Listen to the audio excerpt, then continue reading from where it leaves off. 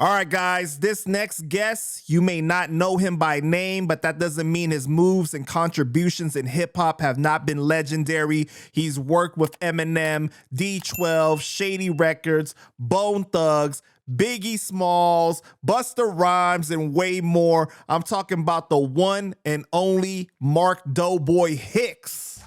Well, it's such an honor. It's such an honor being on your show, man. What you mean, man? You're the one with all the plaques. You know what I mean? Come on. Look at that. We see that big Eminem plaque back there. I mean, it's like a billboard, right? But you used to that. You know, I mean, you in advertising and promotions, you know? and I see the Art of War Bone Thugs back there too. Yep. Right? There it is. Yeah, that's proud, man. Proud. Yeah. We got in the back. We got a Busta Rhymes. I'm really proud of Busta Rhymes because, you know, my guy Renee McLean, when I was a little pup, he put me on with Elektra Records. And man, I mean, that was like at that time, you know, we had like Busta Rhymes, Missy Elliott. And man, that's when Elektra was. At first, Elektra was white bread, you know, but then they brought some soul in it. So you had like Busta Rhymes, you had like you had Missy Elliott. You had like some top tier. You had like, matter of fact, Brand Nubians came back and, you know, Grand Poobah. So, man, that was like a real essence of when hip hop like started making a transition into like these major labels. So, man, that was an honor working at Elektra Records because, you know, back in the day, Elektra Records had like Linda Ronstadt and, you know, and like all these rock acts. And when we started like, that was it for my era. That was when we knew hip hop was winning. It was a war. Like we wanted to make hip hop mainstream, and we was winning the war then. You know, it's so crazy because you saying Elektra Records is just like I haven't heard that name in so long. You know what I mean? Like it's like kind of like taking me back a little bit. I'm like, wow, man, like you got so much history in this game, brother, man. But I just want to thank you so much for your time today, man. It's a real honor to have you here. Well, honestly, man, Panda, what happened honestly with me, and that's how I got to know your platform is, you know, Star 90, Star Bookwild, you know, his platform, you know, he was mentioning you, and then instantly I said, okay, who is this guy? And honestly, you know, I know Star is like controversial, quote unquote. But man, he has so much knowledge and stuff. And when you watch him, especially from my era, man, he takes it back. Like, you know, he takes it back where the names he's dropping, the average Joe wouldn't know it. But he's a library of like hip hop. And you know, into the R&B world, into the black music. But man, that is like that walks down memory lane for me. Man, I love Star because you know what? Like Star is he puts like the medicine in the candy. That's what I like to say. You know what I'm saying? He gives you the controversial shit, but at the same time, he gives you a lot of knowledge and you got to really pay attention. You know what I'm saying? Like to absorb what he's saying, really. So it's like the surface level people, they'll pick up on like the controversy, you know, all that type of stuff. But like he really does give a lot of game at the same time. Right. Exactly. For sure. But I wanna give a special shout out to the Hood Smokers podcast, man. My brothers over there, they helped set this up for me, so I really appreciate them, man. Man, the coolest brothers in the world, and I was so happy when you know we had a viral moment on there when you know they were always putting in work, and man, you know I was really watching them like. Because, you know, man, in hip hop, you know, what I do from the marketing promo side, you could kind of evaluate. It's almost like Star Wars. You could tell who's a Jedi, who's not a Jedi, and like who's got talent and who doesn't have talent. And when I be watching them, I would say, man, these guys are really appreciative, especially coming from Michigan. They were really appreciative of everything. I said, Man, it's so wild. And when they called me out the blue and say, "Hey man, will you like to be on the show?" I was like, "Fuck yeah!" Because I mean, it's guys that like the same way we was talking about Star. Those guys like have a precedent in the rich history of Michigan hip hop, and they bring on people that you think you forgot about. I don't forget about it because I'm one of the, I don't want to say elders, but I'm one of the, I'm one of the guys that's been here. I never left Michigan. I've had job offers in New York and LA from major labels, but I always loved it here. This is like, you know, Michigan has always been the essence of me. So I've always kept here. Even when I was managing D12 for 4 years, we kept we kept our office right in the hood, and I just always loved this area. And then when you watch like years, because I've been in the game for 3 decades, and when you watch like, you know, hoodcasters, they are like, they really like bring back the memories of that stuff, man. You know what I mean? They It's have a like, great appreciation for hip hop, oh though. man, it's No matter yeah. how big the accomplishments, it don't matter. How sometimes people will just shout out big names just because, like, but like people like like it don't matter, like, like to the, like, you made a impact in the hip hop game to them or something like that. It means something to them to even vocalize it and say the person's name. And that's how you really know. You know what I'm saying? Like, that's actually partly why I built my platform, was to give a platform to those that don't make it to Drink Champs or like these larger platforms, right? Like, but it doesn't mean that their story is not good or not important. They just don't have the look. They don't get the looks that, other people do. Yeah, man, and I don't know where this era of hip hop came. It's almost quote unquote, and I use this very strongly. It's almost like you got the in crowd and the out crowd, It's and, like and high it's so school. yeah, and it's so fucked up because man, it's so hip hop. And this is where I believe this 100%. I think hip hop has no color, it has no texture, it has no age. I mean, it's like, man, hip hop is when if we going to get something to eat, and the way we order food, that's hip hop. Because I mean, it's like hip hop is a culture. And when you really acknowledge that, man, even the way we pay bills, the way we talk to girls, or we take care of our women, it's all a hip hop culture. So yeah, it's the music, it's just one stream of it. But man, it's such. And so when you have like platforms like yours and different things acknowledging hip hop, because really, your page, I mean, your platform is acknowledging hip hop culture. Right. Whether So it be in it's in music, every fabric of your being. exactly. Yes. That's just how it is, man. But I really want to start at the beginning. So you're originally from Highland Park, which is a city. They describe it as a city within a city, right? Yeah. Or simple and plain. It's like, imagine a donut, right? And imagine the donut as Detroit. And inside, you've got in the donut hole, pause, you've got this city called Highland Park. And Highland Park, it was like, man, we created like one of the first factories, the first freeway. It was like a testing ground for the automotive industry. So like the Model T, I mean the old Ford big plant was there.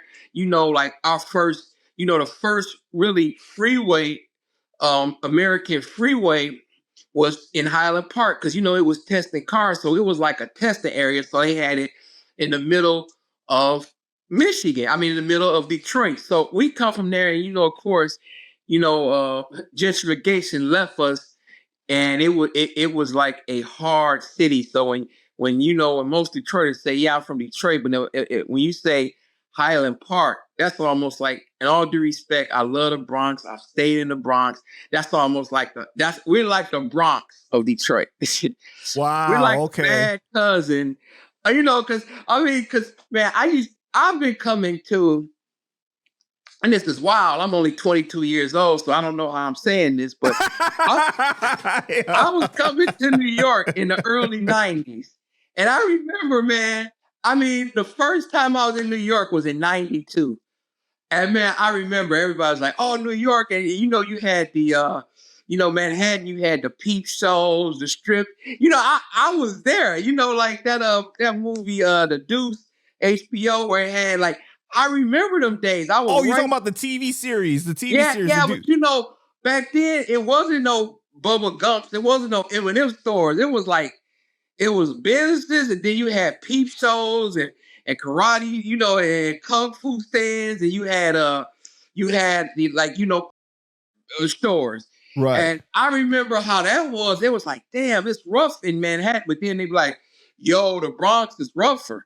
So yeah, man. I mean, and just to see, and we going through that in Detroit too. We going through a metamorphosis of it's getting gentrified. We going through the same thing. What happened in New York? Yeah, but I mean, to get back on subject, I come from Highland Park, and man, all I wanted to do was what everybody wanted to do. I wanted to be a rapper when I was in my teenage years, but I wasn't a good rapper.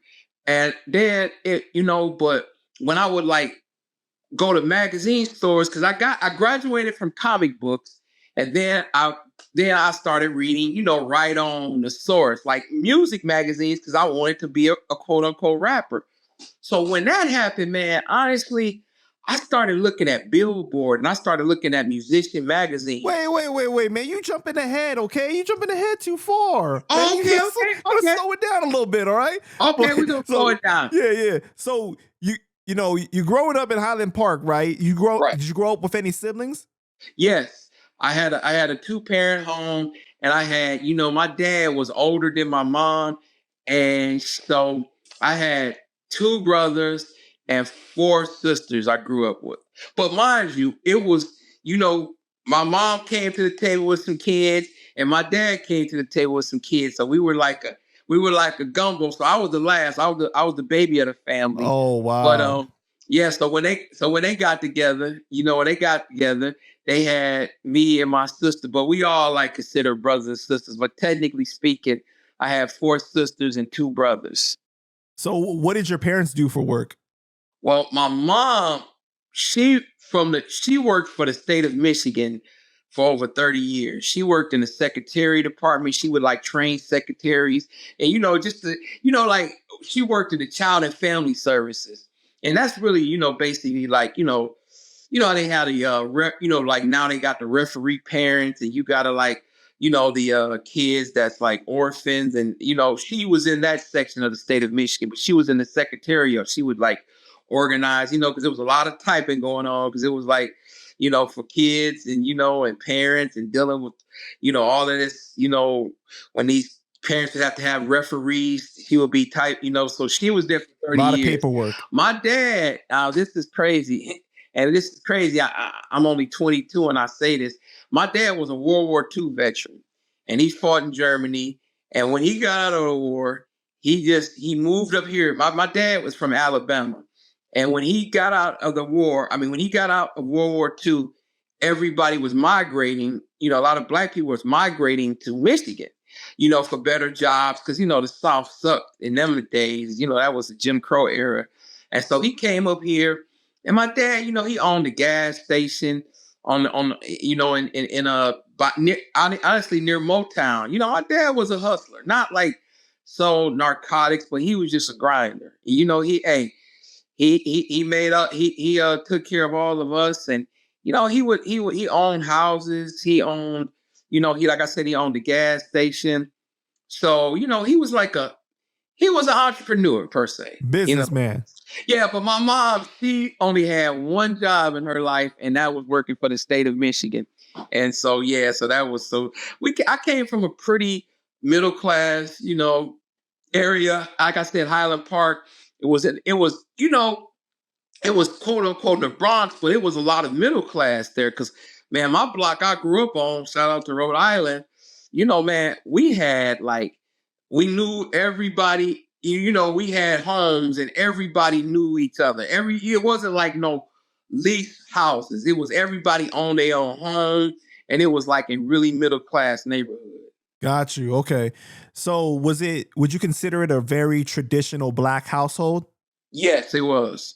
Well, except for playing the lottery, horse racing, drinking. Yeah, it was a traditional. Yeah, horse racing, drinking, having fun. Parents arguing. Yeah, it was a traditional black household.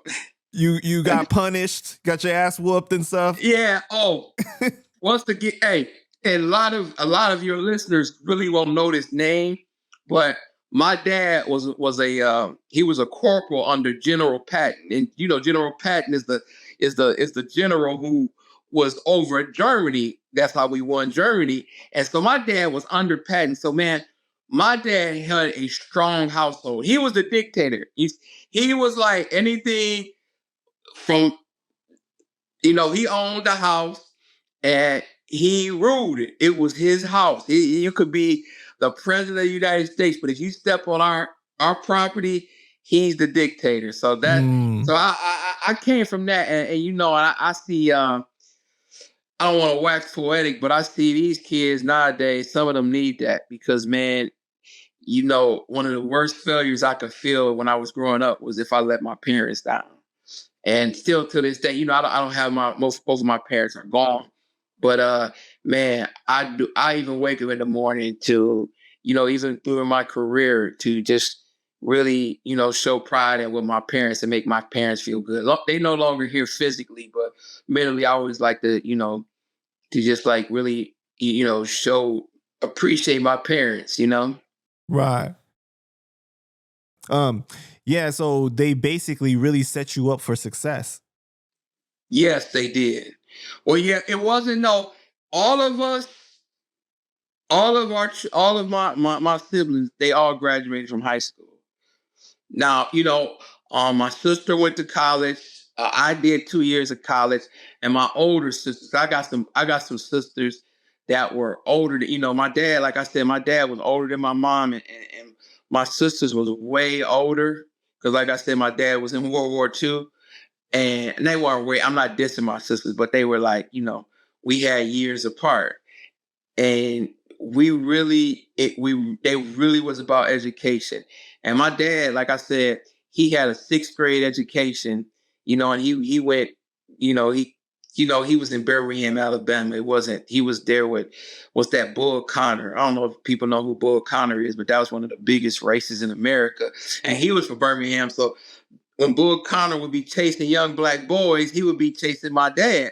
So, my dad had a sixth grade education and he went to World War II, but man, he was such education. He was strongly a proponent of that. And that kind of propelled me to just learn.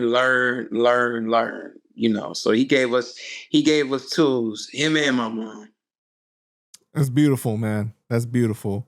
Thank you. How would you describe yourself as a child? Like, were you really social, quiet? Did you like school, sports, music?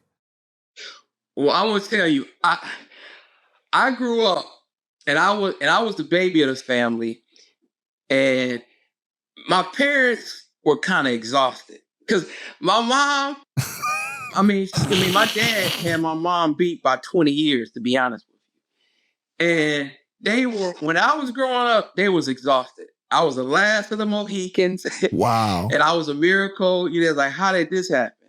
They thought they were all set. So, I grew up like, I grew up basically, they let me be what I wanted to be. They was like, okay, we know you got a little bit of smarts and, we going to let you explore. Because they were on me and they were strict on me, but they let me be what I wanted to be. Because at that time, they was like, hey, you the last of the Mohicans and, you the baby of the family.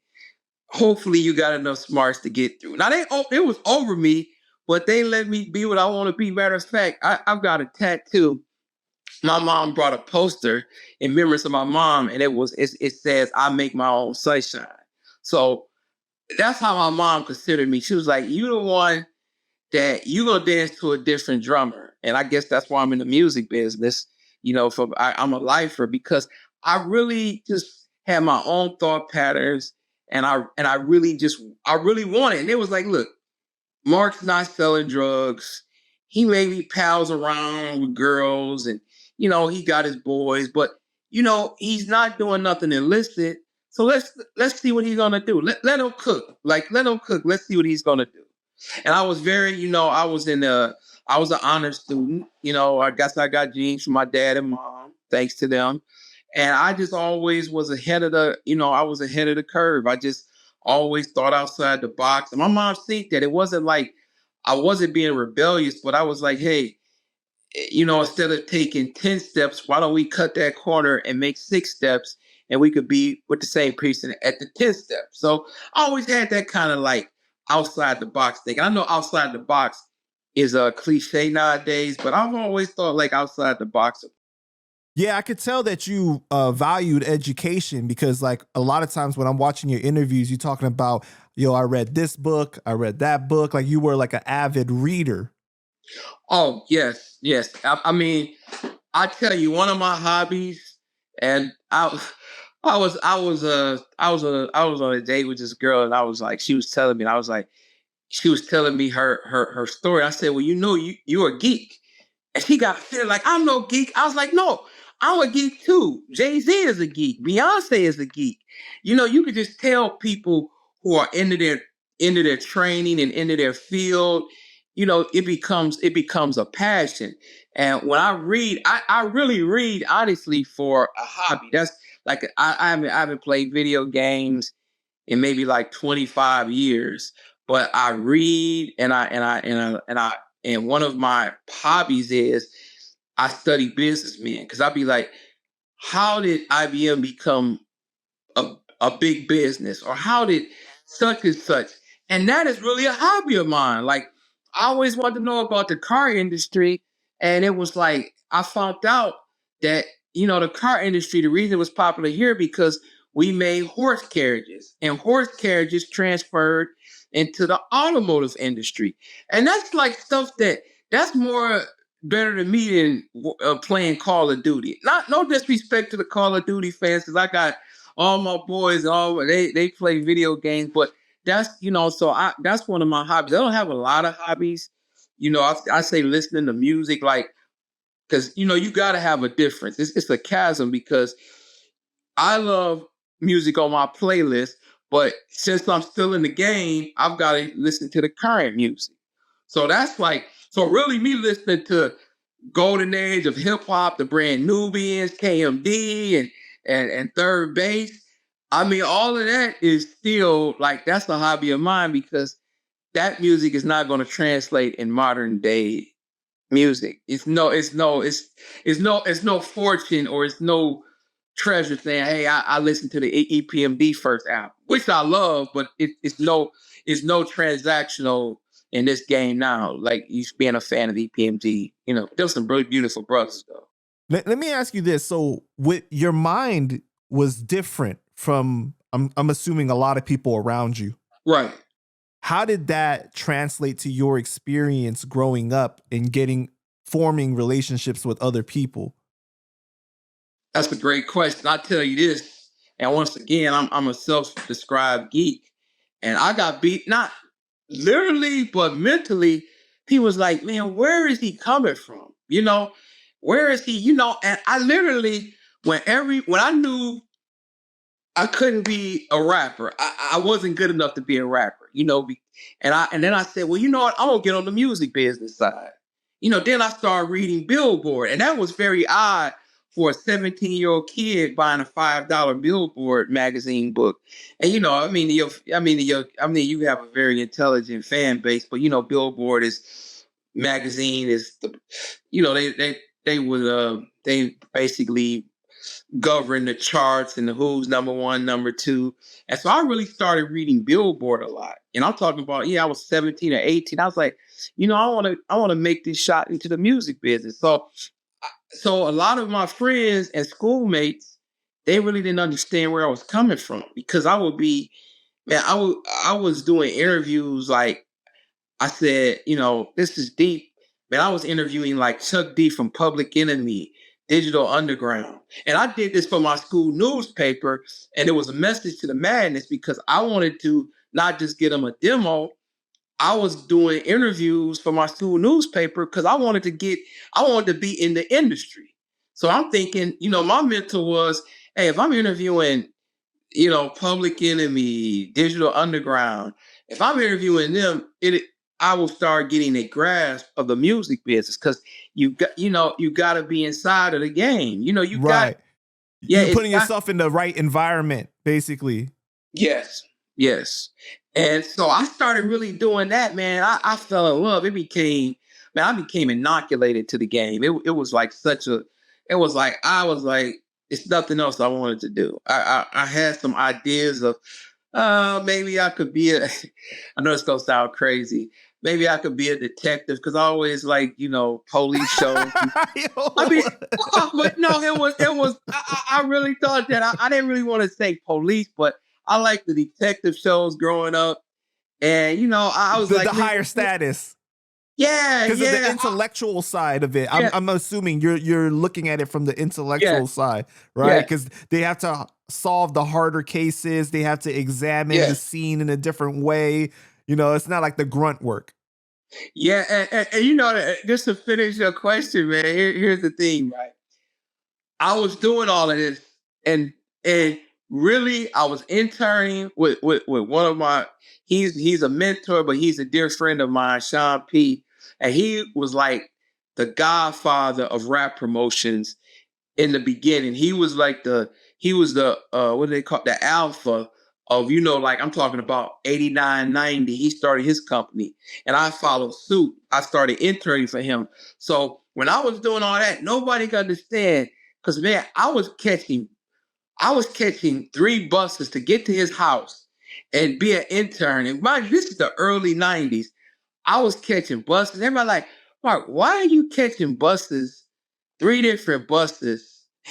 And here in Detroit, we don't have a proper transportation. So it was like a 2 or 3 hour bus ride just getting back. And all to go to this guy's house to intern and write tickets and pass out flyers and cassette singles and CDs. And I didn't understand. But then one time, man, my boys who were, some of my boys who was in the game, they were in the drug game. They seen me at a club and I had the same jewelry. It's like, Mark, we didn't know you was in the game. I was like, man, I'm in the rap game. I swear, man, it was like they were tripping because we were in the same element of clubs, and they seeing me, and they was like, oh, that was the aha moment. They was like, oh, that's why you was catching buses and at 7 at night and coming home.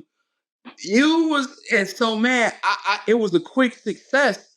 I had, and to God be the glory. I kind of rocketed, like, with my company, because when I stopped interning and I got the blessing from my guy Sean P, like he's my mentor and he had the biggest promo company. I said, well, you know what? It's a couple of positions in the opening, and I think I'm going for it. And he gave me the blessing, like, Mark, go do you. You've outgrew your position. Go do you. And it wasn't like I was being competitive, but it was another promo company. But back then it was money for all. Like you talked about Drink Champ and your platform. You guys can coexist because there's so many great stories. Everybody can eat. Yeah, and that's how it was. So back then it wasn't like these new artists where they just, man, something new come out, they instantly hate. It wasn't like that. It was like everybody can eat, You actually were not interested in going to your own prom, right? You asked your parents? No, I didn't. No. Oh, man, you okay, all right. You asked your own parents to pay for music school for you instead. Yes, that's exactly what happened. What happened, man, because honestly, I wasn't no Romeo, but I already had, like, I was dating and going out to movies, and I'm like, this prom stuck. Mark, we know you as a fortune teller. You saw all that ass coming up on the Eminem tour in the future, okay? I cannot tell a lie. No. Yeah, but and so I'm like, why would I spend all this money? Because my like I said, I'm the baby in the family, and my brothers and sisters, man, my parents rolled it out for them when there was prom time, the limos, the dress, everything. And I said, yo, you guys are gonna do that for me, right? And it was like, yeah. And what happened? It was a roving school. It was called, and most of your, and I have to remember, I'm older than a lot of, your people. Wait, I thought you was only 22 years old, man. Come Yeah, I'm only on. 22. Yeah, you're right. No, so it was this thing called Musicians Magazine, right? But they had an offshoot where they did a music industry school. So they would roll around on the weekend. They would pick certain cities, and you had to spend like $500, and they taught you the music industry. They taught you the music industry business and the game. And I told my mom and dad, I was like, look, why don't y'all just spend that $500 on me going to musicians business school? And they was like, what? I was like, yeah, I'm still going to college because this is during prime time, my senior year. So they were like, so you don't nothing from the prom. You don't want to go to the prom. We're gonna spend $500 for this musician business school. I said, yeah. And they did it. And I didn't go to the prom, but that gave me so much knowledge because here I was 18 when I graduated, but I was sitting it was like old. I was probably one of the youngest people in the class, but I was learning the game. I was learning about, You was ahead of the curve though, because yeah, you knew exactly what you wanted to do already. Exactly. And it was so powerful because I'm going to learn about publishing and all that. And mind you, you didn't have YouTube and you didn't have all these smart ass Instagram. We'll get to that. We didn't have all these Instagram motherfucking experts trying to tell you. It was none of that. It wasn't even on internet. It made you more of a hustler though, because if the information that you really wanted, you had to actually put in a lot of effort to acquire it. So that really showed who really wanted it, right? Yes. Nowadays, it's like more like, oh, you can easily learn by clicking on the YouTube or something like that, but you're not really putting in work or paying your dues necessarily. You know what I'm saying? Well, I'll tell you, man, it's something that he's passed on. It was a cousin of mine, Levi, and he gave me this great quote. He said, eat the meat, throw away the bone. And, nowadays with this social media, and, because I'm building a platform, for Michigan, I have to be very engulfed in social media. But, man, social media is killing the game. I mean, because you got all these people like, they are like, and you got successful rappers, they're like cannibalizing our hip hop.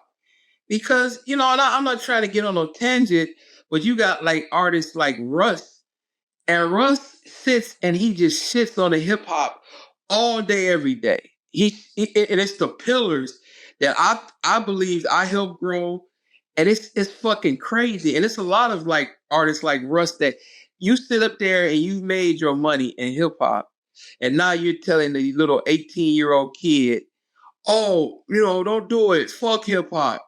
Fuck record labels. When you got a big ass check from the record labels to build to water your career, but you're dissing, you're shitting where you eat. And that's one of the things that I'm a opponent of, people shitting on hip hop. It's sad, man. I want to go to war with all of them, because I just don't understand. And once again, I know I'm not trying to, you could reel me in, but I don't. That is horrible. How I shouldn't even say our generation, but the generations are killing hip hop, and it's like a point where we're cannibalizing our culture, and it's gonna get to a point where everybody is gonna run like, what's going on? What's happening? Because Russ, and I gotta say, man, I gotta admit, man, I haven't met the man, but I would say like Russ is he's a bad energy for hip hop because then one time, he shits on everything that, like all the record labels, you could do it yourself. You need TuneCore, you need this. And then, people in the comments like, all right, Russ, well, will you invest I'm an artist. Can I send you some stuff? Can you invest in my career? No, he's not going to do that. And, a lot of these, and that's what I'm saying. That's fucked up, man. and we're killing hip hop, man, at our own hands. Who would think? When we were in my era, you would think that politicians was gonna kill hip hop. You had protesters, and you had all these people. You had classical music against rap.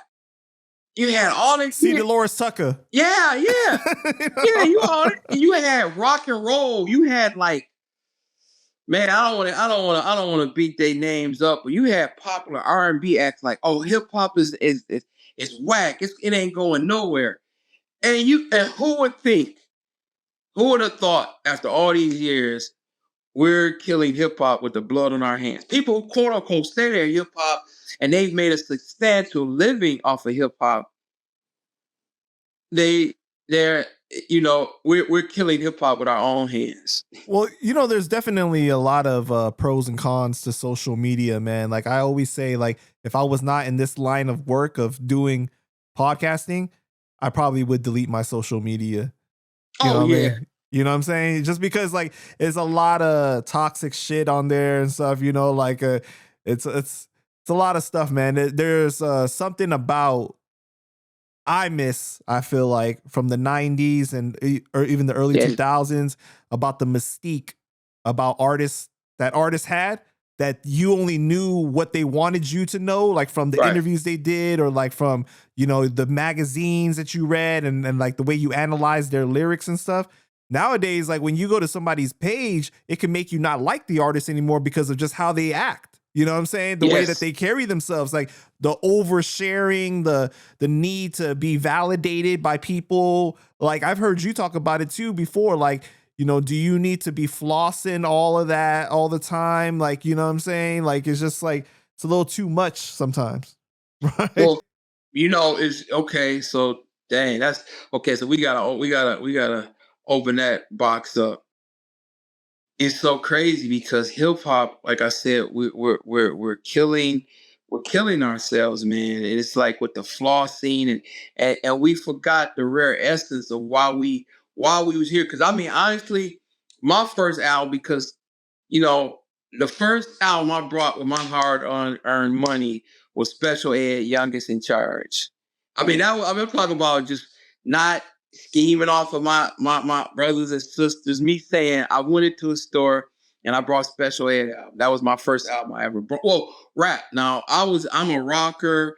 I'm in the electronic music. But when I fell in love with hip hop, I said, I watched that I Got It Made video, and I said, okay, I want to buy his album. And from that point on, you became entranced in it. And man, it's like hip hop that became like a different monster, man. It's like, why are we doing it? And then I asked the question I asked myself, if I was 18 and would I really, Mark Hicks, who fell in love with hip hop, with like Special Ed, would I be doing? I don't think so. Because literally, just to like rewind a little bit, I was a wrestling fanatic. But when I started watching Yo MTV Raps, I was that kid. Wait, you said you were a wrestling fanatic? Yeah, I was a wrestling fanatic. I'm talking about NWA, Ole Anderson, Arn Anderson, the Four Horsemen, Hulk Hogan. I was a wrestling fanatic when I was a kid. I mean, when I was See, I had to I had to clarify because you got the little accent. You said wrestling, you know what I mean? Like, like that's why. No, but so I got what you're saying. So you was a big fan of wrestling back in the day, like the early days too. Yeah, the early days, the Ric Flair, the Dusty Rhodes. But the essential point I'm making, I was that guy. I would go to the arenas. I was at WrestleMania 3. Shit, for real? That's crazy. I was there. That was the ninth. Yes, I was there. And I had my brothers and sisters. They'd be like, "Hey, Mark, what you want for your birthday?" Hey, I want to go to the WWF show in downtown.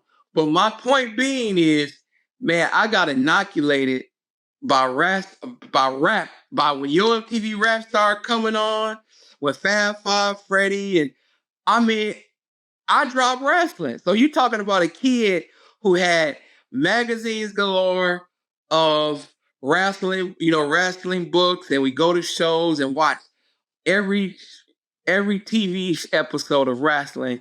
I would do it. I was there, but it got to a point where I dropped all that. That was like I divorced myself from wrestling. I just got fully into rap. So I think like if I was like maybe I was 15, 16, would I fall in love with hip hop now? No, because it's like it's no bottom to it. Like it's just about bragging and boasting. And it's like it's not cool no more. You gotta go back to the essence of it, Mm. And you know what was so deep? Not to overwind it, but man, one time this and right now, this still fucks me up. I was great friends with Proof, and one of my mentors, he came and seen me, like after Proof died, after he got murdered, and he came to my house and we were talking, and he said this, and this is like this broke me. This really broke me. He said, Mark, if Proof was a male man, he would still be alive right now. And it's deep meaning in that, and it really hurt me bad because me and Proof was running buddies, and back Right. then, this is before the Eminem explosion. I was financing like Proof albums. We would have to go to music conference. We have to go out to New York or L.A. We would have to go to Miami. So I was like, I was a beneficiary of Proof career, and we talking way before the Eminem explosion, which I like to. And so I'm thinking like, man. And this just like it goes back to your original question. It's like I helped my buddy, one of my close friends, get into the hip hop realm, and he got murdered. And it was like, damn, it kind of it fucked me up. Right. And I would say that so when you go back to your original question about like the flossing and all of this, it's like it's crazy how that works, man. And I think that hip hop has become something where it became braggadocious. I mean, it was always braggadocious, but it just it turned into a whole nother animal. Mm-hmm. I've heard you talk about like during the pandemic, right, where you guys were helping DJs in Michigan specifically, right? But I only bring up that topic because something really bothered me during that time was when people were losing their jobs and you still had rappers flossing all their stacks of money on Instagram. And I felt it was just so crazy to me. Like I felt like I was in a different dimension or some shit like that. I was just like, you don't realize like you that out of touch with society that like you don't see that everybody is like suffering and you up there doing that. You know what I'm saying? Like that was so crazy to me. And I don't know if that would have happened in the 90s, in the early 2000s like that. Maybe the early 2000s, but I don't think so in the 90s so much. I feel like because the rappers then cared a little bit more about the community in certain ways, or at least the message, so I felt like it would have been a little different, but that bothered me. You know what I'm saying? Like I was just like, wow, that was crazy.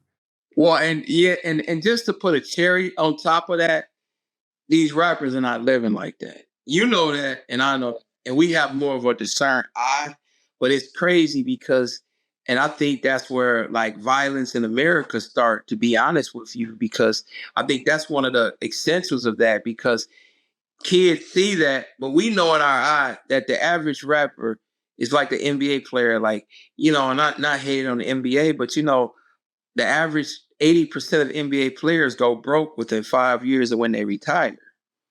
And I know NBA players and NFL players for real, and I'm not putting them on blast, but it's a challenge. It's and with rappers, you only gonna have 5 years of that.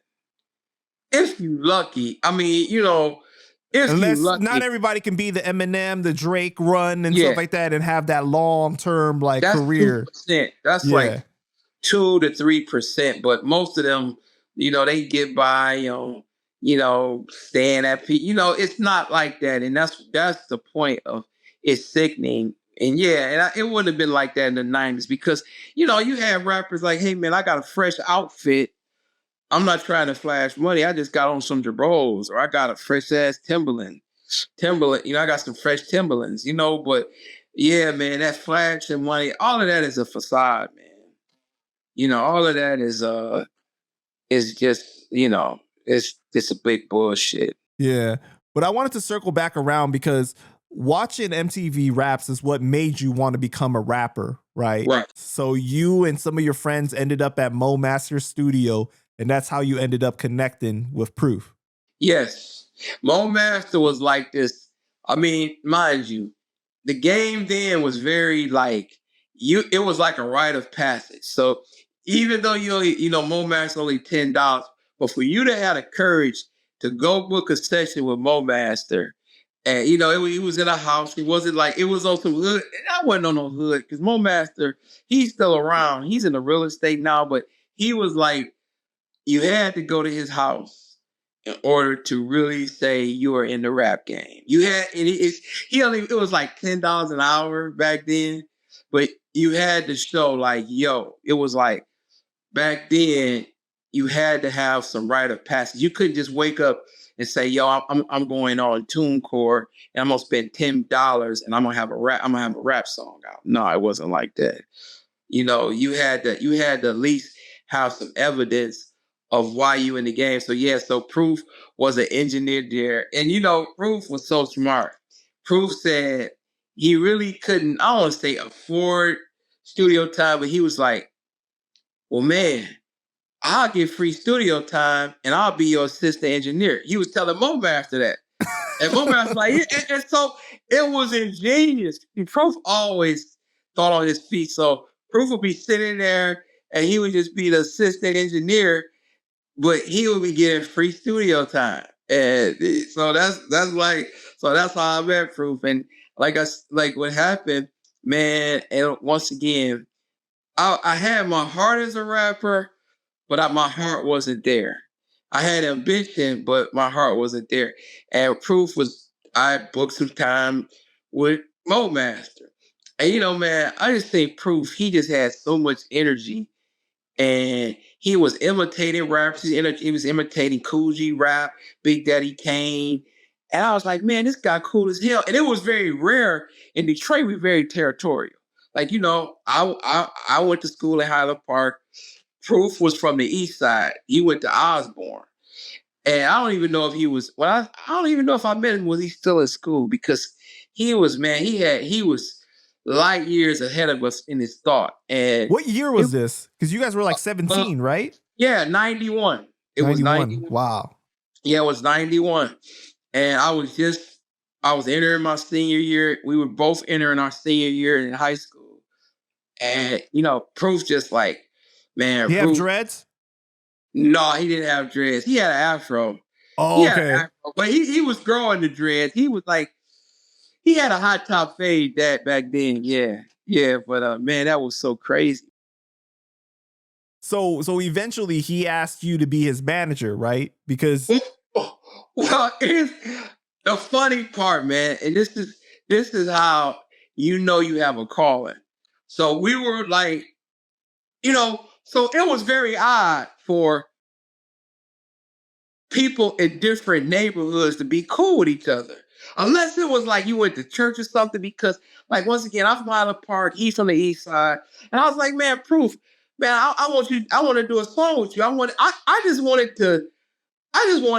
liked him and I just wanted his energy. And so we traded numbers and we got cool. And we just started, I went over his house, he went over mine, and we just became cool. And it wasn't on no high school, because once again, we went to different high schools. It was just let's hang out. We had a love of music.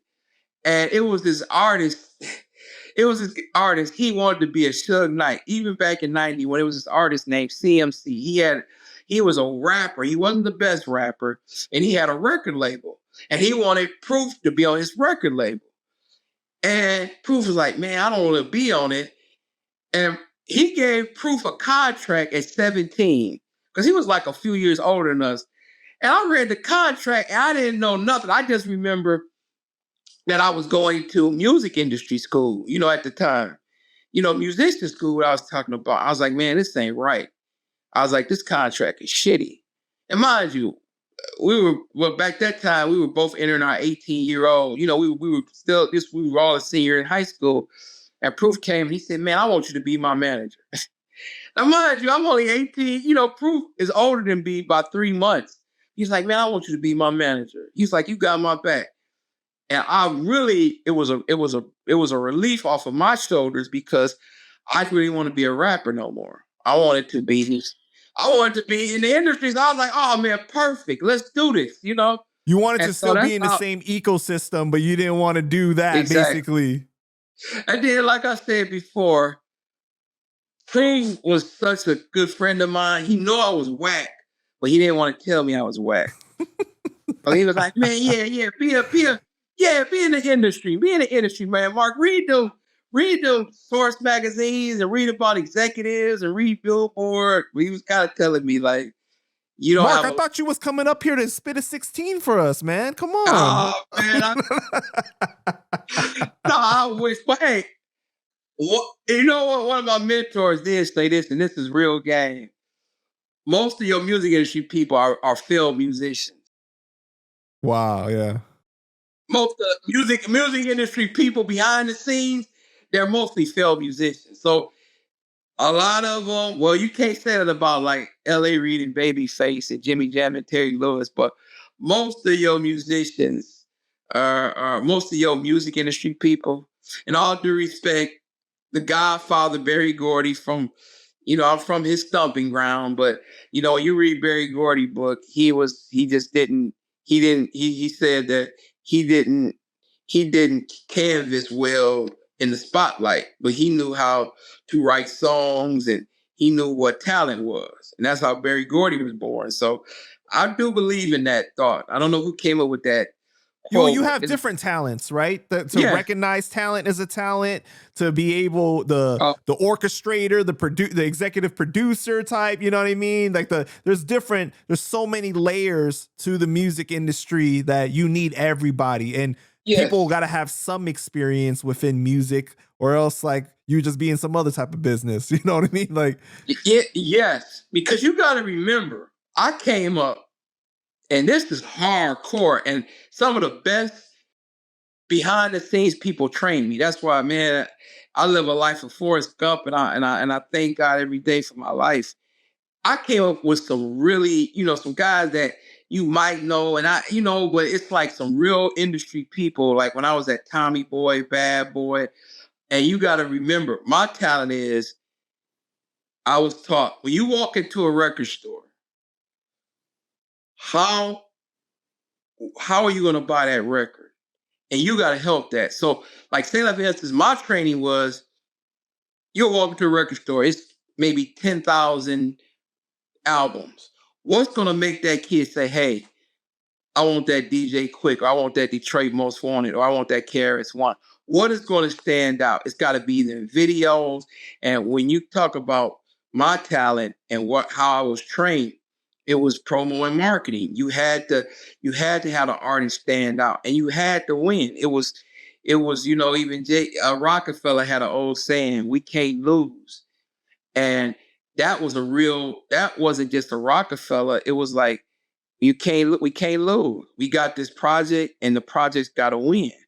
And you'll notice how, like, artists nowadays, you know, they don't have that. But that's kind of a double entendre, though, right? Because it's like even if you're not familiar as a fan with the artist or whatever, we know Rockefeller for putting out good quality music. So it's like, this Scott is still going to be good regardless. It's like, you know what I mean? Like, it's like that stays in your head as a consumer.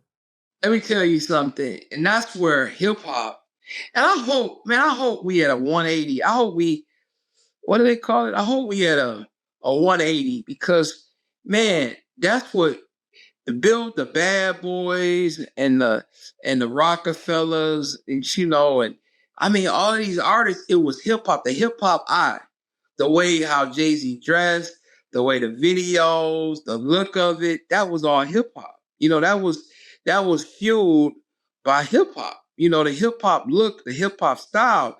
And I think we've gotten away from it. Hopefully it comes back though. So let's touch on this, right? Because you brought it up, but you did a lot of work with like Bad Boy and Biggie as well, Right. right? Right. So what year was this and what was that situation like? Okay, let me take a deep breath on that. I was at the New Music Seminar in New York, and I was there like, back then it was like a network, and they don't have them no more, but music conferences is where you got on. So say for instance, if you was working at Warner Brothers, if you had an account for Warner Brothers, it was all about accounts. You would go to like seminars and rap conferences and get, hey, maybe I could get Def Jam, or maybe I could get Tommy Boy. So it became like a networker's dream. And so I went to the New Music Seminar, and man, out of nowhere, it was at like a hotel in New York, it was in Manhattan. And man, when you was walking into the venue, all you seen was Bad Boy, Bad Boy. You see pictures of Biggie and Craig Mack. It was like they took over the whole hotel. And at the time, I only knew about Biggie from, he had a song on Ed Lover and Dr. Dre song, He Was the Man. He had Party and Bullshit. So my area only knew about Party and Bullshit. What year is this? This was 94. 94. Wow, so we still early. Yeah, okay. Yeah, 94. Maybe 90. Yeah, it was like 94. This is when hip hop was in its golden age. So, man, Bad Boy took over this whole music conference. So I was like, cool. So I'm like, I'm digging it. And I hear Flavor in Your Ear. And like once again, you was talking about a talent. I heard Flavor in Your Ear, Craig Mack, that was the first record on Bad Boy. I said, oh, that's a hit. And then we was driving back. I drove there with a partner of mine, Wayne Wells, and we was driving back. We was leaving New York. They was just playing it constantly. I was like, okay, dope. Ironically, one of my guys who was in the radio, he was like a radio king here, Billy T. He said, man, you know what? I mentioned your name to a couple of people because Bad Boy, they want to expand into Detroit because they had New York on fire. Mind you, I had just left the conference and I knew they were on fire, right? So I said, yeah, I'll be down with that. Yeah, okay. Hell yeah. Yeah, I was like, yeah, okay. I'm with the shits.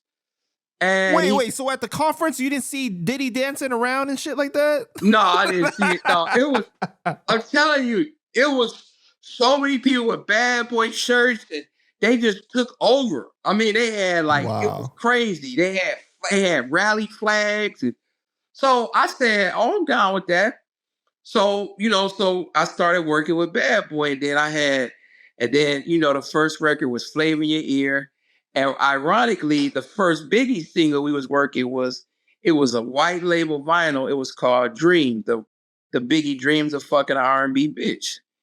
And it was like, that really didn't really catch on, because Biggie was dissing all the rappers. And, it was like the dinosaur version of 50 Cent How to Rob, because, people listen to it, he was shitting on everybody. Well, can you elaborate a little bit about what you're actually doing as far as you working? Like you're making up like, question. Yeah. We were just in a nutshell, we were social media and we were like the internet. So street team. Yeah, street team. That's what I bleed. Okay, so Bad Boy said, okay, Mark, let me get your address. They would send 5,000 to 10,000 pounds of we talking about weight. We would get posters, we would get cassette singles, we would get flyers, we would get videotapes to go to the barbershops. They would give us literally and 5,000 to 10,000 pounds of product, a FedEx product. We huff and puff when we get an Amazon package with we get a toaster from Amazon or whatever. We huff and puff. That's probably like 6 pounds. But can you imagine you go to your doorstep and you have 5,000 to 10,000? But we talking about big ass boxes of posters, cassettes. So basically, we get that in. We get that in on a Monday. So we got to get in our car, go to all the clubs, go to the barbershops. If it's a radio night where a major radio station, in our city, they got a club night. We go there. We attack the streets. If it's a popular avenue in your city, because I want to be, because this is not just a norm. I'm from Detroit, but your 25 major cities in America, they all did this. All they separate. So you had 25 street teams, and each of them got 10,000 pounds of promotional material. So Wait, so at this point that you get selected, did you have a phone call with Diddy to get selected, or like how does the process work? It was on referral, because like I said, the alpha guy was this guy named Sean P. And right. he had a college radio show. He had a radio show. He had 2 radio shows, and of course, say like for instance, let's be logical here. Like an artist, say like Warner Brothers called Sean and say, "Hey Sean, can you play my record?" Because he had 2 radio shows, like a college show and he had a regular show. And then Sean would be like, "Yeah." They'd be like, "Well, what can we do to promote? What can we do to promote the artist?" Say like it's artist A, and Sean would be like, "Well, I got a promo company too." So Sean would play their record, and he would also do the street promotions, the guerrilla marketing, street promotion.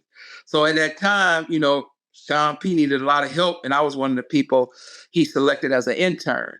So when I spent off of my company, when I started Mark Hicks Promotions, that was my original name of my company. When I started Mark Hicks Promotions, it was referral, because radio DJs, like a guy from Atlantic Records be like, "Man, who out there making the streets hot?" And they would say, "Hey, it's either Sean P, Lamont Hayes, Mark Hicks." It was this guy, Peter Pep. It was like the DJs, it would go on referral. And when record stores would be like, "Man, I need to get my record buzzing out in Detroit. Who can we get to hit the streets?" They would give the names of Sean P, Lamont Hayes, Mark Hicks, and they would, and that's how you get where referral. It's like lawyers. It's like, a lawyer don't really like get to the, it's just on referrals, and it just catch on like accountings, and that's how the rap street promoters was. It became it was on referrals. Right. And then if you did the job right, then that was an extra bonus, because hey, they believed in firing you. If you wasn't doing the job right, you wasn't sending your report, they would cut you like this. So it was a status symbol when you held on to an account. So you're doing the promoting. What happens after this? Well, no. So were you saying on a success ratio, why would they keep me on, or are you saying what's the next step in my, Well, I'm sorry, because I interrupted you to clarify. So when you were talking about with working Biggie's record. Okay, so yeah. So of course, it wasn't on social media.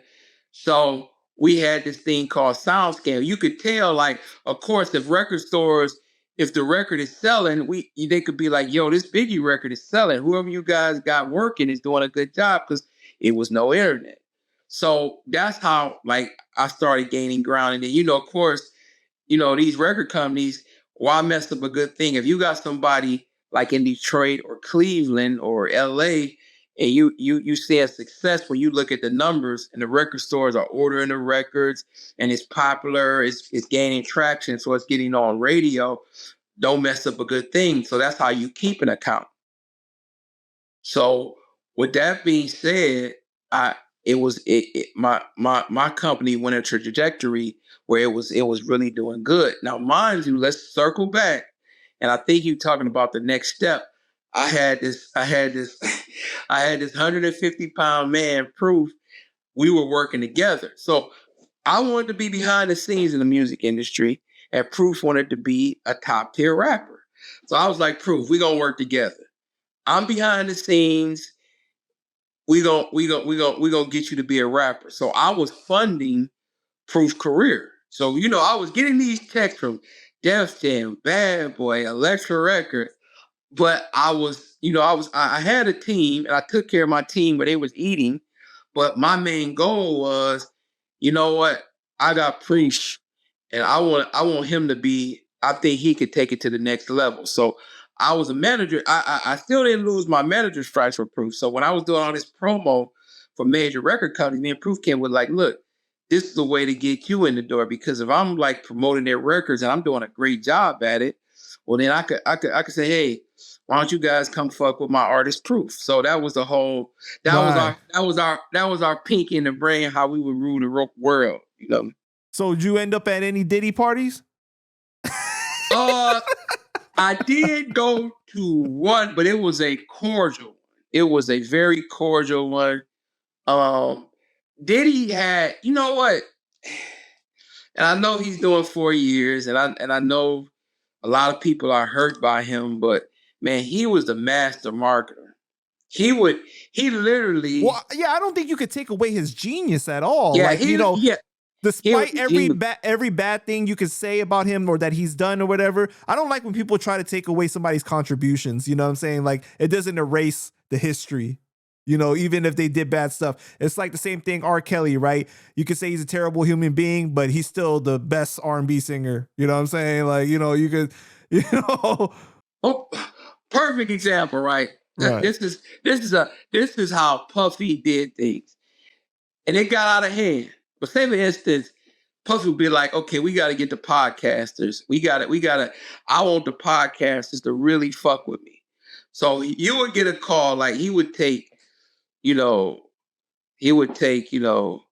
Hoodcasters, he would take Panda Chop, he would take all you guys, say, hey, I want to do an appreciation weekend for you guys. And he would be like, man, what is your favorite food? What is it? You got a girl? And I'm just saying, he would treat you guys the best weekend ever. You would have all the great food. Hey, if you was in a relationship, he would give you some company. He just believed he was basically like what they call serval. And Puffy treated his whole company. So he knew he was making great music, but he wanted like if the podcast Ram was in that era when he was the era I was in, he would make you feel like, man, I love Puffy. Appreciate it, basically. Yeah, he would be like you appreciate it. So he was a master marketer of that. You felt comfortable when Sam said you felt comfortable supporting Puffy because you felt appreciated. And that's in marketing, that's all that matters. Promo and marketing, you gotta stand out. And these new artists, they don't get it. I don't care if you're from New York, LA, Atlanta, these new artists don't get it. They arguing with podcasters and radio shows. What the hell is that about? Why are you biting the hand that feeds you? That's the most dumbest shit in the world, To circle back to Diddy, right, and Biggie, what was your like personal interactions like with them though? Diddy was positive. You always had positive interactions with him? No, Diddy was he was a taskmaster. He was I don't want to use the term slave master because that's a bad analogy. But Diddy was a type, when he put out a record, and in our conference, we used to have conference calls, like how you got Skype and Zoom. We had conference calls back then. And Diddy was on our ass.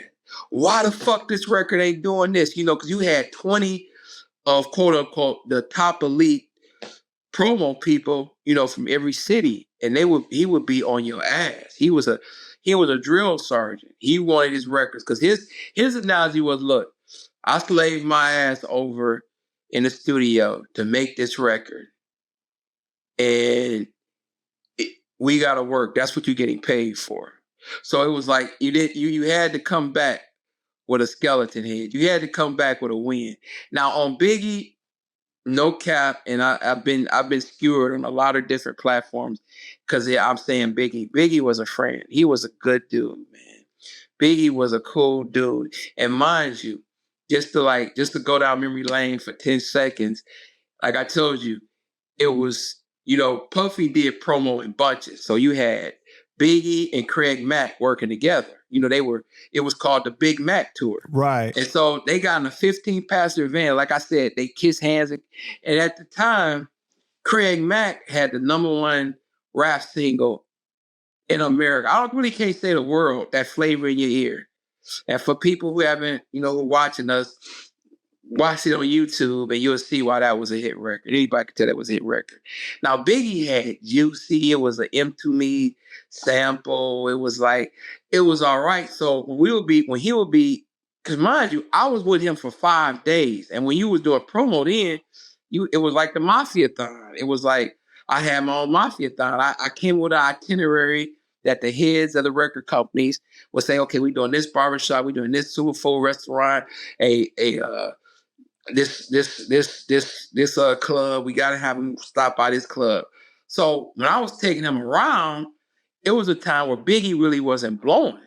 He had Juicy, and it was like, all right, and then that winter, I believe, he came out with Big Papa. Big Papa was a little bit growing, but everybody was like, oh, this guy could rap. But he really wasn't blowing. And then he came out with One More Chance, that remix. That R&B one, the one, the El DeBarge, Stay With Me. Man, he just catapulted. That just took him over. And mind you, at this time, he was coming back and forth here doing promo. So, man, it was a trip. I've always been a big fella, and when I would see big rappers, I would wish when they was like, big fellas got to stick together. I don't know why I came with that corny analogy. And so I would come up to, rappers who was heavy set. I'd be like, hey, he was like, oh, no doubt, we got to stick together. So when I said that to Biggie, so man, it was crazy. So we had a nice rapport, man. We had a really nice rapport, man. And a funny story, what happened. I think I said this before.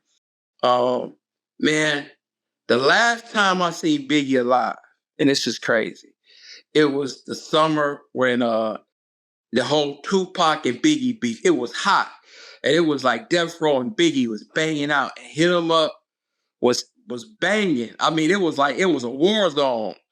Like even guys, like I'm doing Bad Boy on the street, and I would go to a store and Death Row would put posters over my, and so street teams is almost having wars. So at that time, now let's take it back. I hope I'm not misdirected. When I first met Biggie, I had on a button up. I had on like one of those lumberjack buttons up. And I had it my style, I like to wear my shit to the top.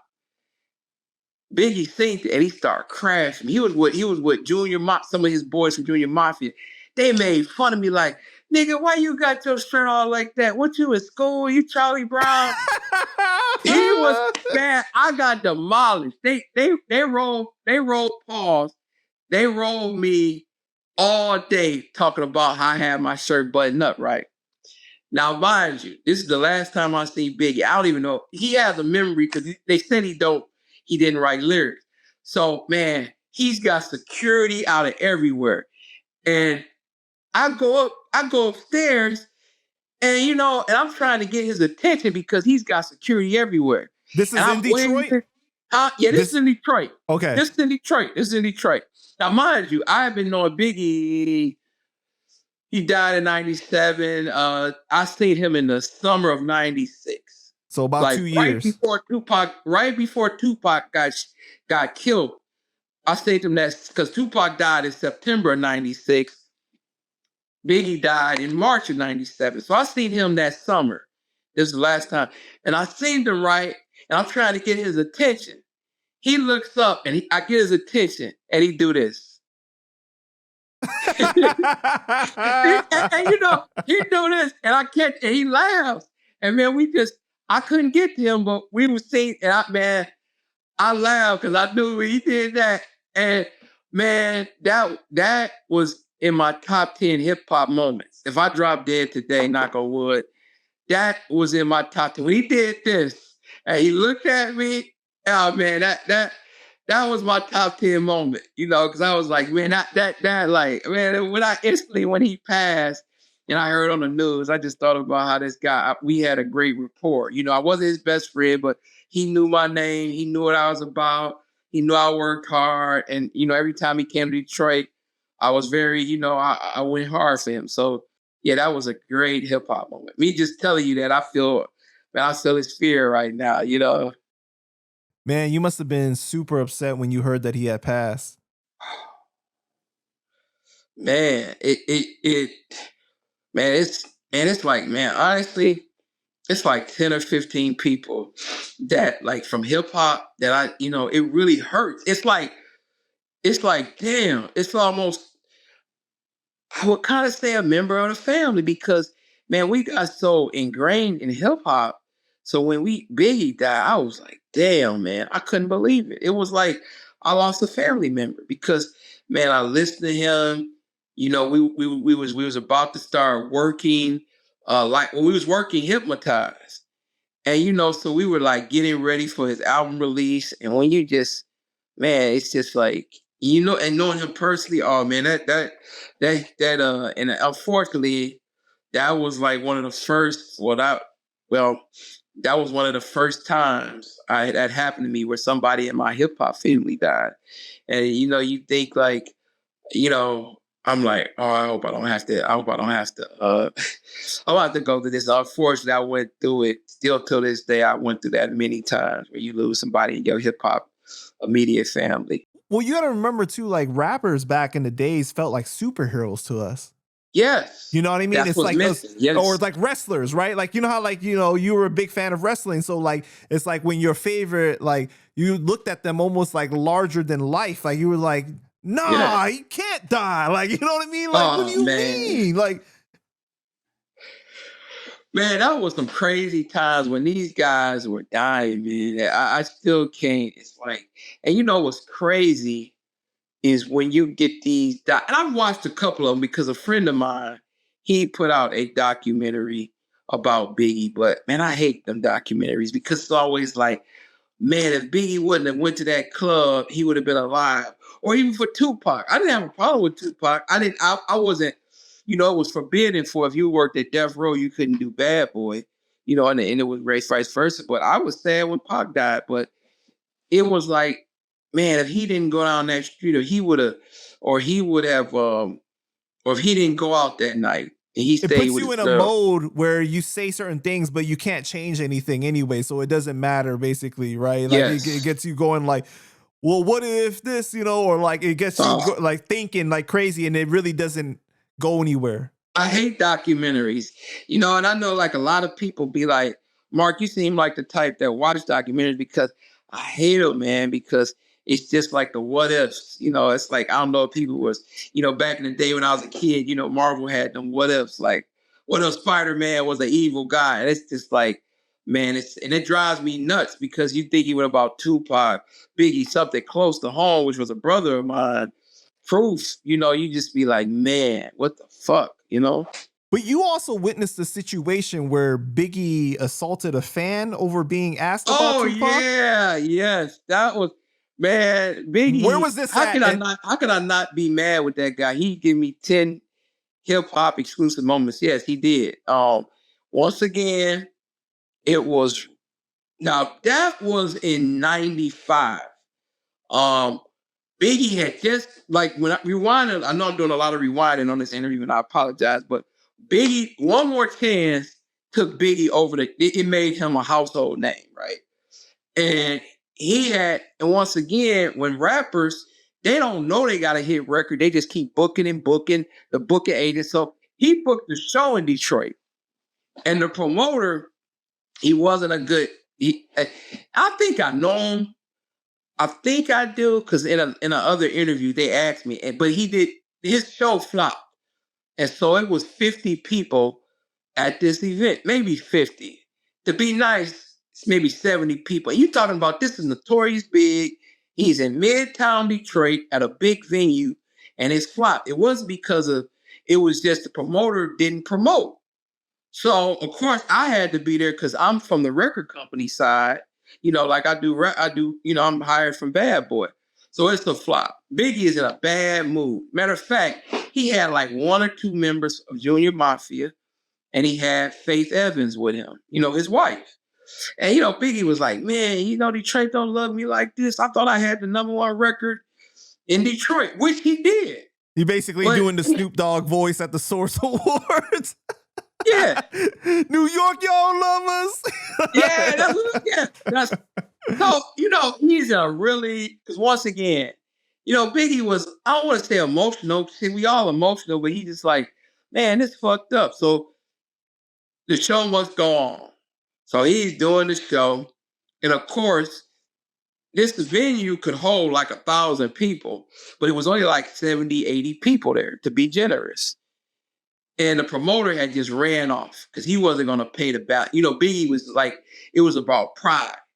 So, of course, if you got 70, 80 people in a venue that hold 1,000 people, of course, it's going to echo. So this kid, which at the time I knew his cousin. I know that sounds very ghetto in Detroit, but this kid says, "Did you shoot Tupac?" And Biggie could hear it because the sound is echoing. And Biggie was like, "What did you say?" He was like, "Did you shoot Tupac?" Biggie was like, "Wait right there. I got something for you." He was like, "After the show, I got something for you." And Biggie just kept performing. It was only like the crowd was dead. Biggie, he held his ground. He was a man of his words. So at the end of the show, of course, the promoter ran off, and anybody could walk backstage. So I'm back there with Biggie, like, yeah, man. I was kind of explaining to him, like, yeah, man, the promoter just didn't know what he was doing. I'm talking to him, and the kid who asked, "Did he shoot Tupac?" He comes up, like, thinking Biggie is about to give him a box of cereal or reward for asking. Biggie was like, "Wait right there, I got something for you." Wait, it's an actual kid? Or like, how old is he? No, the kid was like 18, 19. Okay, got you, okay. No, but I'm saying, he ran up to Biggie like, "Oh man, where's my reward at? You said you had something for me." So the kid goes backstage. Well, I said, this dude, you right. This dude who was kind of antagonizing Biggie, asked him, "Did he shoot Tupac?" when Biggie was performing. He comes up to Biggie and he says, "Yeah, did you shoot Tupac?" And then Biggie recognizes him because, Biggie was only like 70 people there. So Biggie says, "What?" Man, Biggie started wailing on that guy. He starts whooping that guy's ass. And it was so crazy, man, because I was misquoted last time I said this. I wasn't saying he was whooping him for 20 minutes. Biggie was so agile that he whooped this kid ass, like, he whooped him like from 20 feet. Like, imagine you getting hit, pounded.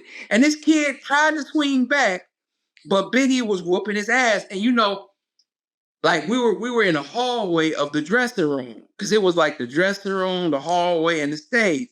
So Biggie is whooping his ass down the hallway. And Faith, she just walks out and says, "Oh, Biggie doing his thing." She just goes, it was like, oh, okay. It's almost like, oh, he's getting us some coffee. I'm gonna leave him alone. And I'm just standing there. I didn't try to break it up because, man, Biggie turned, and he's a pretty big fella. Well, wait, what is your immediate reaction when you're seeing this happen, though? Oh, I'll tell you. This happened a million years ago. I'm standing there like, what an idiot. The guy, he came up to Biggie, like, he was like a foot apart. He was like, "Did you shoot Tupac?" And you could just see Biggie like, "Oh, you the motherfucker that said that." And so Biggie just goes to work, and he's a big fella. And man, it was probably like, it wasn't no like real Junior Mafia. It was like just a couple of his boys. They were in a van. They were in like a minivan coming to Detroit, because I think they was coming from Cleveland, just to make a little extra money on the road. So man, he whooped the kid's ass, and he played bounce. He grabbed the kid and threw him out the back door. And I'm talking about Biggie whooped this kid's ass. He went like, you imagine, like, in 20 feet, you just getting pounded. And you take a hit, you go back to a foot. And Biggie just, every foot, Biggie is kicking him. The only thing Biggie didn't do was take a belt. Was Junior Mafia watching too? No, it was like light Junior Mafia. It wasn't none of the real, I'm not trying. It was Biggie did this all himself. I'm telling you, it was him, Faith, and like two of Biggie boys. They just let Biggie be Biggie. Because Biggie, man, he is, I don't want to say a UFC fight. Man, he kicked this kid's ass. And when you hear lyrics about Biggie in them songs, man, I will swear on Tim Bible when he talked about kicking ass and being in New York, being having his block, man, that guy, it wasn't no jump in. It would have been unfair. And it would happen so quick. The only thing you asked me, it was like, I just was like, is this kid stupid? Because, and once again, all security guards from the club had left because, when you have a flop, most of the time you don't get paid, of course. So they were, so Biggie, it was a one-on-one. Biggie just whooped his ass, threw him out the back door. We have to remember the context of the situation. This is after the Quad Studio shooting with Tupac, right? And then obviously there's a lot of heat on Biggie at the time because of all the allegations that are being made and thrown out there. Biggie is still fairly new to fame at this time, so it's a confusing time for him as well, right? You know what I mean? It's a lot going on at one time. So yeah, man, that dude. Because you remember, you bring it up a dude because you remember, and I know this is gonna age myself. You remember like Tupac was hitting back in like 91. You remember when he was with Digital Underground? He had that same song, and that was like 91. I don't know. I was still in high school, so you had that, right? And you had, so basically Tupac had a 4-year celebrity advantage over him. So you're right. Biggie was just starting to get his feet wet.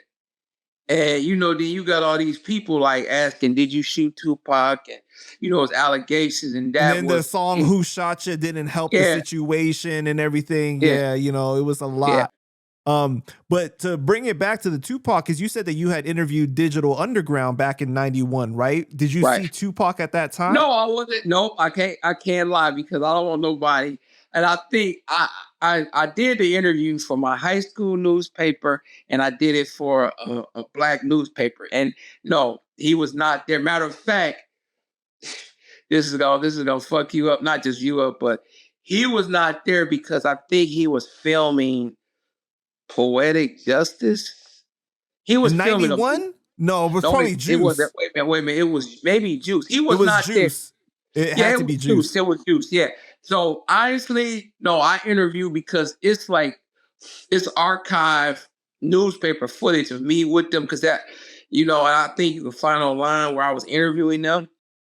Yeah, Tupac wasn't there, but but Digital Underground was so huge because they sold out like it was like a 4,000 seater, so they were really, really, really popular. So they really they were popular before Tupac came along. Tupac was actually more of a roadie at the time, and then he got put on to Same Song, right? But he was like more of like a backup dancer and everything. That's actually how him and Tretch met, because Tretch was doing that too before, Right. Yeah, that's crazy, man.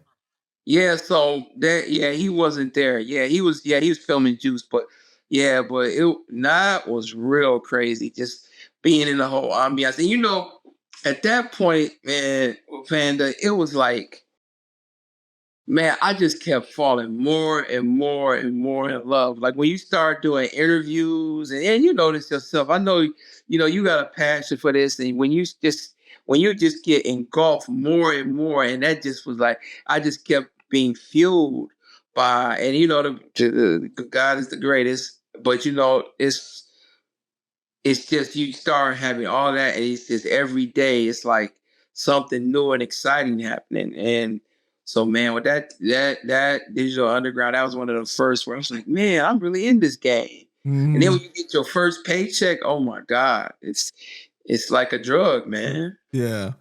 It's funny because like I say the new street team now are the reactors on YouTube, because as soon as somebody drops a new song, it's the reactors that are playing it, breaking it down and everything like that, and really promoting it, right? But you see a lot of musicians, a lot of rappers or the record labels, they don't really work with them necessarily, unless the top ones, they'll work with those, you know what I mean? But they give them a hard time. They like block the video. They do all this stuff like that. And it's like, we don't really have street teams like that, you know, the same way we we don't have did them before. at all. No, yeah. So it's like, why not allow these digital warriors to do what they do? Because a lot, you know, they have their fan base. A lot of times people will tune into a video just for them, right? You know, they might not know the artist that they're reacting to or anything like that. And it's like, bro, like, you know what I'm saying? Like you kind of cutting your legs in a way. Yeah, man, that's the most, but you know what though? It's a two-way street, right? Right.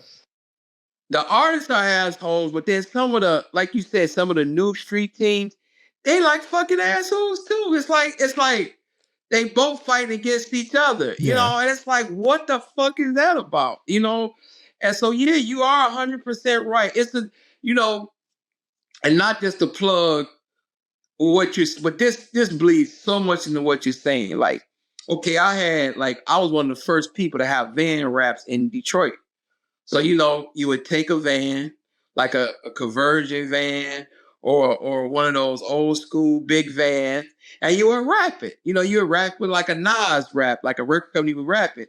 So I was very blessed to, even before the Eminem explosion, because I always got to say that, because I know I'm synonymous with the Eminem explosion, but I had a career, as you can tell, that you've done your due diligence research. I had a career before that.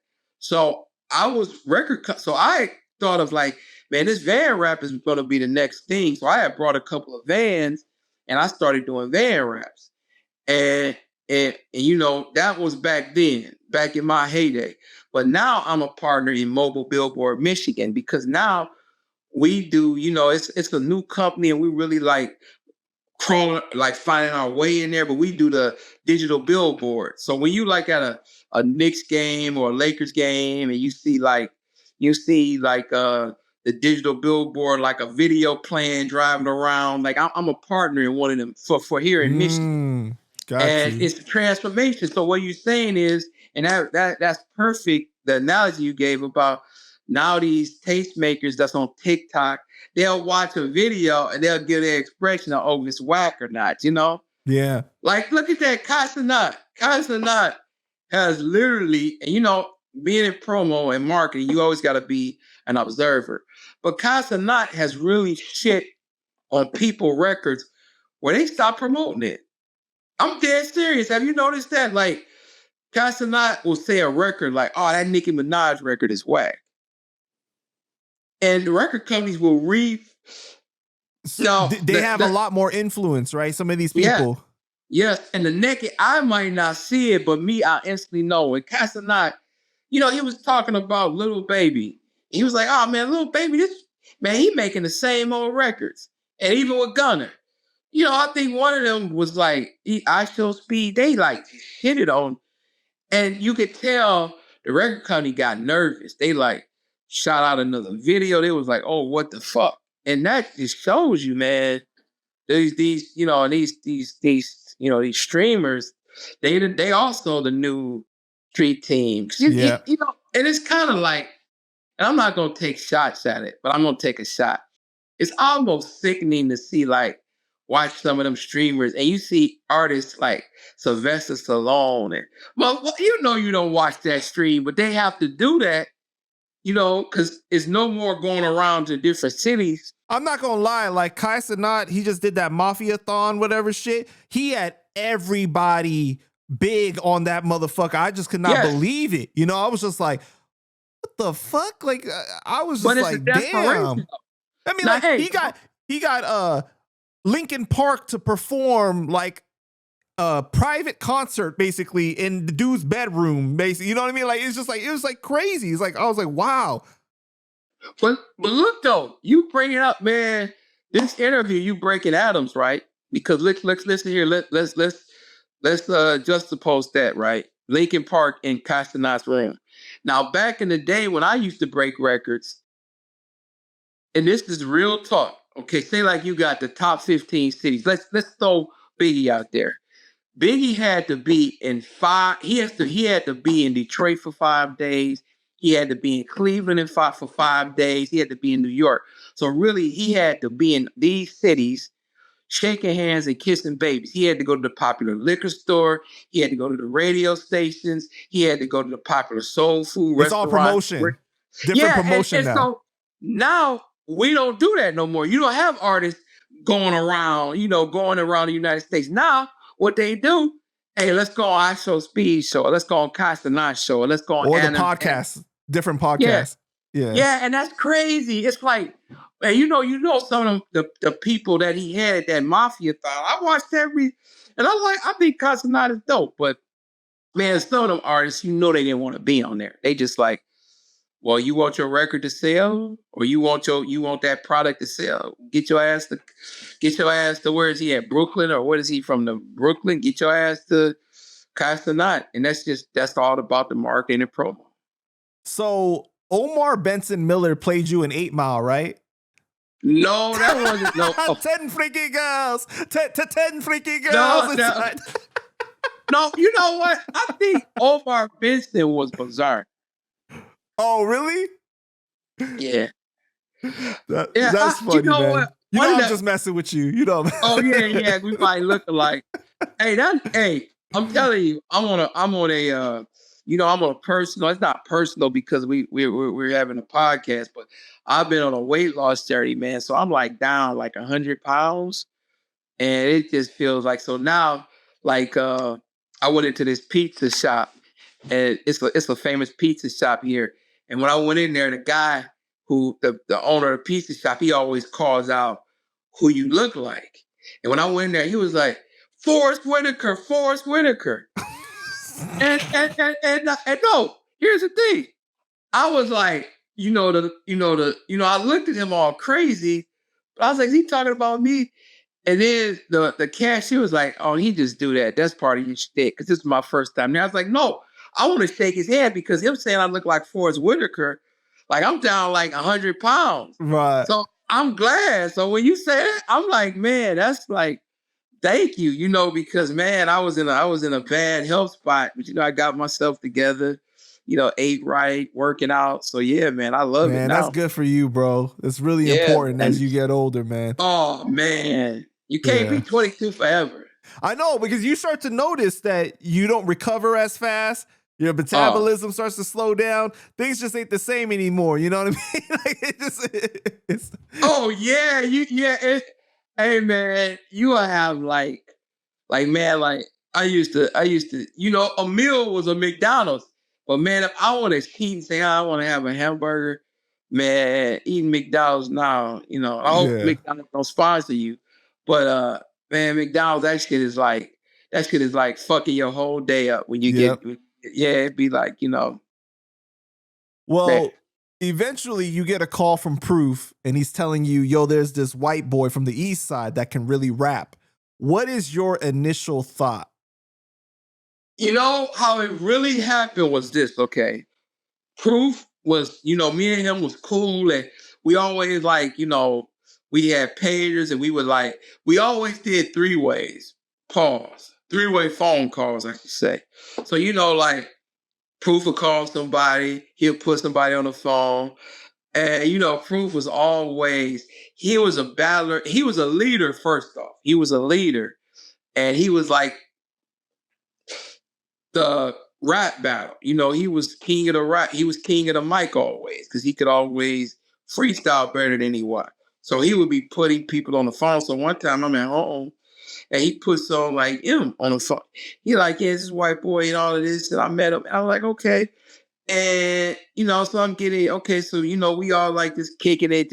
And it was all about rap. Because once again, like when you went to your high school, you talked about, guys on your block in my era, you talked about the girls in school. You talk, well, it was very like regiment what you talked about, like in your neighborhood.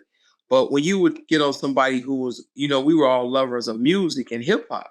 So we would get on the 3-way, it would be me, Proof, M, and we'd be talking about albums we like. Because once again, you brought that up earlier. Rap was like, if you really wanted to buy a record, you had to spend $10. So if you really wanted that Eric B. and Rakim, wasn't like no Spotify, like you could just play Eric B. You know, no, it wasn't no subscriptions. You had to like, so we real would be investment. Yeah. So okay, you brought brand new Nubians. How was that album? It was all right. Man, I brought that new Eric B and Rakim. So man, we would be on the phone. And mind you, we were well, of course we all love girls.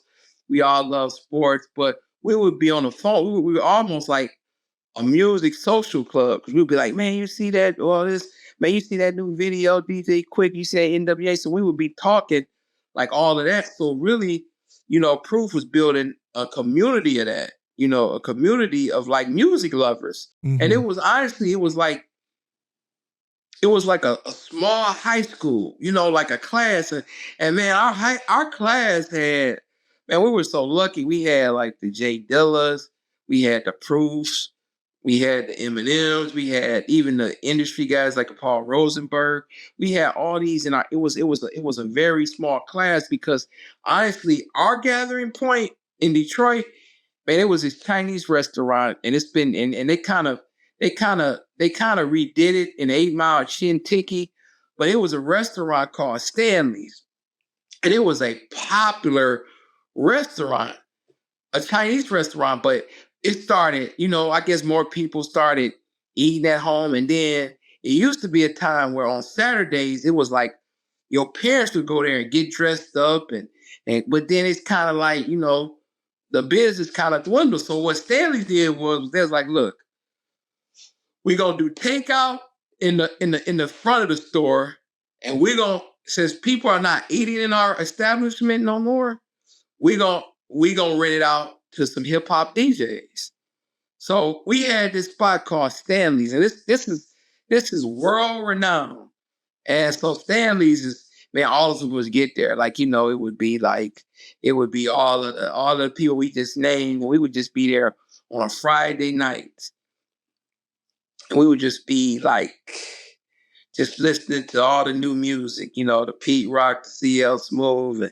And man, just me sitting here talking to you, the songs that we was listening to, like, I think we, like Pete Rock, CL Smooth, they reminisce over you. Mm-hmm. We all heard it we heard it from Stanley's. And so that just, man, that was like so it was a very quaint crowd when we talk about the early hip hop heads. And it's like, man, it's almost like being in a Forrest Gump movie, all the talent that was in that one room, But also at Proof's grandma's house too, you guys met a lot, right?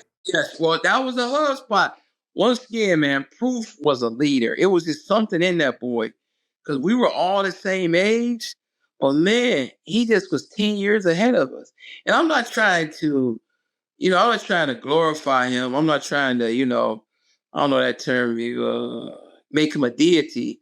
But man, he was always 10 years ahead of the game. It's just, I don't know, man. He was intelligent. You could tell he was very intelligent, and he was a leader. So at the time, he was living at his grandmother's house on the west side, Santa Barbara. And that used to be a whole hub of groups. Because you know why? First, this is a funny part.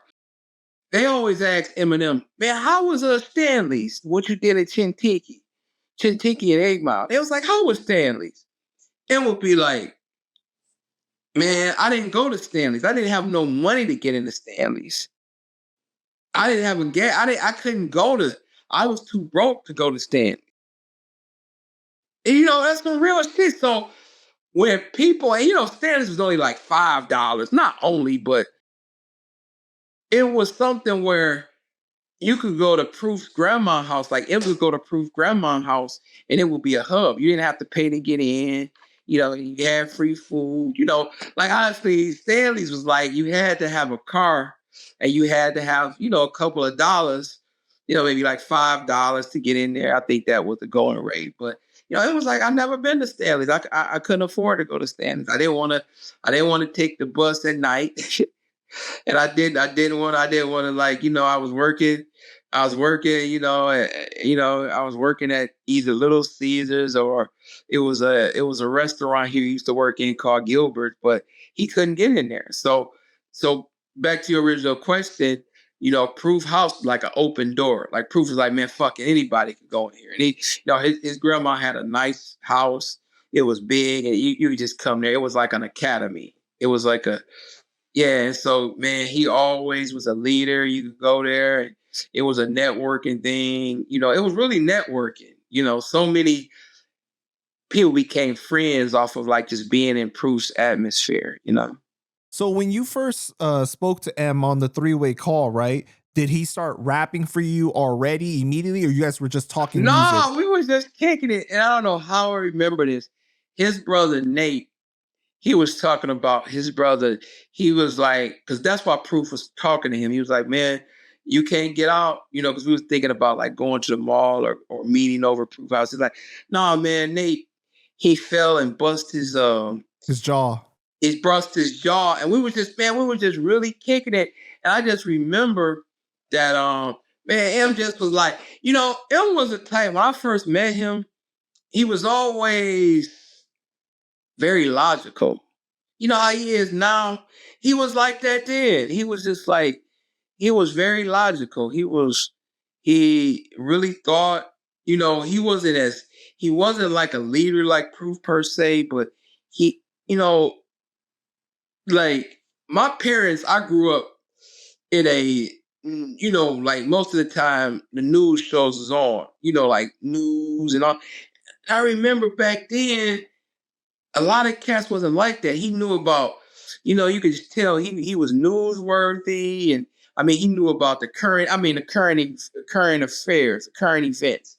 He just was really with it, man. And I would, we would be talking about, hey, do you think President such and such is gonna do this?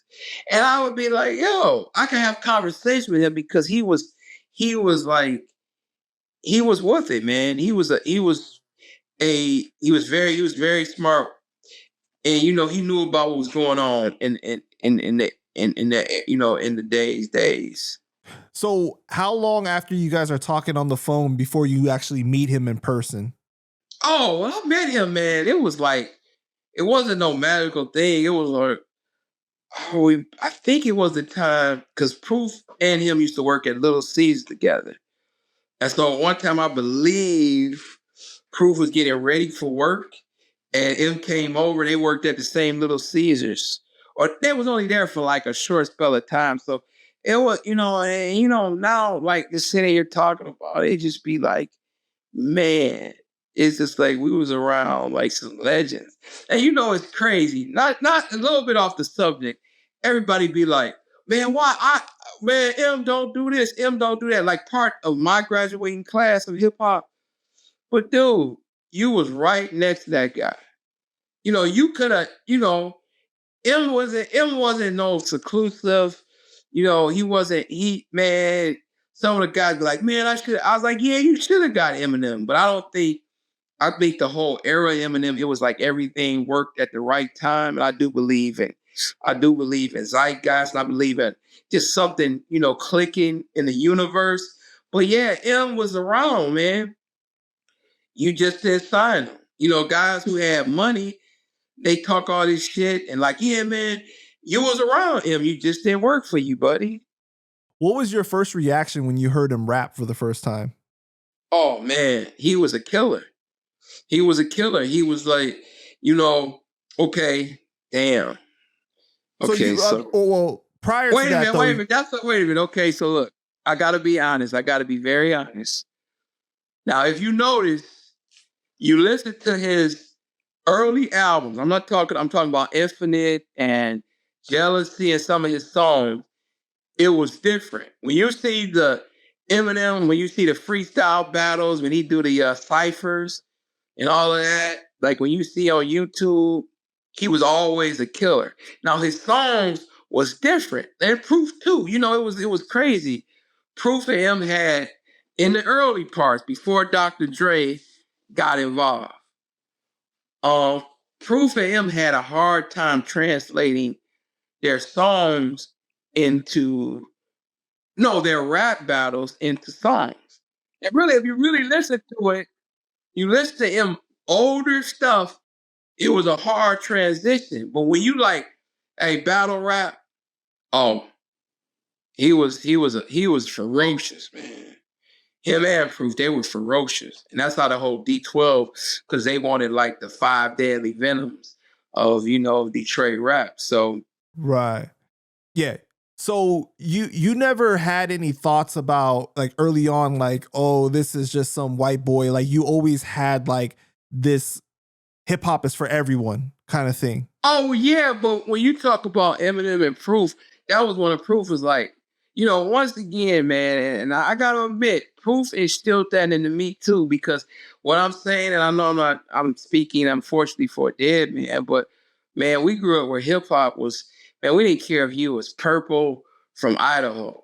As long as you had the essentials and you respected the culture, I don't even know, and I mean, I know what it is, but I don't even know what cultural vulture means, because if you appreciate hip hop, I mean, what is the difference? And so you could be green, and so, and one of Proof things, what he did, and this is really, he would be like, it was a movie called White Men Can't Jump. And it Right. was about Wesley how Snipes. what he had, Yeah. yeah, and Proof would use that as like, man, y'all want to battle that kid? Oh, battle him. He gonna tear your ass up. So my first introduction to him was, Proof was like, man, that kid, he's vicious. Proof was like, that motherfucker. Man, that Proof just had so much. They were like souls of mischief together, because they both respected each other's talent, and that's what made them really. That's what made them really, good friends. Because, and so, when you would hear M rap, now when you would hear some of his, he had a song called "Whoa Jealousy," and you hear that, and you saying, okay, what is this guy talking about? But then when you would hear him rap or in a battle, oh, that man, he was brutal. He was A1.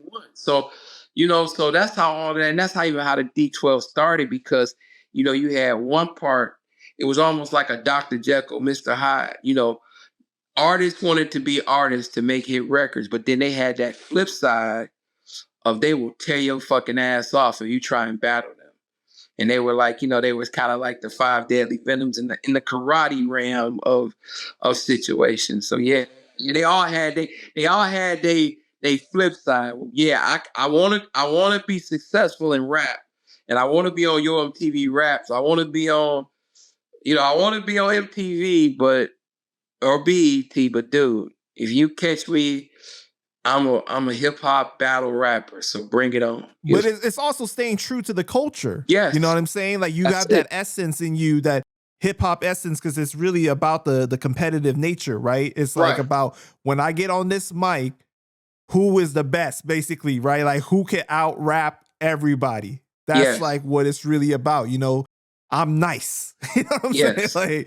Like, yeah, but man, when it comes to the culture vulture talk, it's tough when it comes to hip hop, because if you're not black, a lot of times you get casted as being a culture vulture. You know what I'm saying? Right. And it's sad, because like I feel like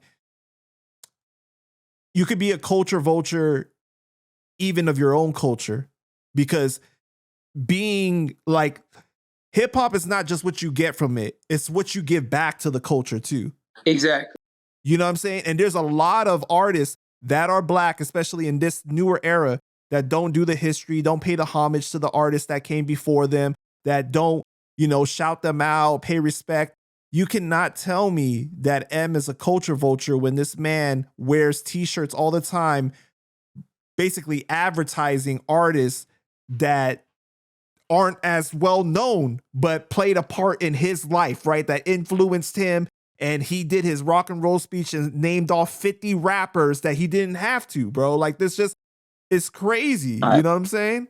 Well, I'm gonna tell you something. I gotta go to bat. Now I am infomercial alert. I am sometimes a consultant. I'm not on a paid Shady Records payroll, but I do, Shady Records. I do consulting work, and they hire my, because I still have a marketing company.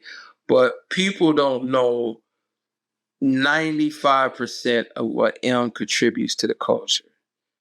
I'm dead serious. It's stuff, funerals, different, I mean, just in the city of Detroit, he does so much. But one of the things with him, and I hope, but he's like him and Paul Rosenberg. They do so much nice stuff for our community, but they don't want to be acknowledged. That's one of the things. I don't know if it's biblical. I think it's a little bit biblical, but they are great people. And I've actually read up on some of those things too, like donations they've made where they didn't want it to be broadcasted, you know what I'm saying? But then like years later, like somebody revealed it or something, you know what I'm saying? Exactly. But like they didn't want to make it seem like they're trying to sell records. Kind of like I've heard Tupac say that before in the past, you know what I'm saying? Like basically he did things like that too. But yeah, it's crazy, man, because a lot of times you do get those people that say, you know, what have you done for the culture? And you know what's bringing it back? I'm glad we so much we talking about this on the PANDA Shop platform. You know what's crazy? And I know I see a lot of I see some of your interviews, man. It's deep, but the thing with M Right, and this is just so much needs to be said. You know, people be like, man, fuck M. You know, like these new rappers, this new era of Detroit. Let's just put it in a cup.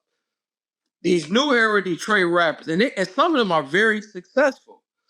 They will diss him. They will be like on platforms like, man, I won't be unlike him. He ain't do nothing for the city.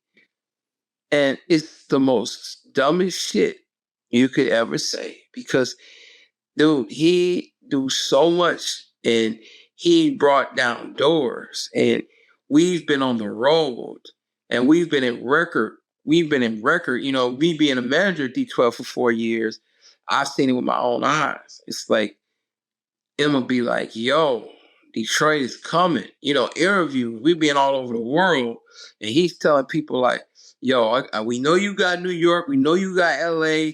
I know y'all taking a look at Florida. But man, it is so much talented people. And this is in the early parts. And you know, so M has always been a flag bearer for Detroit and just Michigan in general.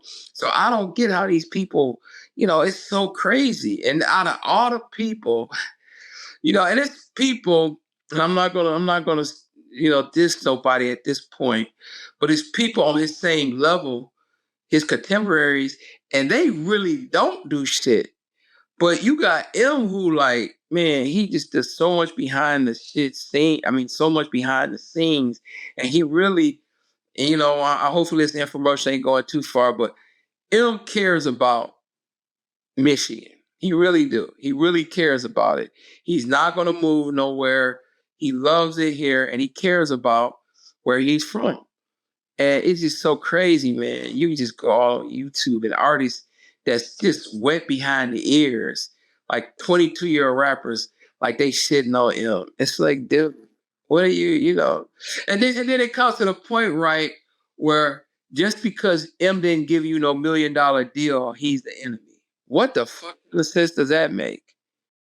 You know, like I identify with M a lot of times because of me doing the kind of line of work that I do, right? With doing interviews and stuff like that. And I get called the culture vulture and everything. But if you look at the people that I interview, a lot of times I'm giving props to like real hip hop artists that don't get that light, you know? So I always get confused too. I'm like, I don't understand how you can say that, you know what I'm saying? But like, I'm not saying I'm not controversial. Like I don't have that, but at the same time, it's like, I'm really talking about people's stories in entirety, like getting their background story from like early life to like, you know what I'm saying? Like throughout all the ups and downs. And people, I don't know, like it's kind of tough when you're not black in hip hop sometimes. Man, that is so crazy. I just don't. Man, I was telling you, man. I was just gonna tell you. I don't know how this is gonna come off, man, but man, it's like some of my greatest friends, and I know this gonna sound crazy, but some of my greatest friends is not black in hip hop. Like, I mean, you know, not because of, you know, I'm sitting talking with you, but one of my great friends, and he's like a counterpart. It's a guy named Ducky U. And what I do in Detroit, he did in Washington, D.C. And I mentioned him one time in my Kid L interview, and Ducky U, like, he like, man, this kid, this Asian kid, I mean, he's my same age, but he did so much for the culture of Washington, D.C. He's a legend, still to this day, he has his own, he transformed into what I do these stories I'm talking about, he did the same thing in D.C. I'm just coming from a Detroit perspective. And now he has a major a shoe store, a popular gym shoe store called, Major. And so I think about like my Jewish friends and my wife, and my Italian friends. I would be the biggest hypocrite. I mean, it's been guys who like didn't turn they didn't turn the porch light off when I needed them. And I'm not even talking about financial. It's just like assistance, help. Like most of my mentors, I know this gonna sound crazy, are like are Jewish guys, white guys, and they have my back. They speak highly of me. They keep my company and engine. So I don't get it, man. And I mean, I think it's got to be some counter. I think when you have these kind of conversations that we're having, I think they're groundbreaking because these kids are just taught wrong, man. They like, they're taught wrong. And, it was a quote that proof that I'm going to attribute it to him. He said, when you say you don't have an ego, that's your ego speaking, right? And I think people who always talk culture vulture, go crazy, and they come up with this, they come up with this, they come up with this chasm of race and culture.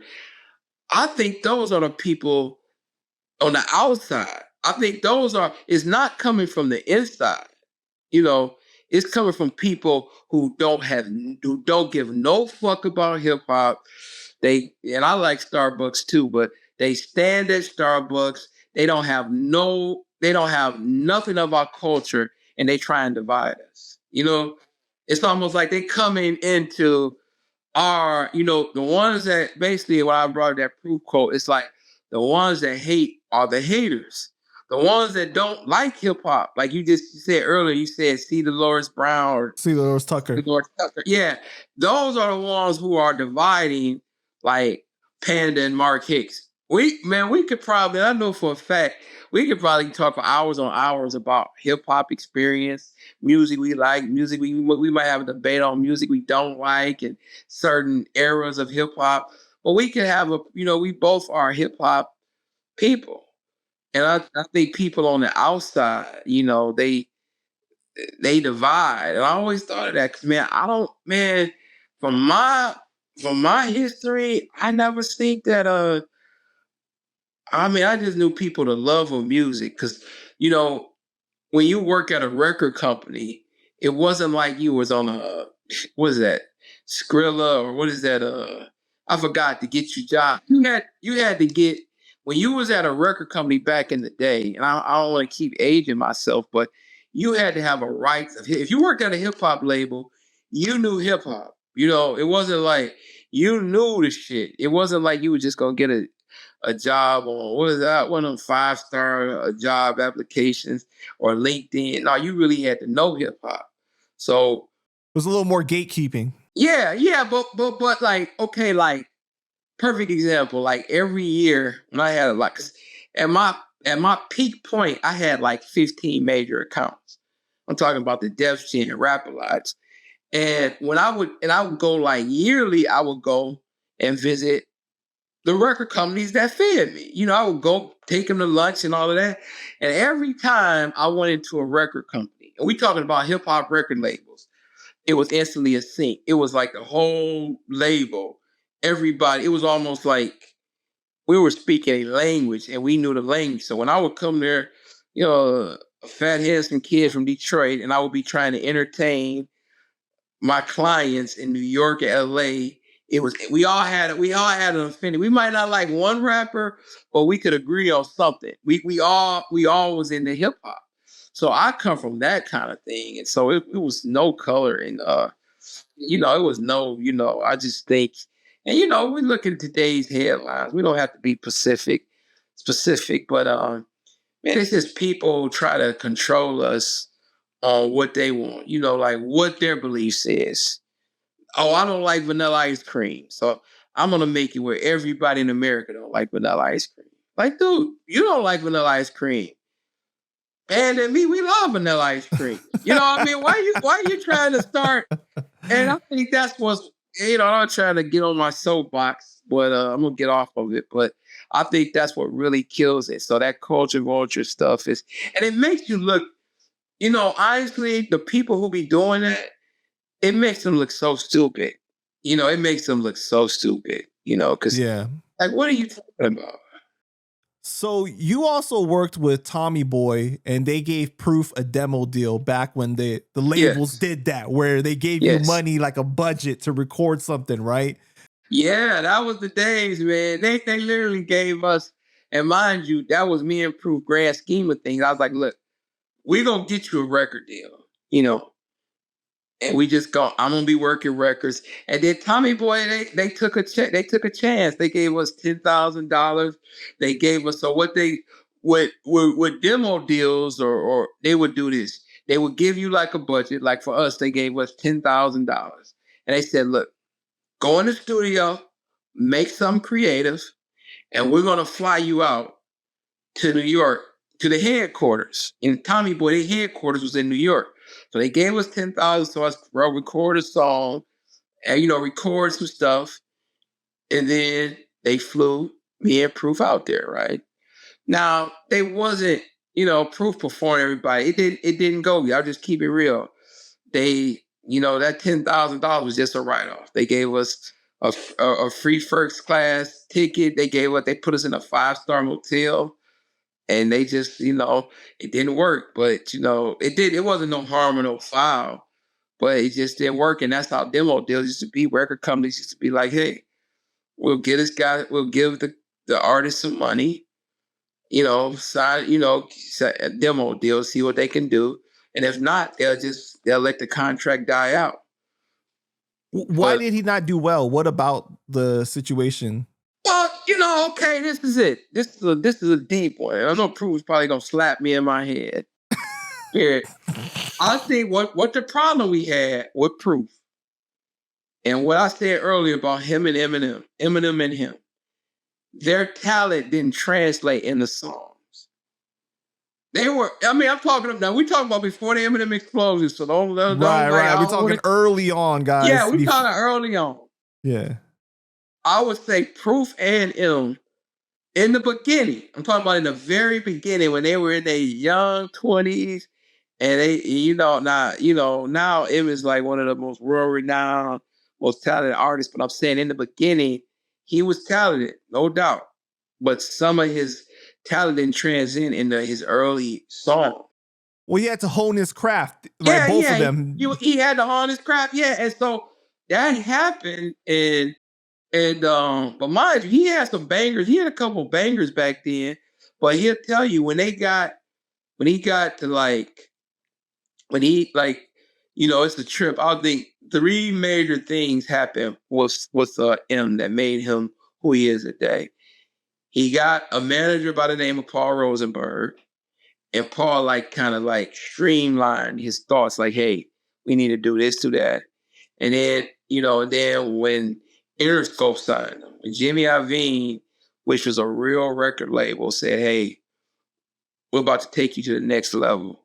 And Mastermind. Then when you had Dr. Dre, so I would say, this is just me. I don't know if probably M is going to see this, because M, he'd be privately on the internet a lot under hideous names. But I will say this. I will say his transition came from, just management, Paul Rosenberg, just Jimmy Iovine. Jimmy Iovine, of course, he ran Interscope. He was the president, but he really took a liking to him. It's like he picked him out of the choir. And then when Dr. Dre got involved, and I think that transcended because what M what Dr. Dre did for Eminem, Eminem spread it to D12.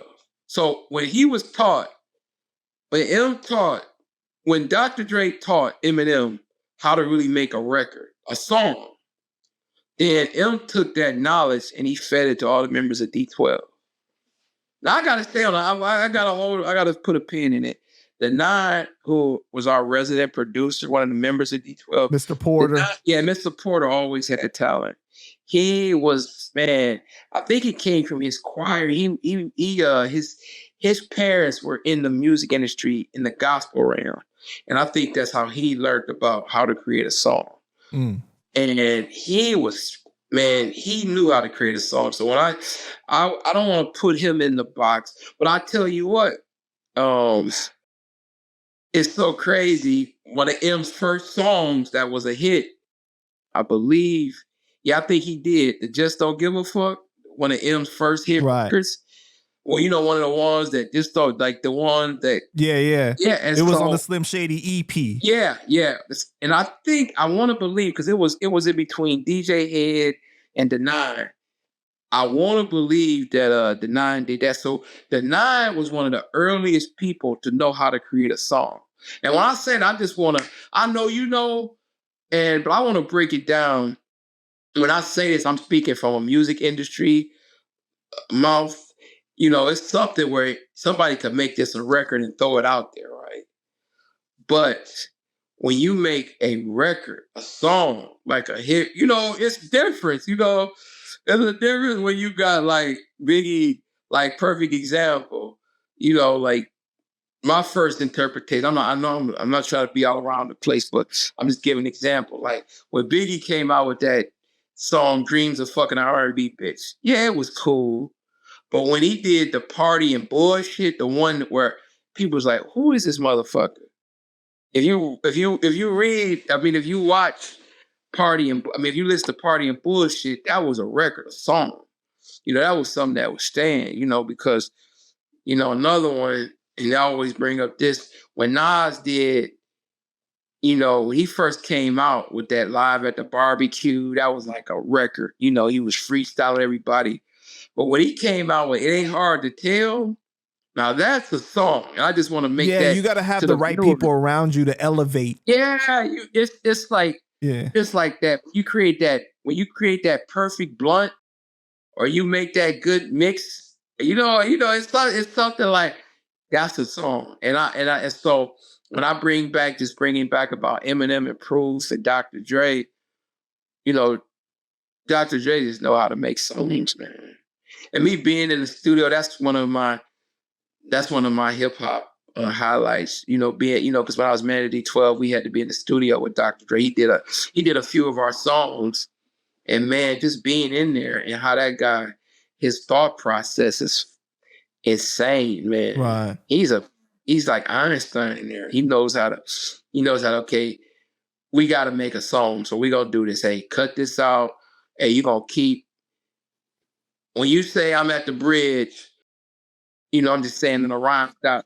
Yeah, he's the maestro. He knows how to. Yes, it's like it's mind blowing. So I think that's what's missing in hip hop because I know we go in chronological order, but what man, you bringing us a very very great points. He was like, who was talking about the love of hip hop. Like one of my blind spots, I gotta say it right here on your show. I don't like back in the day when we would like listen to a song, we would be like, who produced that? And you would get the CD cover or you would get the liner notes in the music you just brought. Say, oh, okay, Teddy Riley produced that, or somebody, you know, or Dr. Dre produced it. Now I have a blind spot on producers because, you know, I get on the phone every day and people be like, oh man, that producer, yeah. And I'm like, who? Because I am used to liner notes, you know, reading who produced what, the lyrics, you know, like when you brought a CD, you could open it up and say, oh. Right, because it was tangible. Yeah, but now you don't really know who produced this. And it's like, damn. So that's like really missing in hip. That is killing me because people being like, Mark, you know, producer, yo, this and that. Oh, he produced this. Oh, okay, he produced that song. But man, back in the day when I was coming up, we knew who produced what and what, you know? It was like, So to bring it back, right? So what was Proof's reaction when it didn't work out with the demo deal? Yeah. Proof was a tight.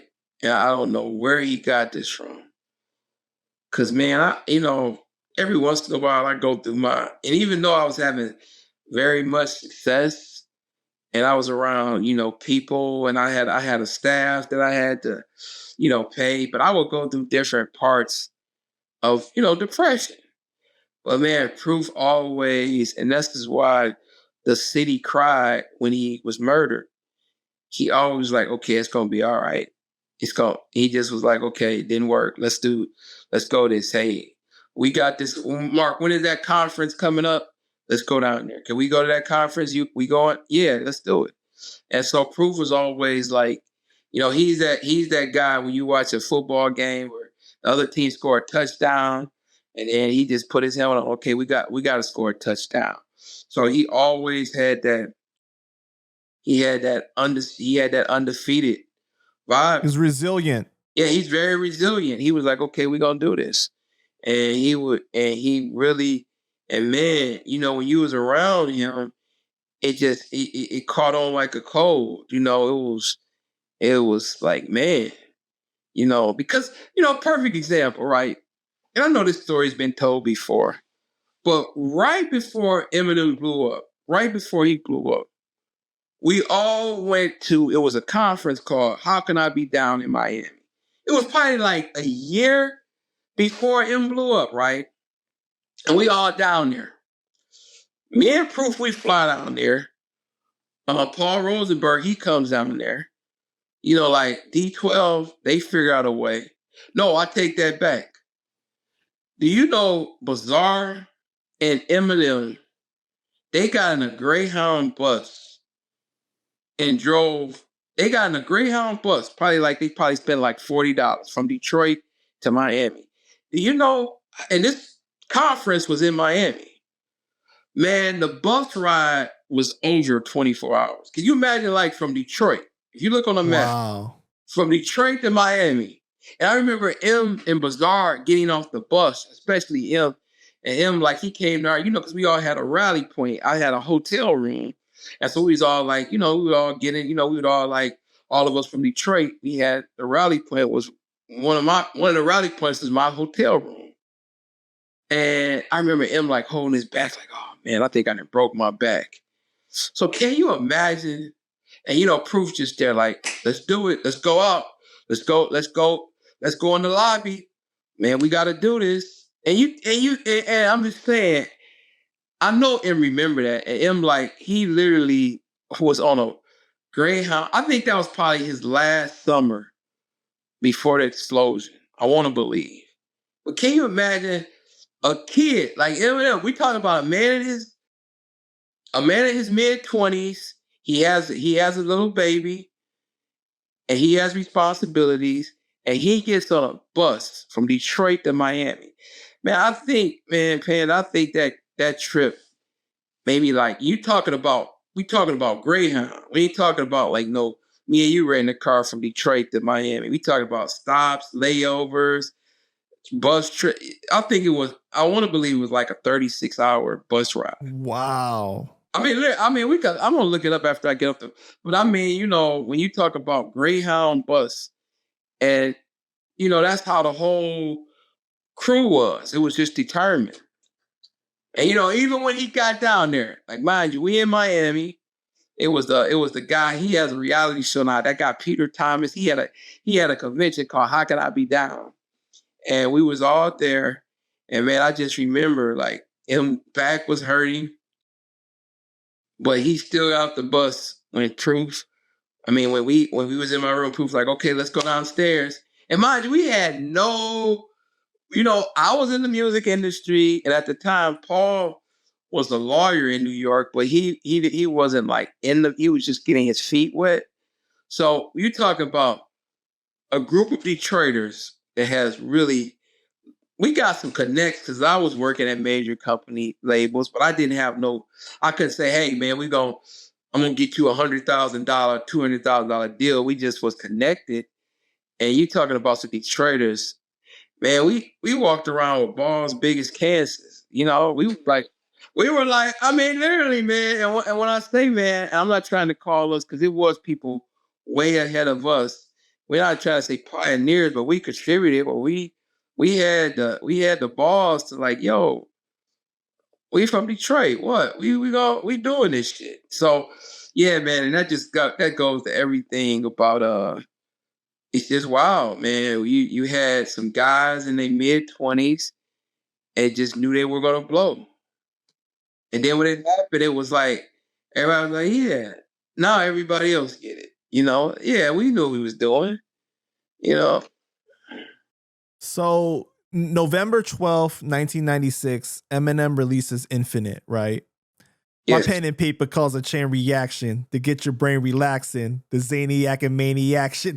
Brainiac and Faxon. Yo, this shit is crazy, bro. It's ridiculous, right? The oh my God, man. That album was amazing, but it was heavily criticized because people were saying that he sounded too much like Nas and AZ and Illmatic and right. Yada yada, right? You know what I mean? Mr. Porter, he produced the whole thing. And I think he's said in the past that Proof programmed the drums. He probably, yeah, Proof was a music, you know, because Proof was very, like when he was, like we was talking about, he was an assistant at the fucking mecca of hip hop record studios. Proof knew how to record and all of that. So he learned that from Mo Master. Yeah, but man, okay, so that's the problem right there. You just asked it. Okay, remember Infinite, what you just said. I remember I wasn't promoting him at the time. I promoted when he was on Interscope, the first album. I mean, his debut album. I was already at one of my clients was Interscope. So he came to Torrent territory to promoting the Slim Shady LP. Now, one of my other partners was promoting the the Infinite record.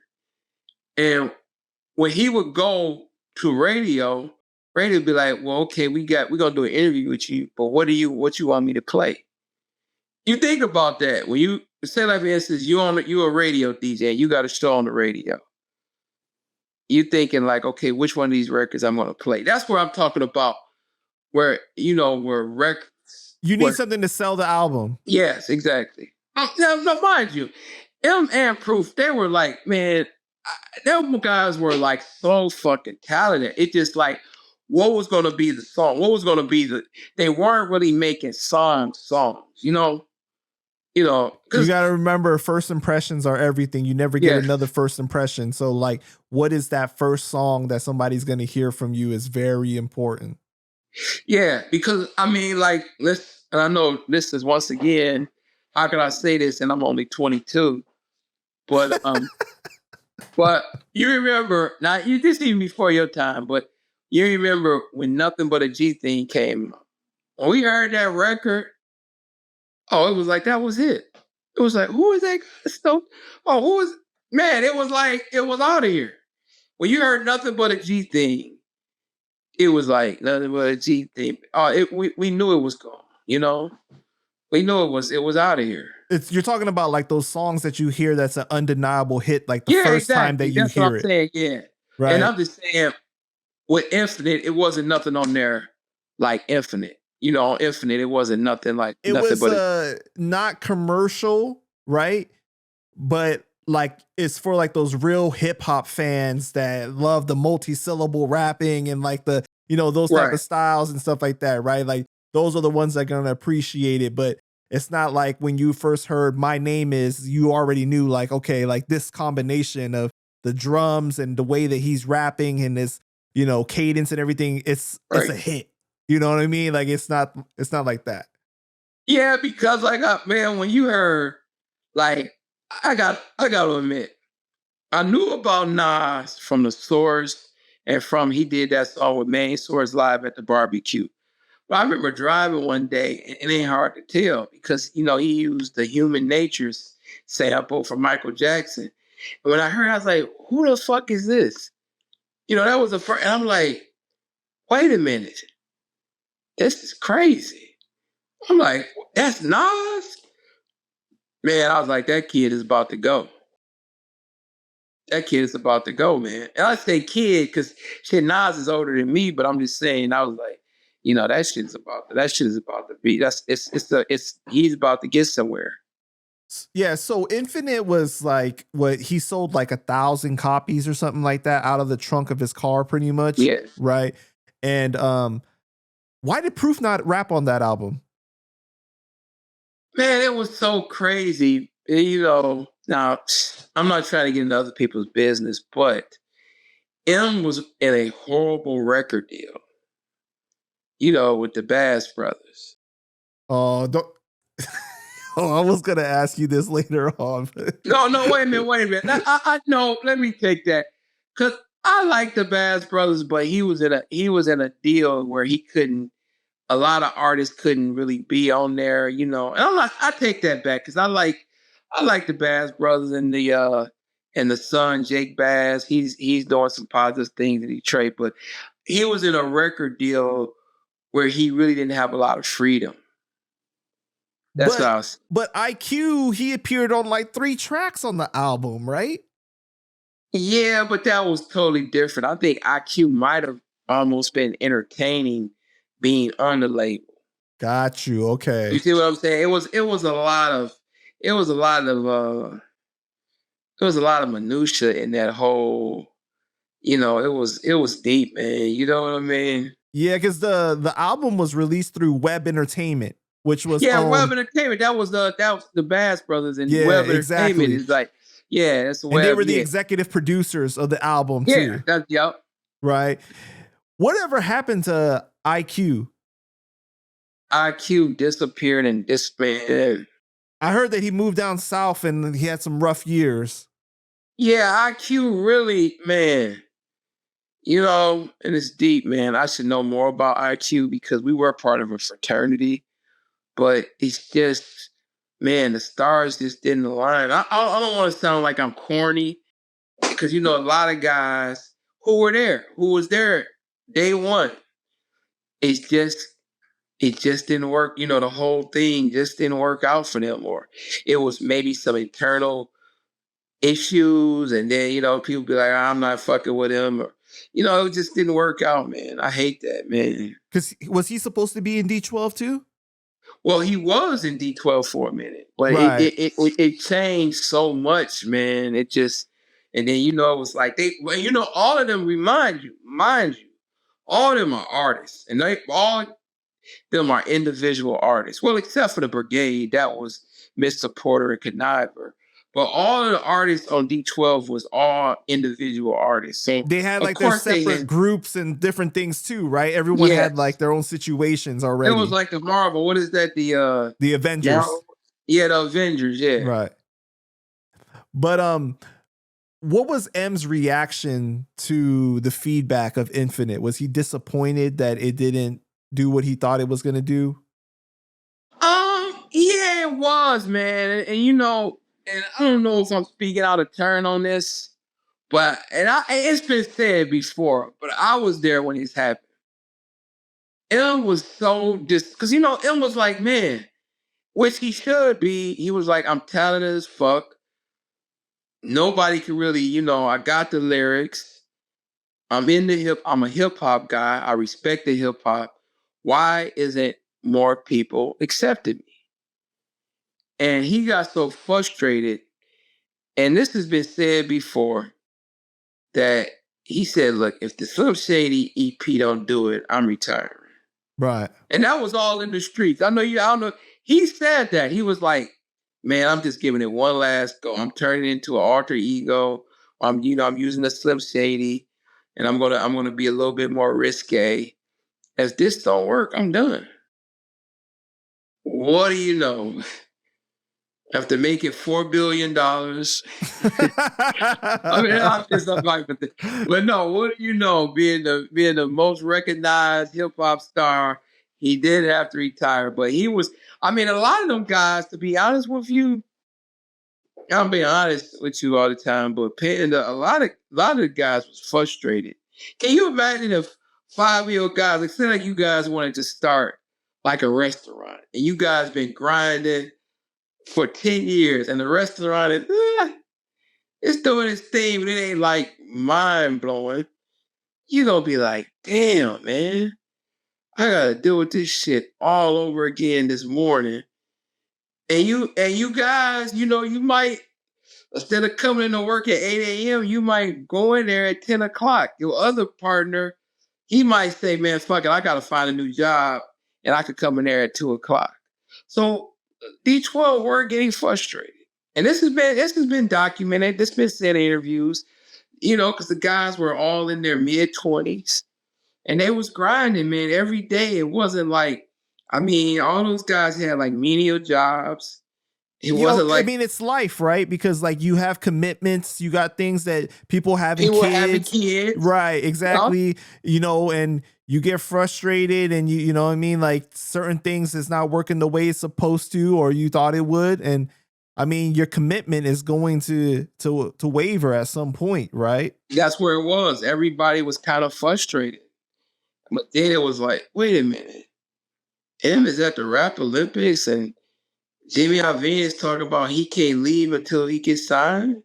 What the fuck is that about? Wait, before we get into that, all right? But no, go ahead. I know I'm jumping in. So I want to go back to the Bass Brothers, right? So in '95, M signed like a deal with them, like a full record label deal, or was it a production deal?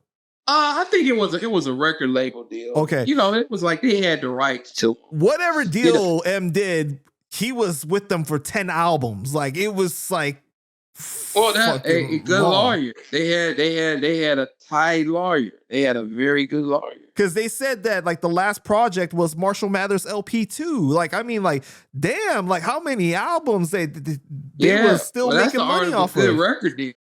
I mean, it wasn't. Wait, I'll take that back. He was locked in. Yeah. Not like he wanted to be, but he was locked in. Now, I have to admit, though, I did like their production on like the first 2 albums. Like, I like their work. You know what I'm saying? And right. I think that M has said before that they kind of helped him learn how to produce early on. Like he would like hum melodies and then like they would like recreate it because they were more into rock music, right? Yeah, like they were like session players with the Funkadelics in Parliament. Yeah, Mark and Jeff are like, I would say world renowned. They are like very talented musicians. You know, I've been in the studio with them and they are like great musicians. Like you could, you know, they just messing around. They could play like a Rolling Stones out. You know, they're very great musicians, you know? So that's what, you know, so when you talk about production and stuff, those are very talented guys in the field of music. So when M signed that deal with them, he didn't have like a lawyer review it or anything, or like you weren't there? Come on. I mean, like no, man. It was like, man, M always say this, you know, once again, it's like he says 50% of something is better than 100% of nothing. So like I told you, he was on the grind, he had a baby, and he was like, hey, I got to do this. So anybody that would give him opportunity, he would take it. He would seize the moment. Yeah. It's a tough place to be in, bro. You know what I mean? Like a tough position where you have to make a choice that may not be the best choice, but it's like the main choice that you got at the time, the main opportunity. Right. You know, for sure. But what is they still have a good relationship though? Who? M with the Bass Brothers and everything like that? No, I don't think they talk anymore. That's not really my business, but I don't think they talk. I think they all went through a particular era, and I just think they don't, you know, I don't know if it's bad blood. They just don't really do biz no more. You know, M and Paul have their own studio. The Bass Brothers got theirs. It was more like, you know, I don't want to say the older they, I guess age would play a part, but they just like grew apart from each other. Because they did do a remix to Infinite not too long ago, right? It's like some years back. I don't know, man. I don't think they've been like, like with each other, like they did on the last on M's last album, the Coupe de Gras, they did, it was a remake of an old song. You remember that was Guess Who's Back, Right. but I don't think so, man. But it's like, everybody was successful and it was a time, but I don't think they like, hanging out, getting beers and hanging out no more. Definitely not getting beers because M is sober. Sure. But no, I think, but the Bass brothers, they got they, like I said, they son, Jake Bass, he's really like, well, shit, I mean, if you eating off 10 Eminem albums, you still living good. You could be retired, man. Fuck. I don't think they're gonna be on. I don't think they're gonna be on welfare anytime. Shit. Anytime soon. Can you talk about Eminem and Scribble Jam when he lost to Juice? You know what? That I wasn't there. I was not there, but man, those guys were so rap battles. Because Proof. All those guys were like, shit, man. And that's the thing, man. They made songs and albums, but they was really love of hip hop. So they could snap real quick. They could like, hey, we got to make this song. We got to try and get on radio. But if you got a battle or a situation, they coming for you. It's like Transformers. Yeah. Exactly. Yeah, they coming. They have a source. Yeah, they coming for the title. They are definitely coming for the title. No, but he didn't talk about like how he felt after that situation. Like it had to be disappointing for him and stuff. The situation with man, because it's almost like being a boxer. You win some, you lose some. Right. Shit, they would battle themselves. That's already documented. They were I was like, you win some, you lose some. What do you remember about the Rap Olympics? Well, no, I just remember. Now, this is what I remember, right? I remember, like I told you, Proof and we used to go to different conventions and different conferences. And I remember that Paul was talking about, because at the time, Paul had moved to New York. Paul Rosenberg, and that's when, Paul and M had just started building a relationship, like managing, and he was telling me like, yeah, we about to go to this conference. Me and Proof did not go to the Rap Olympics. It was only Paul Rosenberg and Eminem there. And they was like, yeah, we going to this Rap Olympics. And man, that changed Detroit forever and a day. Because when that Rap Olympics came, it was a rap. That's what M.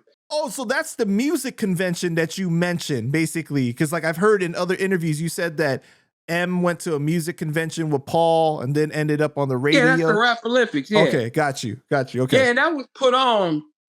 Now, you know what? We both right. It's a lady by the name of, she's very synonymous in the music business, Wendy Day. Right, I interviewed her. Yeah. So Wendy Day put on this Rap Olympics out in LA. And it was a networking event. It was like a Rap Olympics, but it was still like a networking event, And me and Proof just didn't decide to go to that one. But when Paul and M went out there, that's what changed the whole structure of the Detroit music business. And I like to say the Detroit hip hop, that when they went out there, they broke atoms. They broke atoms for sure. Yeah, when I interviewed Wendy Day, she said, from the Rap Coalition, right? She said that, because M ended up losing to Otherwise in a battle, right? It was debatable. It was very debatable. Right. People were saying like it wasn't a landslide or anything. Wendy Day said that she felt it might have been a little biased because they were on the West Coast. Man, roll a clip. And so he goes to the final round and he goes against Otherwise, right? Mm-hmm. And he loses. Yes. did you watch that battle? Yes. Okay. And do you think that was fair that he lost that one? No. I think Otherwise was incredibly talented, but we were in LA. It was an LA crowd, and he's an LA rapper battling a Detroit rapper. Right. Because Otherwise did admit that he said that it wasn't a landslide win. They were really like, yeah, it was very close. It was very close. We had to ask twice. The crowd had to react. We had to say, okay, this is close. Everybody vote again. So and it was just one round, or was it multiple rounds? It was multiple rounds. Oh, okay. Because but the final round, we had to ask the crowd twice. Got you. People have written like a book about this too, like that were there about the Rap Olympics and stuff. And they were saying that M was like really upset, very disappointed by that situation. Do you remember hearing anything about it from him talking about that? Well, no. Well, here's the thing, man. And that's what I was, they were at a Rap Olympics, but it was a networking event. So when we would go to like music conference and some similar to Rap Olympics, because we even went to Wendy Day she did this was before the Eminem explosion, but she was part of a music conference here. It was called Mecca. So you would go there for a rap battle, but then you had all these record labels like in the crowd, like A&Rs. Mm-hmm. So I think that was the main situation of them doing that. So that's what the main entree was. Got you.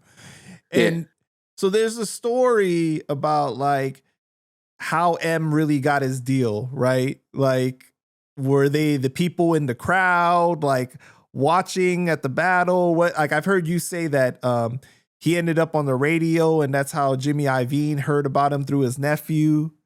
Yeah, yeah. Basically, the story went that, and once again, we talking about networking. One of the guys on the radio station said, "Hey man, why don't you come to our freestyle? Why don't you go to our radio show? Because it was all these rappers in town."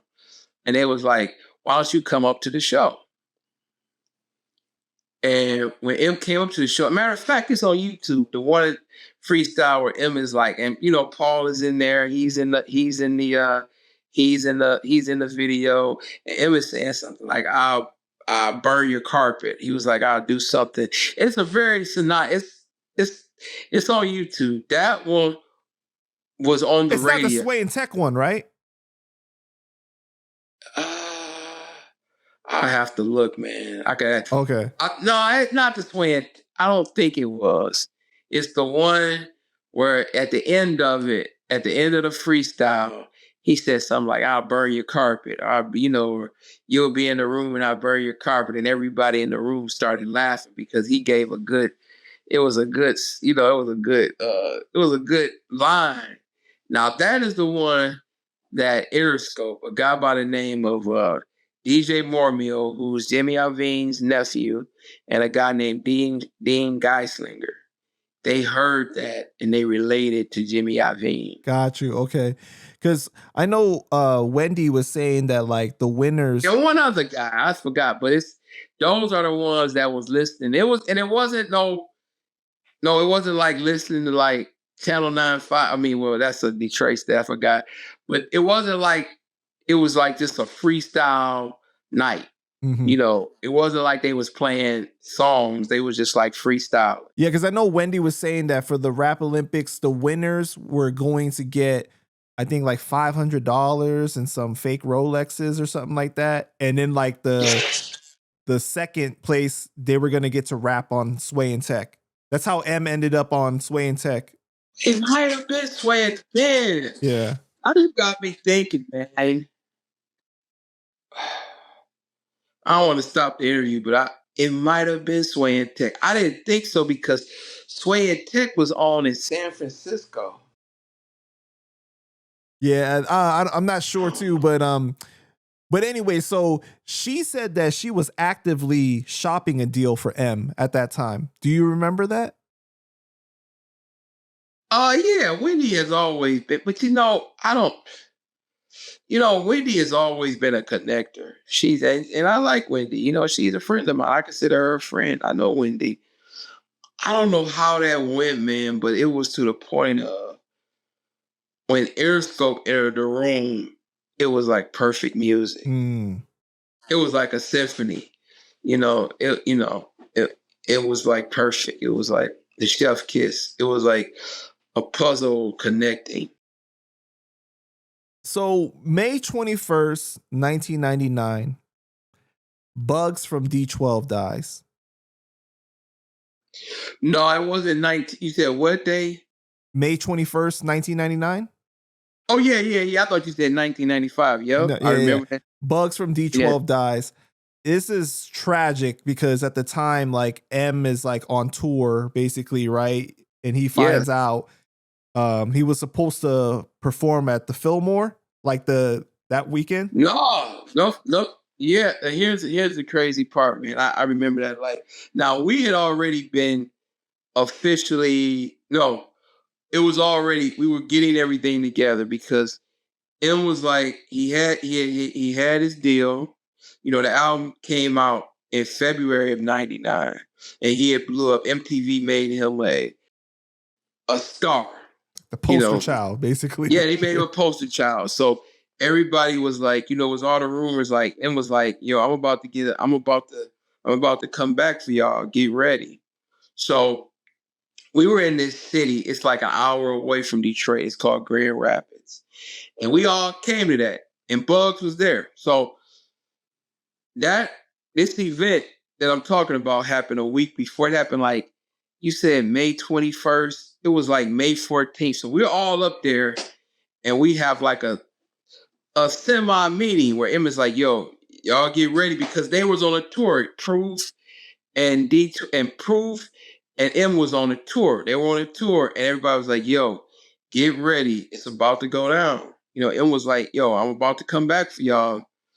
And so, man, Bugz was feeling so great. He was like, and we were in Grand Rapids, and mind you, it was like an hour away from Detroit. Now, when I'm talking about Grand Rapids, that happened like on the 16th, and M was supposed to come back. He had a Detroit, his first big show.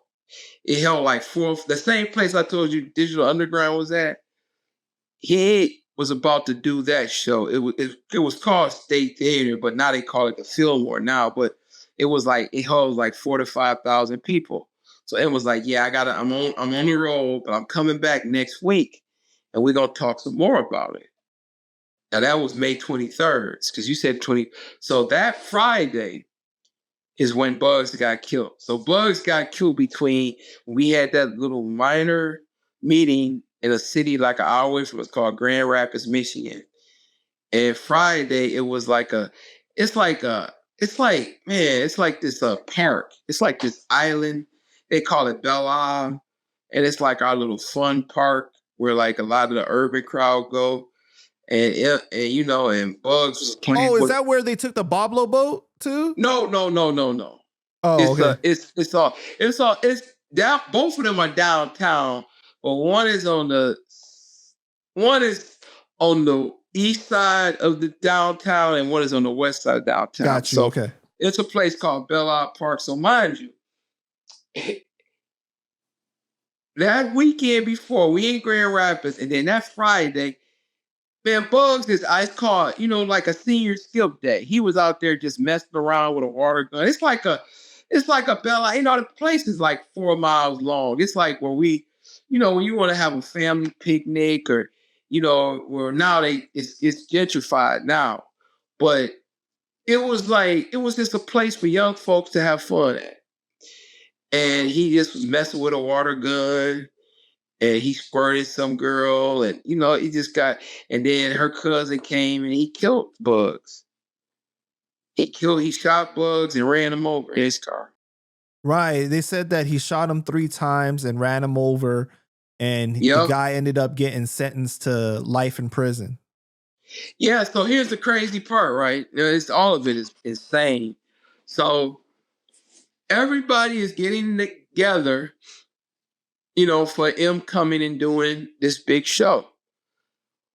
We didn't know about it until the day of the concert. So he got killed on Friday. And then Saturday, it started leaking. You know how, mind you, it's 99. We're talking about 26 years ago, how press was. We didn't have social media. And then, man, we was like we started hearing words like on Sunday, hey, man, y'all hearing about Bugz dead. And so we all like, man, that concert, it was very solemn. It was so sad because all of us really started putting it together that Bugz is dead.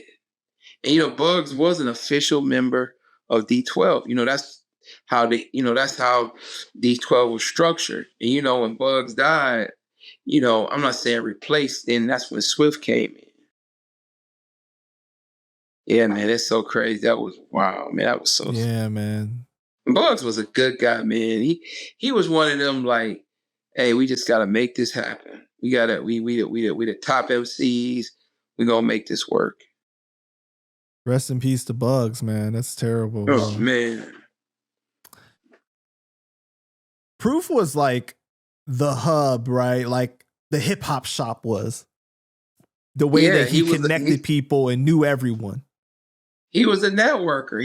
Technically speaking, he was the manager of the hip hop shop too. So one of my favorite rappers of all time is Royce the 5'9". And he knew Proof before he knew M. Right. Wait a minute. He knew Trophy. Yeah, he did. Because Royce was in a group called Wall Street. I don't know if you remember.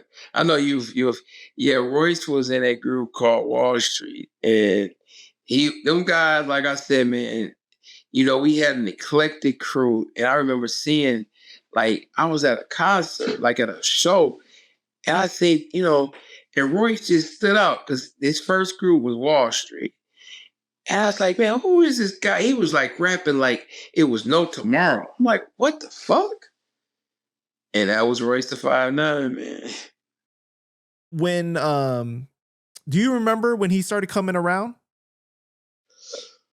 When Royce started coming around? Yeah. No, well, Royce was a little bit younger than us. I don't know if you know. Royce was like, and when I say that younger than us, man, he was like 3 years younger than us. And that's like, in hip hop, that's eternity. So Royce started coming, but Royce had his own crew. He was like, man, if we were like in 11th grade, he was in the 9th grade. But he was so fucking talented. He just had that look like he was going to be a star. So early on in M's career, though, like at least when he signed to Dre, Royce was around. Yeah. Right.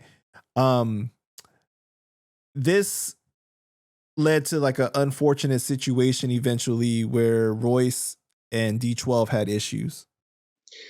Yeah, but it was, okay with that.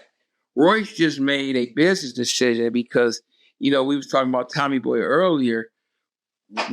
Tommy Boy gave Royce a hell of an opportunity, because true enough, Interscope caught the wave of Eminem. But a lot of these other record labels are like, yo, we not letting that one go no more. Because M was just there, man. Anybody could have had him. It was like anybody could have. But, Interscope took the chance and made it happen. So Tommy Boy was like, you know what? We ain't going to let this happen again. So they instantly signed Royce. And Royce had to leave the tour because Tommy Boy wanted to start working with him ASAP. Right. But Dre, I think Royce has been on record saying that Dre had offered him a deal at one time too, but it was for much less money. Instead of the $1 million that Tommy Boy was offering, Dre offered like $250,000 and unlimited Dre beats. Well, you know what? I don't really know about that. It's probably true, but I can't speak on that. But I do know that Royce had the, in the end of things, Proof was like, yo, man, Royce just had his first kid. and I think he was about to get married to his wife. And, Royce had to make he had to make a business decision. So he went with that deal with Tommy Boy. But that meant he couldn't like be on the road being him the hype man anymore. Right. He had to go for his. But it created a dark time in Detroit because of the issues between D12 and Royce, right? Yeah, it did, man. It did. It was sad, man, because, nobody really, I don't know, man. It was like, it was more about ego on both sides, but nobody wanted that to, because, man, we were winning so much.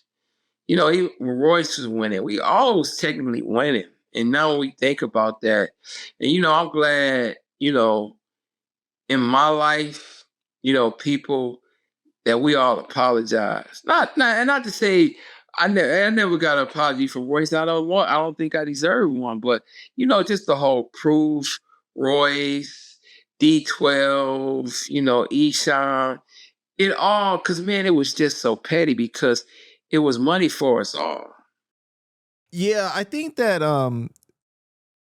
I remember watching like the Beef DVD and seeing like the music that Royce was putting out at that time, right? It was very dark and it became very what he was known for with Death is Certain, the mixtapes, Right. everything like that. He made some of his best music at that time, but I've also seen him talk about how it was a very horrible time in his life for him though too, because of the enemies, the amount of trouble that it caused him. You know what I mean? Right. And this is obviously for historical context because I'm so glad that nobody was seriously hurt from that situation because it really did get serious as far as like, people getting beat up, shot at, and everything like that. But the fact that they were able to grow as men and realize that communication was the real problem. Like if they had just properly communicated, things would have been not an issue.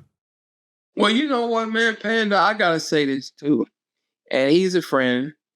It's crazy because Royce manager, he go by the name of Keno. I know you know Keno. Yeah. Yeah, I met him before. Me and Keno used to talk a lot. When all this beef was going on, we would have like one-on-ones like, man, how could we subsidize? How could we get out of this stuff? Because, we were all of the same age. We were all, like I said, Royce and his crew was a little bit younger, like a tad bit younger, but, proper heads, even with Proof, we were like, man, how could we get out of this shit? It never made none of us happy.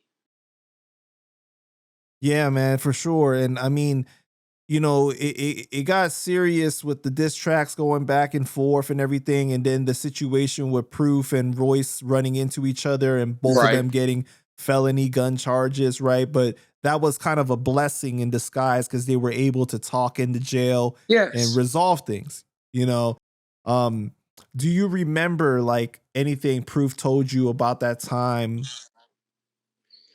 That was a hard time because that was a very hard time because, Proof was a leader and he had to be the catalyst, but he didn't like that. He just said, man, you know what?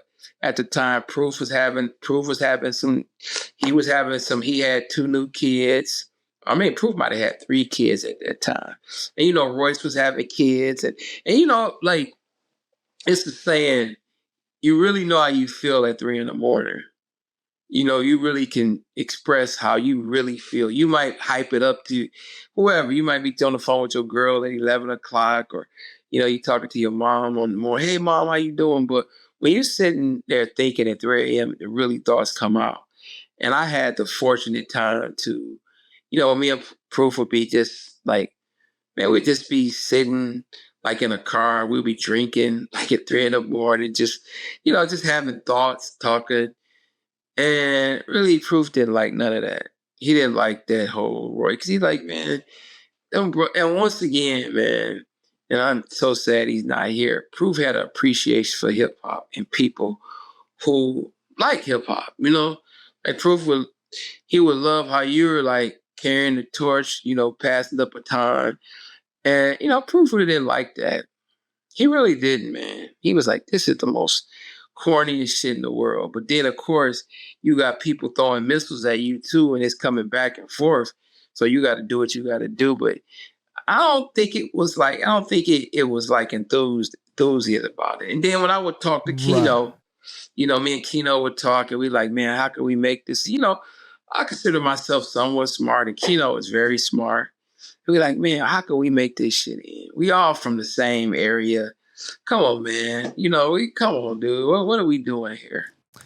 I think Royce has alluded to the fact that Trey Little was somebody that was in his ears, kind of like gassing the situation a little bit at that time. Yeah.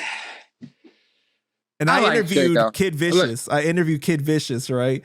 And Royce's brother. And he said that Kid Vicious is very talented too, man. I must say. Shout out to Kid Vicious, man. And he said that, Trey Little was one of them guys that, wasn't really a good situation in a way, Well, man, it's so crazy that Trey Little was, man, you bringing up something deep. Trey Little was probably one of Roy's lieutenants. Right. For the D Elite. Like if you were at a club and you didn't see Royce and you seen his crew, it was the Elite. Trey Little was like damn near, and I know I'm speaking out of turn. I don't know I didn't get the press release on about Royce and them, but Trey Little was one of the top dudes in their crew at the time. So he did have a significant factor. Yeah. But I think it's really sad from that situation because I've heard Royce say like him and Proof used to go to like Chuck E. Cheese with their kids together and stuff like that. You know what I mean? So to see two brothers have their kids spend time together and then to go lead into that over some ego and lack of communication, I guess just being young, right? Right. And a lot of not like, hey man, let me talk to you as a man, direct instead of like listening to the hearsay. Because a lot of issues in hip hop is over nonsense, really, right? It's just like properly communicate to the person like how you feel or like what happened. It's like it's not really preached or like well received a lot of times. Well, I'll tell you this. We were all such babies, man. I mean, we were all such babies, man. And it's like that. I know I've cussed on your show, but it's that NWA. It's either what we was all under this. When Ice Cube said, man, give me the mic, the money, and the beat, and I'm straight. So at that time, when you talk that era, everybody was getting money. We were getting hip hop money or whatever. We all had labels subsidizing us, our career, our lifestyles. So man, you can't tell us nothing.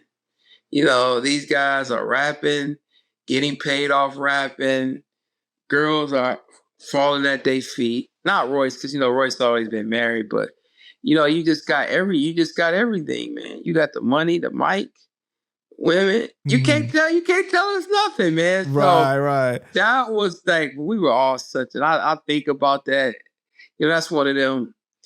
When you think you're like, I wish I could have that back, because it was not a good time.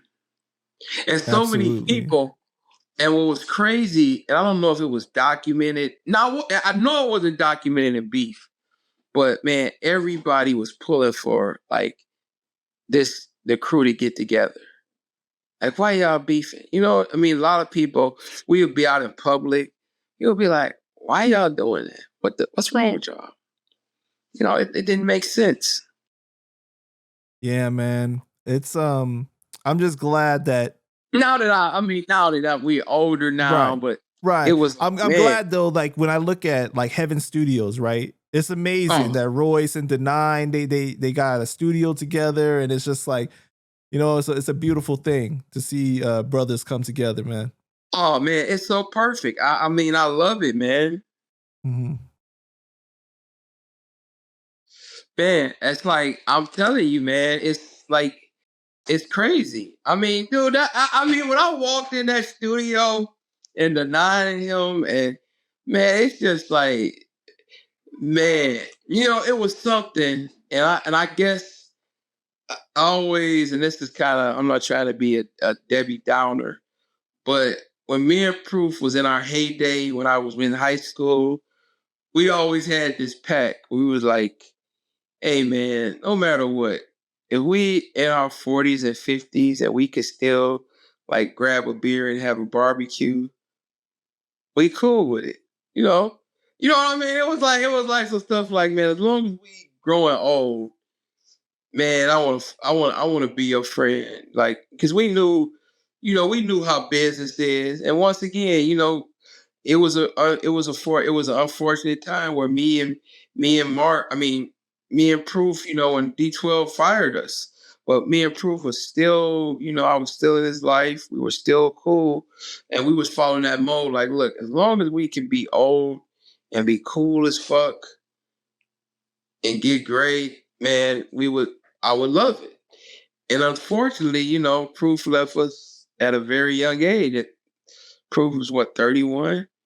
And when I bring that up, I'm not trying to be long winded, but when I see how the Nine and Royce, like, they connected, and it's like, it's just like, it's cool when we get older in hip hop where we like set aside all that ego shit and we just like cool. It's like, yeah, I've been around for a long time. Let's make this happen.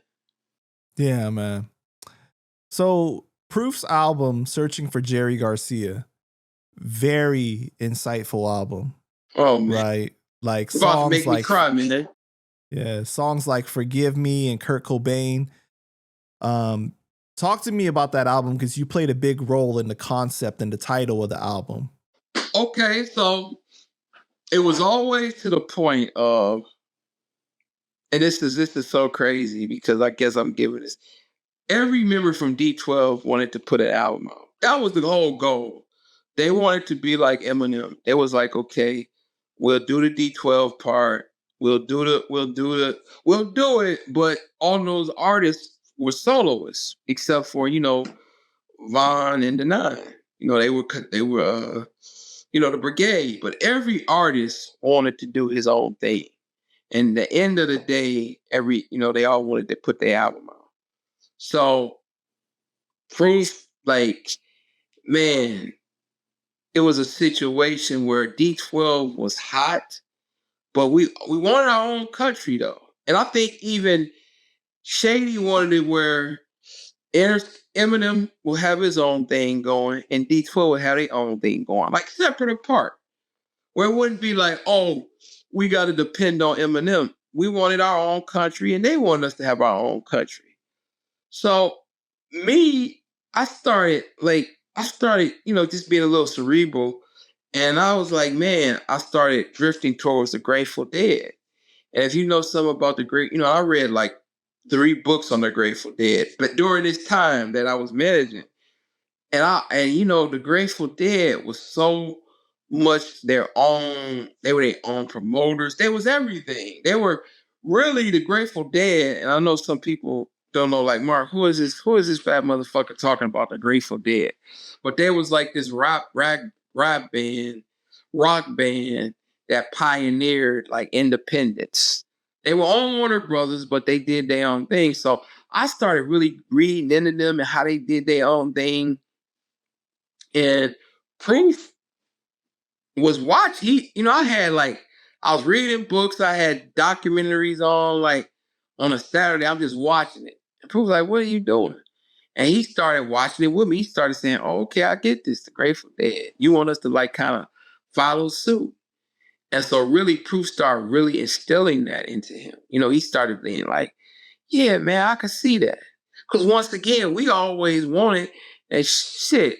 Eminem and Paul and Shady Records, everybody over there is family. But we wanted like Shady Records have their own, and Eminem have their own thing. But then D12, when it's in the off time, we got our own thing. So we started like getting that in the mindset, doing our own tours without him. And so Proof just went full mode. He said, man, I'm naming my album Searching for Jerry Garcia. And he named his EP before the album came out, electric Kool-Aid acid test, in honor of Jerry Garcia and the acid test. And this Proof just took the whole persona and rolled with it. And it just really turned out. It went well, but it had some hiccups, to be honest with you. Just, Proof signed an independent deal with some not favorable people back then. So it really was ugly, Who was it with? It was with, oh man, I forgot. It's an independent, I can't think of the name. It's a unknown company. Well, to be honest with you, one of the guys who owned the company, he was the attorney for Death Row. But it wasn't, man, I think it's NIDI. But it wasn't a good situation for Proof. So Proof had to really fight with them to get everything in order. They offered us a big sum of money, but all money ain't good money. Because when we signed it, it just didn't turn. So really, for a couple of years, because that album didn't come out instantly. It took 2 years of Proof, lawsuits and this thing. It was a tough time. But fortunately, it came out right, the summer before he passed. But man, it was just so wild. And just for my personal thing, that took me back to when we were 17 years old. The whole combination of, I wanted Proof to take off to another level.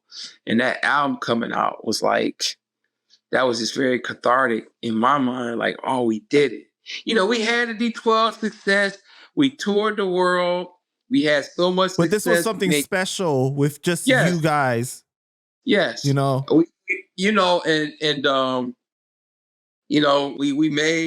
D12. We made like I said before, we made a shitload of money. We were very blessed to be in the whole Shady Ram. It was the #1 rap label at that time in the world. We were very blessed. But for me and Proof, it was kind of like a personal agenda because now, mind you, if you're following the story, I know you are, but I was no longer managing D12. My reign, me and a partner named Rico Shelton, we managed D12 from 99 to 2004. And remember, right before D12 World. Oh, we got fired right before D12 World came out. Right, that's what I mean. Right before it came out. Yes, we did. So we did that right, and mind you, and Proof called me and said, "Hey man, we got to finish this." So I was consulting. So when me and Rico Shelton got let go as manager of D12. I kind of not being two-faced, but I started working for Shady Records because, as you know, I do marketing promotions. And, some of M's early albums, when they was on Interscope, I promoted. So Paul Moby brought on as a consultant, for some records and do van raps and, just a couple of things that I, that I was good at. So when Proof called me, say, hey man, I know you're no longer, D12 manager, but I need you to come on home and let's finish what we started. So I started being in his, in his solo record, because that was his debut solo album. And Proof, he knew how much time and energy me and him both put into it. And he said, justifiably, Mark, you need to be here. You need to help with the marketing. So so we made our reunion, We always was cool as fuck. Even, the time, we wasn't managing them. That was still my brother, but it just, it just didn't work at that situation being management. So man, it's Proof called me home. He said, hey man, I need you on the team. I got my first album coming out. He had mixtapes and all of the, little knickknacks and stuff. But this, Sergio Garcia was his official album, his debut album. Right. The album involves a lot of theme about death, right? Yeah. And Proof was described as this person that was full of life energy, funny, you know what I mean, comedic and stuff like that. But we gonna they get say deep. comedy. Yeah, Just wait. But they say that comedy comes from a very dark place. you do. So I know that for a fact. Yeah, that's me. Yeah, because if you notice, like every comedic movie, it starts out with like a funeral or a death, something very tragic happens, right? It's like it's connected. You know what I mean? Like, or like a sad movie starts out funny. It's like they're very connected, the elements, right? But were there darker elements of his life that he kept away that came out in this album? I'm gonna tell you something. No, let's just keep it. We've been on here, so let's just keep it extra funky. Let's just keep it real. I noticed something proof, and this is me being a friend and a business partner associate of his. Me and him, like I said that I'm an avid reader and I'm a book, like I got hundreds of books in my house, maybe 1,000 or so. Not like a few hundred. Proof was a book collector too, right? I noticed something, and this is where it turns dark, and this is going to answer your question. I went in his office one day, and I noticed Proof started reading about Tupac. And I said, okay. And I always believe in, and you could tell that I believe in emulating what you want to be. In this whole interview, this podcast, I always talk about how I emulate when I talk about Billboard. And I noticed Proof always had a Tupac book in his hand. And one time I went in his office, and mind you, even when we were managing D12, me and Proof was still tight as hell. I would still come see him.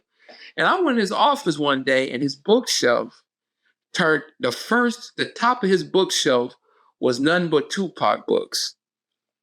And me, man, and Proof is like this himself. I want like some celestial stuff. I'm not just like, I believe in like the vibe, I believe in, a lot of, ghosts, and I believe in the whole, the celestial world. And I said, Proof, I checked them. I said, man, why you got all these Tupac books on your top shelf? He said, no, I'm just studying him. And I was like, nah, man, I don't like that. And we got into an argument, literally, because the top shelf and I believe in, in your mind, you can create your own world. You can create your universe.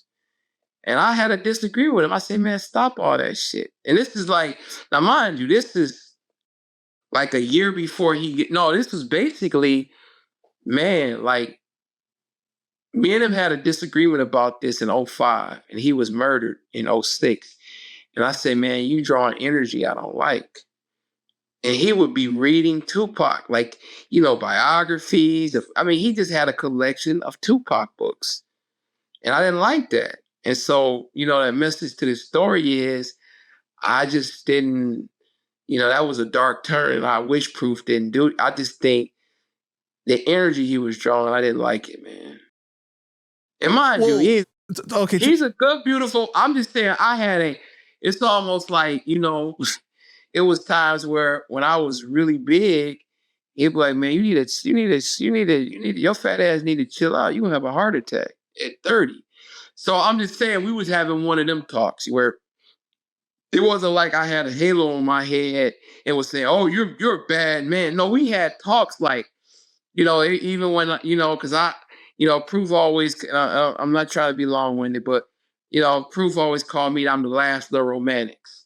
Because I would be overly the girls. Proof like, man, you need to calm that shit down. And the story I'm telling you, and it goes into what you're saying, is he started reading a lot about Tupac. He started getting engulfed in that. And I just think that was a bad energy, in my opinion. And me and him had a disagreement about that before he passed. Well, let me clarify something, because, the internet will run with certain things. They'll be like, Mark Hicks said that Tupac got Proof killed, basically. You know what I mean? Like, you know, so no. I'm just saying it's the energy. You know what I mean? It's a energy. But you don't think that he absorbed the good things about Tupac? You thinking that he just I think absorbed the he more did. negative side? He did. But I think that I just didn't like that. And like I said, I'm a Tupac fan, but it's just like the energy that, you know, Proof was like really reading about him. And I just didn't, you know, it was just something I had to speak on.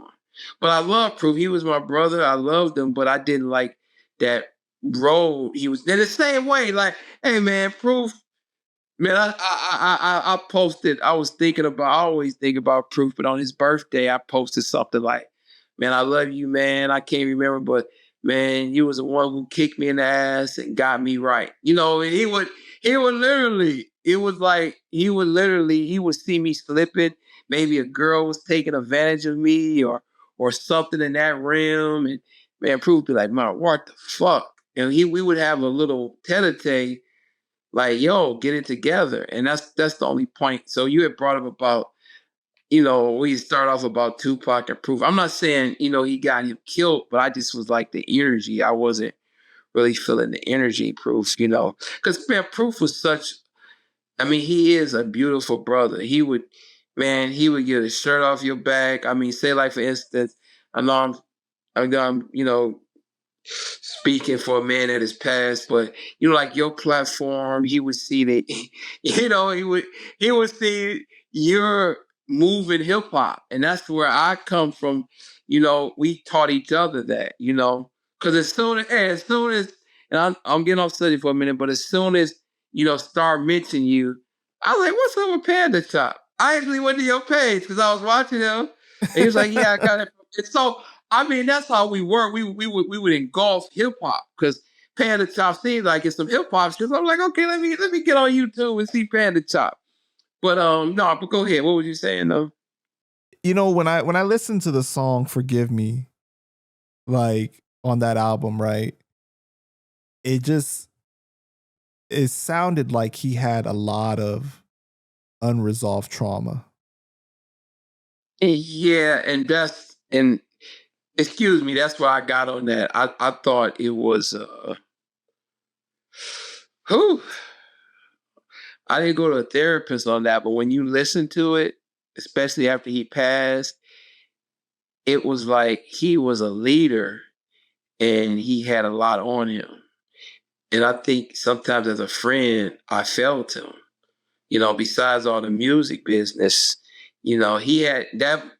So that's the point I was making. That album was not like, I was proud of it. You know, tears came to my eyes because I know that was a combination of all what we did. Just me and him, you know. And like I said, it's going to be motherfuckers who be like, oh, I was Proof, this Proof. But the motherfuckers who was really there, they know me and Proof was thick and thin. You know, if you see Mark Hicks come through the door, Proof was probably 5 seconds away. And it was like a combination of, you know, hey, we made success. But when I listened to the album, like after he passed, I got depressed, man. You know, I listened to that album and really, you know, being like, being in the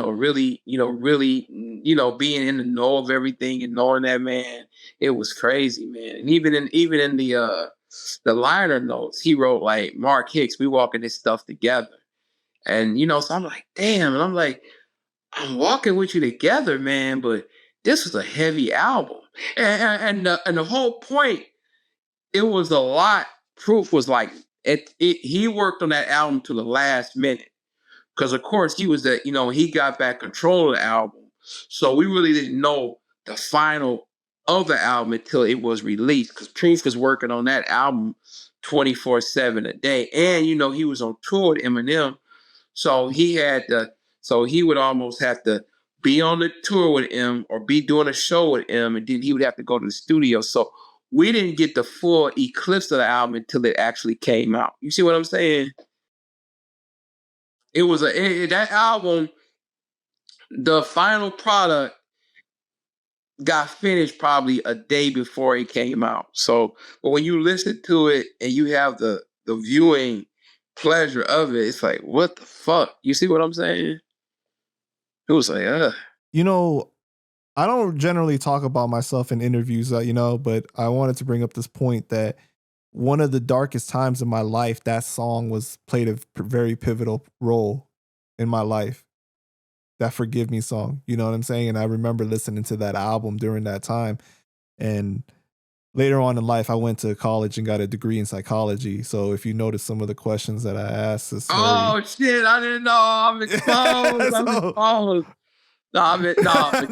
No. But yeah, but that's, it's just like I remember analyzing that album and I was just like, damn. And then I remember when he passed away, I was just like, wow, like this is kind of like one of the main things I remember now from, it's because there was so much controversy over his death. And then that was like his like real, one of his big footprints, you know what I mean? That he left with the album.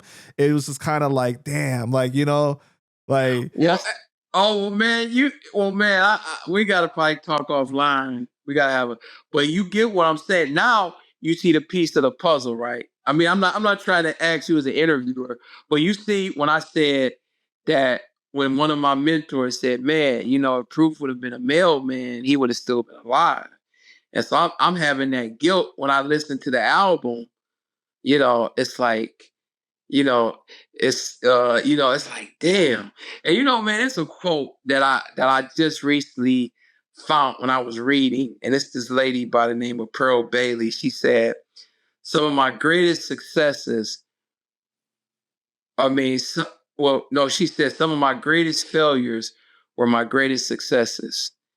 And I guess that's the point of, the analogy of the Proof Project, because it almost was, it was sad, when you think about how it was all put together, but then it was great. He put out his album and, his whole, I consider Proof like a zeitgeist. I consider him like it's an energy in this city. He is like, people on the line not call him the mayor of Detroit, the hip hop mayor of Detroit. But I think it's a zeitgeist, man, because man, Proof just wouldn't let shit go. I mean, he didn't. It wasn't a losing. You couldn't. Like I said, when you talk about MC battles and M losing, it was like, no, we're gonna do this. We can't. We're not gonna lose. And I still till this day,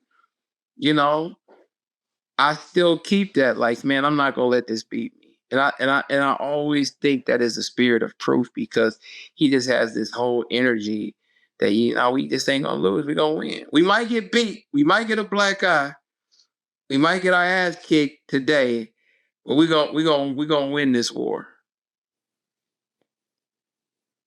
Yeah. And I hope I'm not getting a little too. Sure. I mean, we get a little. We might got. No. Most definitely. This is what I wanted. As an interviewer, I always like to really touch on the deep topics. You know what I'm saying? So it's like, right. When I get somebody that's willing to feel comfortable enough to be vulnerable, to share something real like that, to me, that's how I judge my success, like as an interviewer. Right. Yeah. So. Look, that was, but, I will thank the man, because I don't think, because we both batteried each other. We both put a battery in each other. And I don't think I would be in hip hop as long as I was, because you got to imagine, you're talking about, and that's why Proof name is Proof, because he wanted to say it's still proof that it's talent here in Detroit. And you got to remember, man, we come from Motown. We come from a very in my opinion, one of the top music cities in the world, from the rock, absolutely, Berry Gordy, and Proof. And back in the 70s, man, Motown, and I love Berry Gordy. I never met the man, but I consider him a mental mentor. But they just moved out. They said, okay, we move it. They, Motown wanted to do Hollywood. They wanted to do movies. So they took all of their team and they just Man, they had a big ass building downtown Detroit. They moved it all away. And it really hurt our city. And that happened in like the late 70s. And so it was a vacuum here. And that's why Proof was like, and, me and him, we really started getting cool, and we was like, man, we gonna do this shit. So it's two kids, a kid from, Highland Park, a kid from the Detroit, we just we hyping each other up. And not to say it was a lot of success in Detroit, not to say that we were the only bright, because it was a lot of guys doing stuff here, but we were like, okay, we're going to do this shit, we're going to do it. And I think it put an energy, it helped put an energy into this city, Talk to us about that night that Proof passed away, like when you got the news, and what was your immediate reaction, man? Okay, at the time, this is an eerie. Okay, with the Proof, okay, let me get focused on this. Okay, the day started out where I had this girl, we were getting real cool, and she was my girlfriend, and we decided to move in together. Well, she moved into my house because I had just bought a house, and she was like, yo, why don't let me move, we was really getting we were down near married. And, we was very, it was almost we were very, very, very, very together. And so the day she was moving in, and you know how women are, they she rearranging the whole house, getting it together. And so I left. I said, you know what? I'm leaving. I was like, you could do it. I loved her. I was like, look, you gonna do that. So what happened, I left. Proof comes over and she's tidying up, and he knows that she lives with me now. Well, we share a house together. So he throws a rock at my window. Cause he knew that he had keys to my house. He basically had a room at my house because I had a pretty big house. And so, so my girl, she says, he throw a rock at the window because that's how he would literally get me to to be like, hey, I'm downstairs, open up the door. So she says, oh, Proof, Mark ain't here.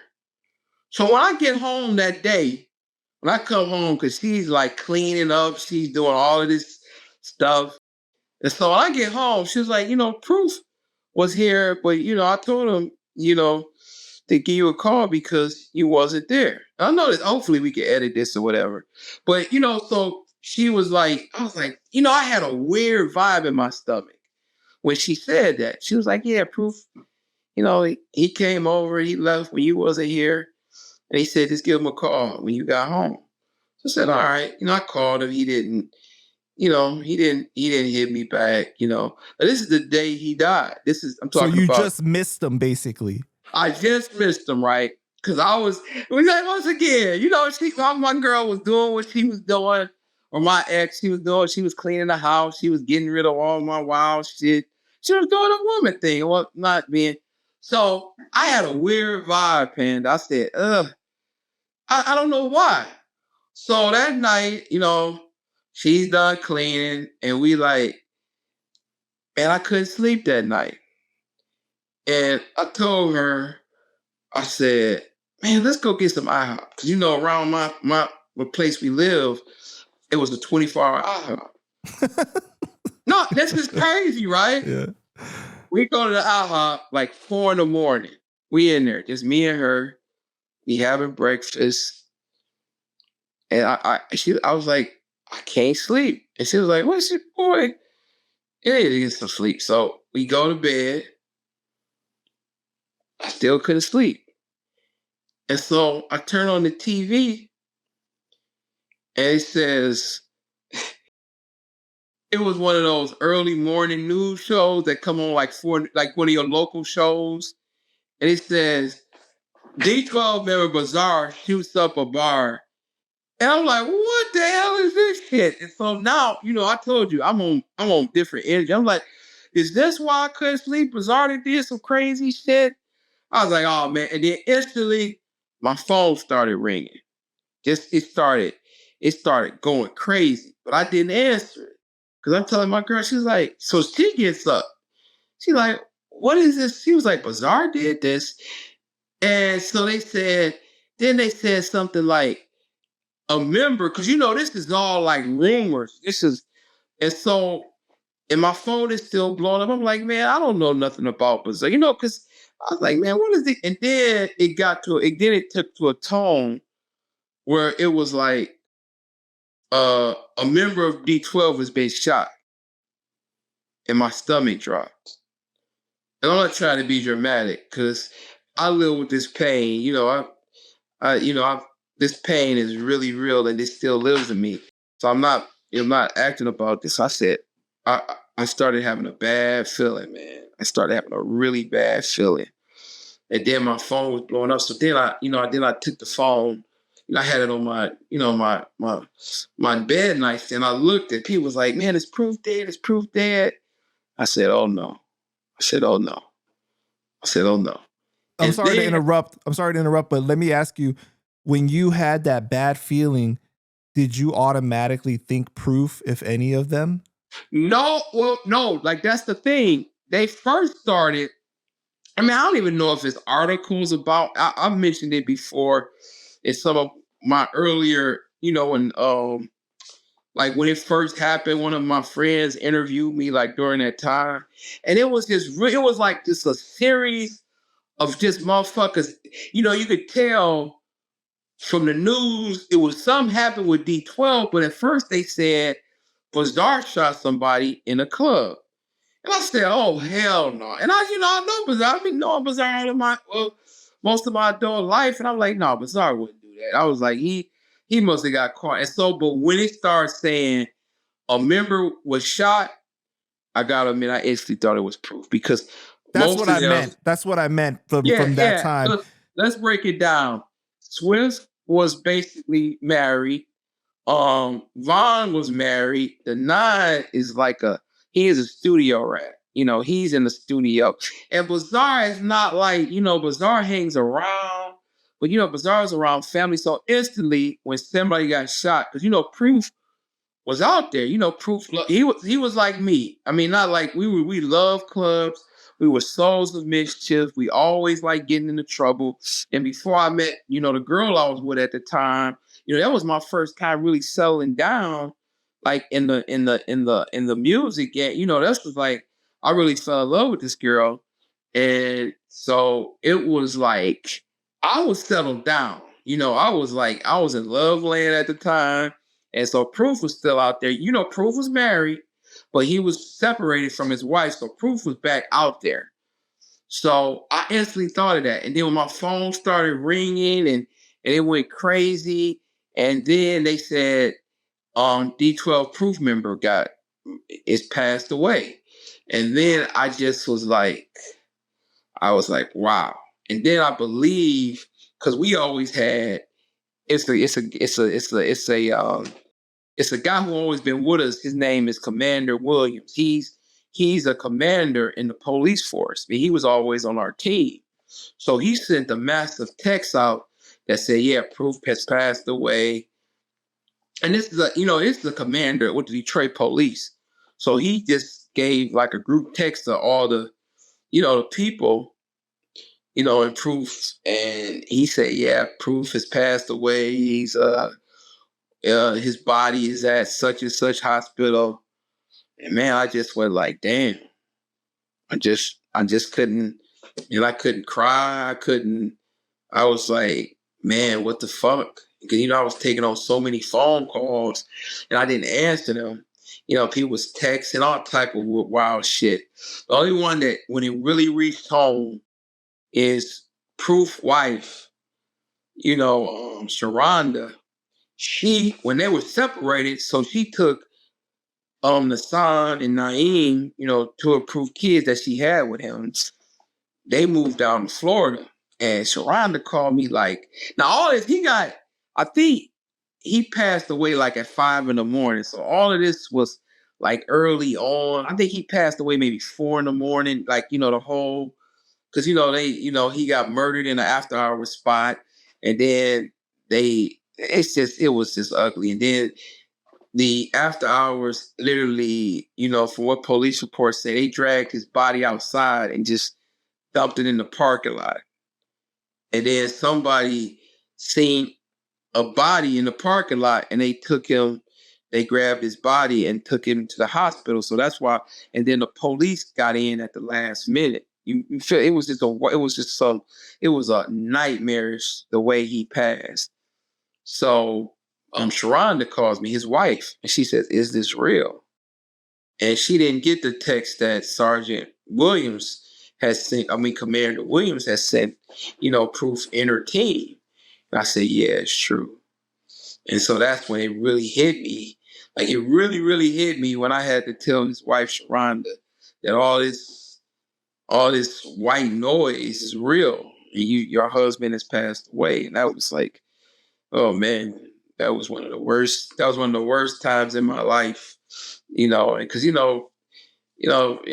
Sharonda knew. That's why she called me in essence. She knew I was one of his main guys, and I was like synonymous for me being a promo, and me and Proof hooking back up, for the album. So she knew we were tight, and that was like, so man, I just had to deal with all of the drama, and so everybody, that whole day was like a nightmare.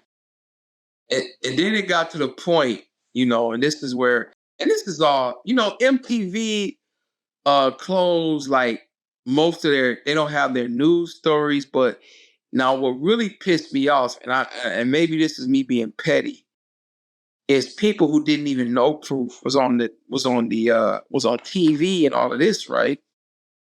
So a friend of mine named Shaheem Reed, he worked at MTV. And he called me up and said, "Man, we got to come in town." He said his condolences about Proof, but he said, we got to cover this as MTV because, D12 and Eminem is like, they're like legends on our MTV channel. So Shaheem said, "Man, I got a question to ask you."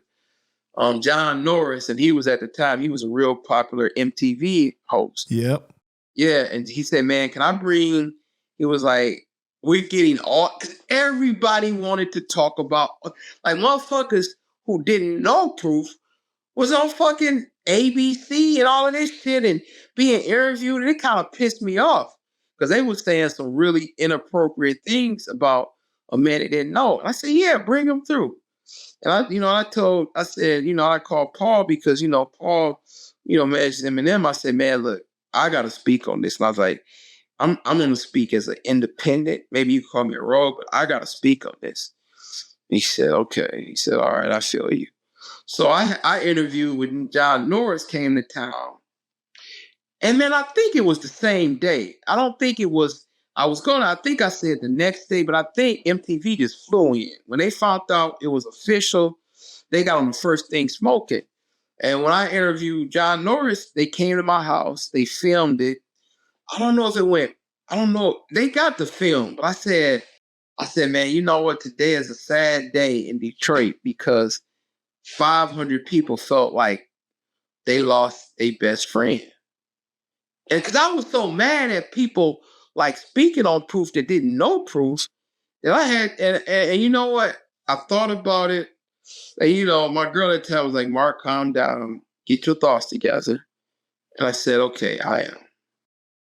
And I came with that thought. And John Norris, when he was doing his MTV hits, he mentioned that. And I kind of liked that because I felt like I didn't want to diss nobody, but I said, and that's true. When Proof died, 500 people felt like they lost their best friend. That's how much of an impact he was in people's lives. So I was really comfortable with it. I got that off my chest. I thought I was gonna be like, "Oh, you fake motherfuckers! You don't talk about my motherfucking friend." I didn't go that route. I just said, I know the whole city, and I just said, because Proof made friends everywhere he went. And it was like, so I guess that resonated with the city, and it was just man, that whole day was sad, man. It was like sad, and everybody thought they lost their friend, you know. And I was trying, you know, people was, you know, since I was very close to Proof, you know, people was calling me, and I didn't want to take no calls. I was sitting, you know, somewhere sad and trying to hold back tears. I didn't know what to do, you know what I mean? And people was, you know, they wanted some kind of semblance. But I was like, man, what do you call, you know? So I'm like, what the fuck? You know, and man, it was just a whole sad time, you know? So what was reported about the murder was that it was a pool game at the CCC club. The pool game turned into a heated argument and escalated into a physical altercation. They say Proof allegedly shot the guy in the head that he was fighting, and the bouncer was the cousin of the guy that got shot, and he shot Proof 3 times. But then Reginald Mud Moore said that the bouncer actually killed his own cousin and Proof at the same time, basically. Yeah, that's correct. Now on a side note, me and Reginald Moore, that's Mud, we don't get along at all. We have different issues just on some other shit. But he was there with Proof that night. He was there. Yes, he was there. Now I got on a side note, or just an asterisk in it. Proof's eldest son, Deshaun Holton, his eldest son, he's working on a documentary about trying to clear his father's name. You probably know about that. So, what all the interpretation I got and the paperwork I got, the guy, Jonathan Bender, whatever, the guy, I kind of keep his name out. They went to school together. You remember I told you Proof dropped out of school early? Like he probably dropped in 11th grade. Well, they went to school together at Osborne. And they just ran into each other at this pool hall. And mind you, the pool hall was at after hours. And all this is what I'm talking about. All of this has been documented. The pool hall, I mean, the after hours is basically like a family. Like 80 to 90% of the people in that after hours were family members. So Jonathan Bender and Proof, you know, Jonathan Bender started breaking balls. Like, just like, oh man, you remember he was in high school, he was a little punk motherfucker. I just heard they was having words. That's coming from a lot of people, you know, that testified. They was like having a pissing match. So, you know, Proof and him both started like, you know, they was playing pool and they was like, you know, being like my mom called nasty nice to each other. And an altercation happened. And Proof and him started fighting. And I do believe, this is just me, I do believe that Proof was in a situation that he knew it was like, it was a family event. And so Proof like kind of shot in the air to like, Proof would never shoot nobody. Proof shot in the air because he was trying to, you know, get out of there. You know, he shot in the air. And what happened is the bouncer, which, you know, Reginald, I agree with Mud on that. The bouncer, I believe, killed Proof because Proof got shot in the back and in the back of the head.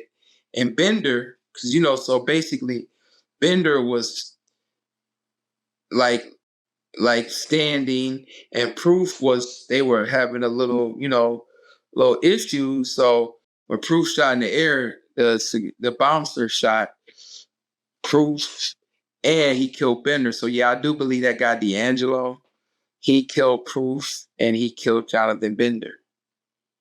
His cousin, that's his cousin. Yeah, you know? Right. Yeah, I think that happened. And, you know, it's been reports and, you know, even on Wikipedia now, you know, at first they used to be like Proof killed, but now, and I'm not saying Wikipedia is the source of knowledge, but it said that, you know, it said that he you know, Proof was murdered, and it's finally starting to come out. Didn't they say that there was like proof that there was no gunpowder on Proof's hand or some shit? Yeah, like that? It's coming out. It's coming out, man. It's some weird stuff that's coming out. Yeah, it's saying that Proof didn't have his gunpowder. I mean, I mean, Pepper Holt and Proof Mom, she said that up and down. She was visual. She was like, but if really he shot in the air, he would still have it on his hand, though, right? So we're not sure about that part. We're not sure about that part. We're not sure about that. Because I did read that other people said that the bouncer shot in the air too. Yeah, well, something like that. That's what I'm saying. It was either like Jonathan Bender, like it was something where maybe they were fighting for the gun or something, because the gun wasn't Proof's, or it was, I don't know if Reginald Moore, what you say, Reginald Moore had the gun. Proof did not have a gun on him at the time. Oh, shit. Yeah, so it was like a fight, and that's what I meant. I mean, I'm just trying to read, but it was a fight over the gun, and it got shot in the air. And I think Jonathan Bender or something might have had a gun. So it was really literally Proof did not, and even in testimony, Proof did not go in there with a gun. He just, Reginald Moore worked at the casino, and he had a gun permit because he worked at a local casino here. So it was all about, but D'Angelo had the same bullets, and then they just then they did some shit where D'Angelo, it was a lot to that whole case. Yeah. And it's like a lot of questions, but let me just ask this though, because if Mud was there with him, right? How was Proof's body just able to be dumped on the side there? Like, was Mud gone after that point then? Like, he wasn't there after he had got shot? I'm speculating. Allegedly, a lot of the people left because it was almost like, it's like, okay, Panda, let's just speak hypothetically. And all of this is when I'm saying allegedly. Say like me and you are at the Jackson family barbecue, and it's just me and you. We have no relation to the Jackson family, right? We get into an issue, and we're outnumbered. So shit can happen. You feel what I'm saying? I'm not saying I would run out on you, and I do believe in who I came with, I leave with. But I'm saying that it was painted that was really a family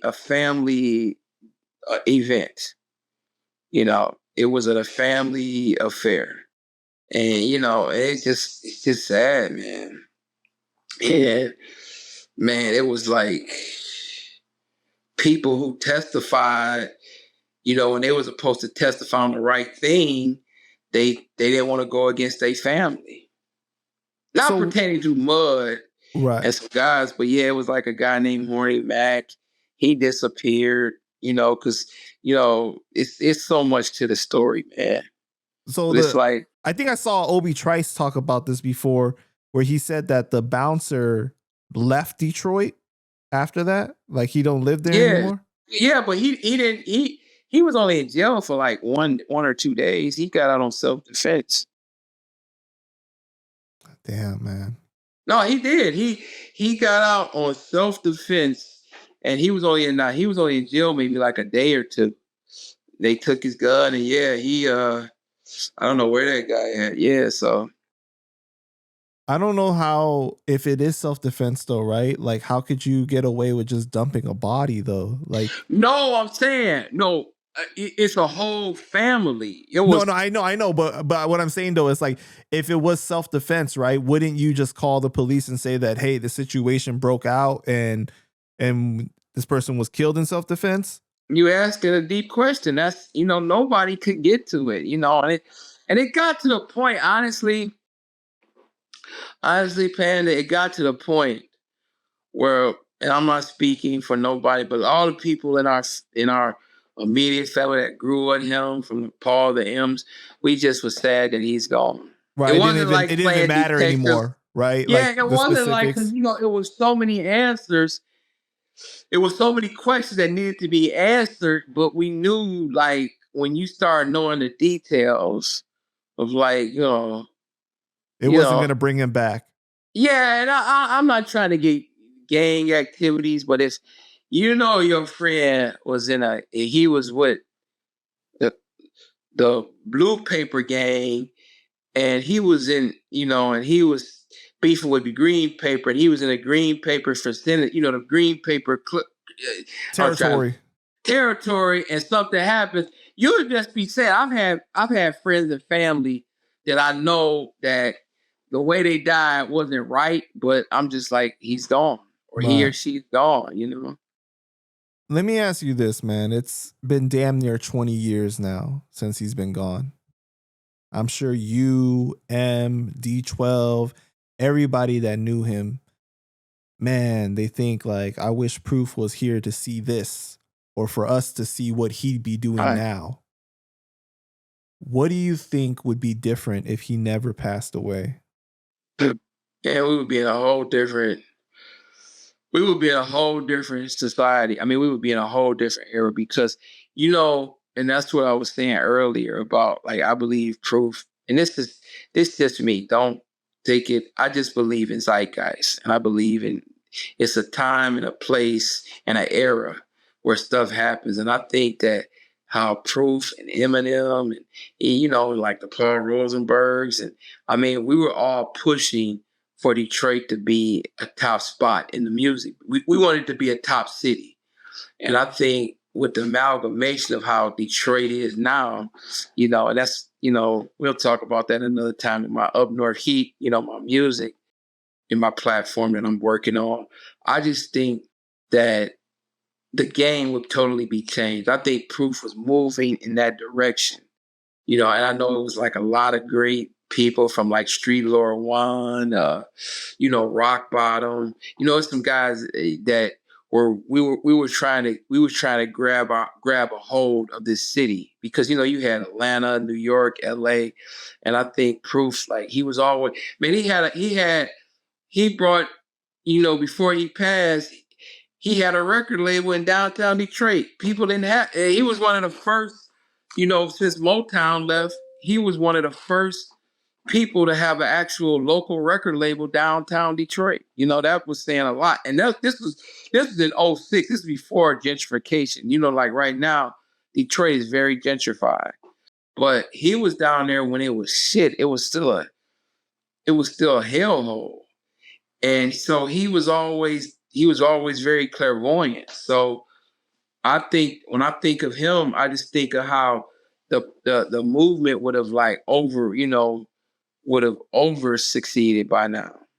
Well, man, rest in peace to Proof, man. His son, Nassan, is doing his thing. So I gotta give Nassan is really like about to blow. He's on a good trajectory, but I just think our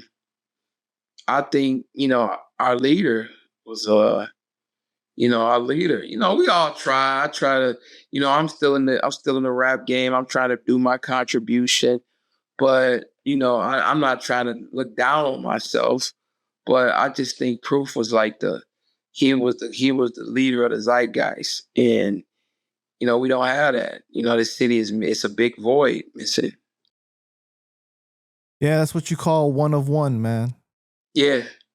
You know what I'm saying? Yeah, when you listen to his album, it's like when you listen to his only album that debuted, his album debut, you could be like, wow. So now, I mean, we really hear it because you see that and you like listen to the album and you see the voice. Honestly, I really don't listen to that album a lot, to be really real with you. Yeah, I can imagine, you know what I mean? Yeah, like I really don't, because it's like, it's just so sad. And, it's like, it just shows it has the glaring void. Maybe like on a Henny night or something like that, like one of those mood kind of things, you know what I mean? But like not something you probably want to listen to on a regular basis, because it gets you in that darker sure. That's mood, what I'm saying. Yeah.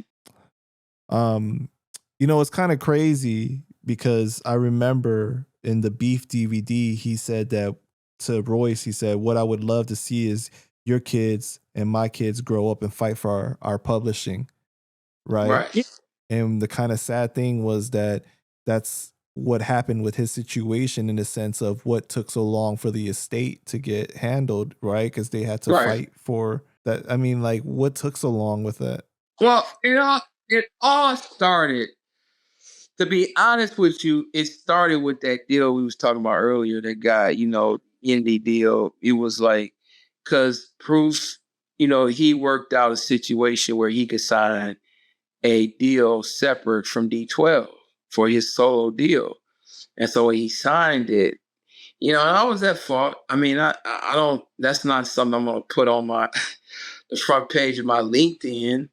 The deal was a lot of money up front, but the deal like kind of fell apart. You get what I'm saying? It's like, it's a deal that, it's like it was almost like one of the NBA deals where a player signs an extension or signs a deal, but then he's playing with shit. He signed a big deal, but he don't have teammates around him. Not D12, I'm saying the record company that I get what you're saying. Yeah, and so it was shit. And so we management had to fight basically that. like how like in ball what you're talking about, it's like the management's not doing the necessary steps to make sure you're successful and stuff like that. And so we had to fight through all of that, man. I mean, and it's still Proof knew he was trying to legally, he was like, before he passed, he tried to get all into that, and it just like it was like, man, it was ugly. And then just a notion where I gotta put a little note on there that this has nothing to do with Shady Records. It was Proof, because Proof had his label Iron Fist. Right. So, but in terms of D12, that was all right. Shady Records was all right. That situation, it had nothing. Sometimes people misconstrue shit. This is just Proof did his own business venture. We're not talking about D12 per se, or Eminem. That was good, but with his like your Friday, like you're right, man. I mean his kids and his wife, because they were separated, but she still was his wife. They just got control of that album like a year and a half ago. Right. It was fairly recent. Yeah, it was, and then it was. Then we thought it was done, but then it wasn't done. So it was a lot of bullshit to that, man. To be honest with you. So this is a good transition because of what you brought up with him, and this had nothing to do with Shady, but there were allegations that were thrown out in regards to that. The origin of the beef between Esham and D12, right? What exactly happened to cause for there to even be a problem? Because Esham said that D12 started it with him. Swifty said the beef wasn't really even that serious. It was a bunch of ego and being young. Yeah. Right. You know what I mean?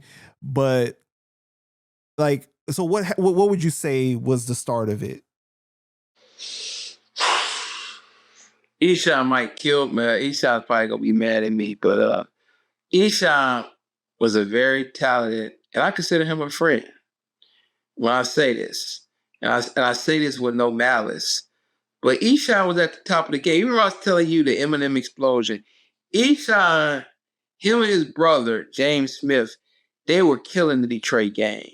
They were like making money. They had their own record label. They were a success. They were selling out. Man, they were making so much motherfucking money in the game. And they were at the top. They were at the top of the game. And then I think, this is my opinion, then this whole Eminem explosion happens. And Esham had been the king of rightfully so. When I say this, Esham is very creative. I don't know if you're into Esham. Esham is like very creative. M listed him as an influence too, though. Yeah. But what I'm trying to say is like Esham was number one in this market, Detroit. He was number one for like years on years, and then you have this kid, and all of us know each other. We're cool with each other, right? Like we could walk somewhere. We could walk into a Pizza Hut, or we could walk in the mall. Hey, Esham, what's going on, man? How you doing? What's going on? Hey man, you want to drink or something? Everybody knew each other, right? So Esham was so number one for all his eternity. And then when you get this How My Name Is, and now that's number one. And in life that happens, Like I had a top promo company in the 99 and then in 2000, somebody else, because I put the brakes on when I started managing D12. The process of life. Stuff changes. And I think Esham was kind of pissed. Esham was like, yo, he had been number one, making money, and then you hear Eminem and his crew is number one. So he had an issue with that. And so it was ego. So June 2001, Esham releases his album Tongues, and on it is the diss track Chemical Imbalance. And he talks about Haley being in a coma. Right. Did you think that he went too far when he said that? Oh, I knew it was on. I tried to it was about to be on. And that's what happened. Cause okay, when that was going on, Esham was shitting on D12 and everything, right? So D12 was overseas, and I was here because usually, my partner Rico was with the group overseas, and I would be here like if I had to go to New York, if I had to go to LA, if somebody had to be in Americas.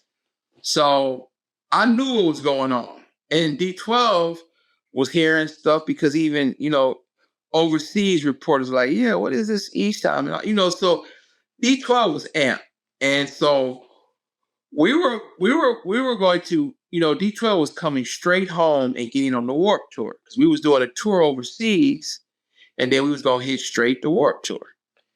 So I knew what was coming. When I heard that album, I called up. It was Overture Records because Esham and his brother, they did a special deal with this record company, Overture Records. So I called up Overture Records, like being professional.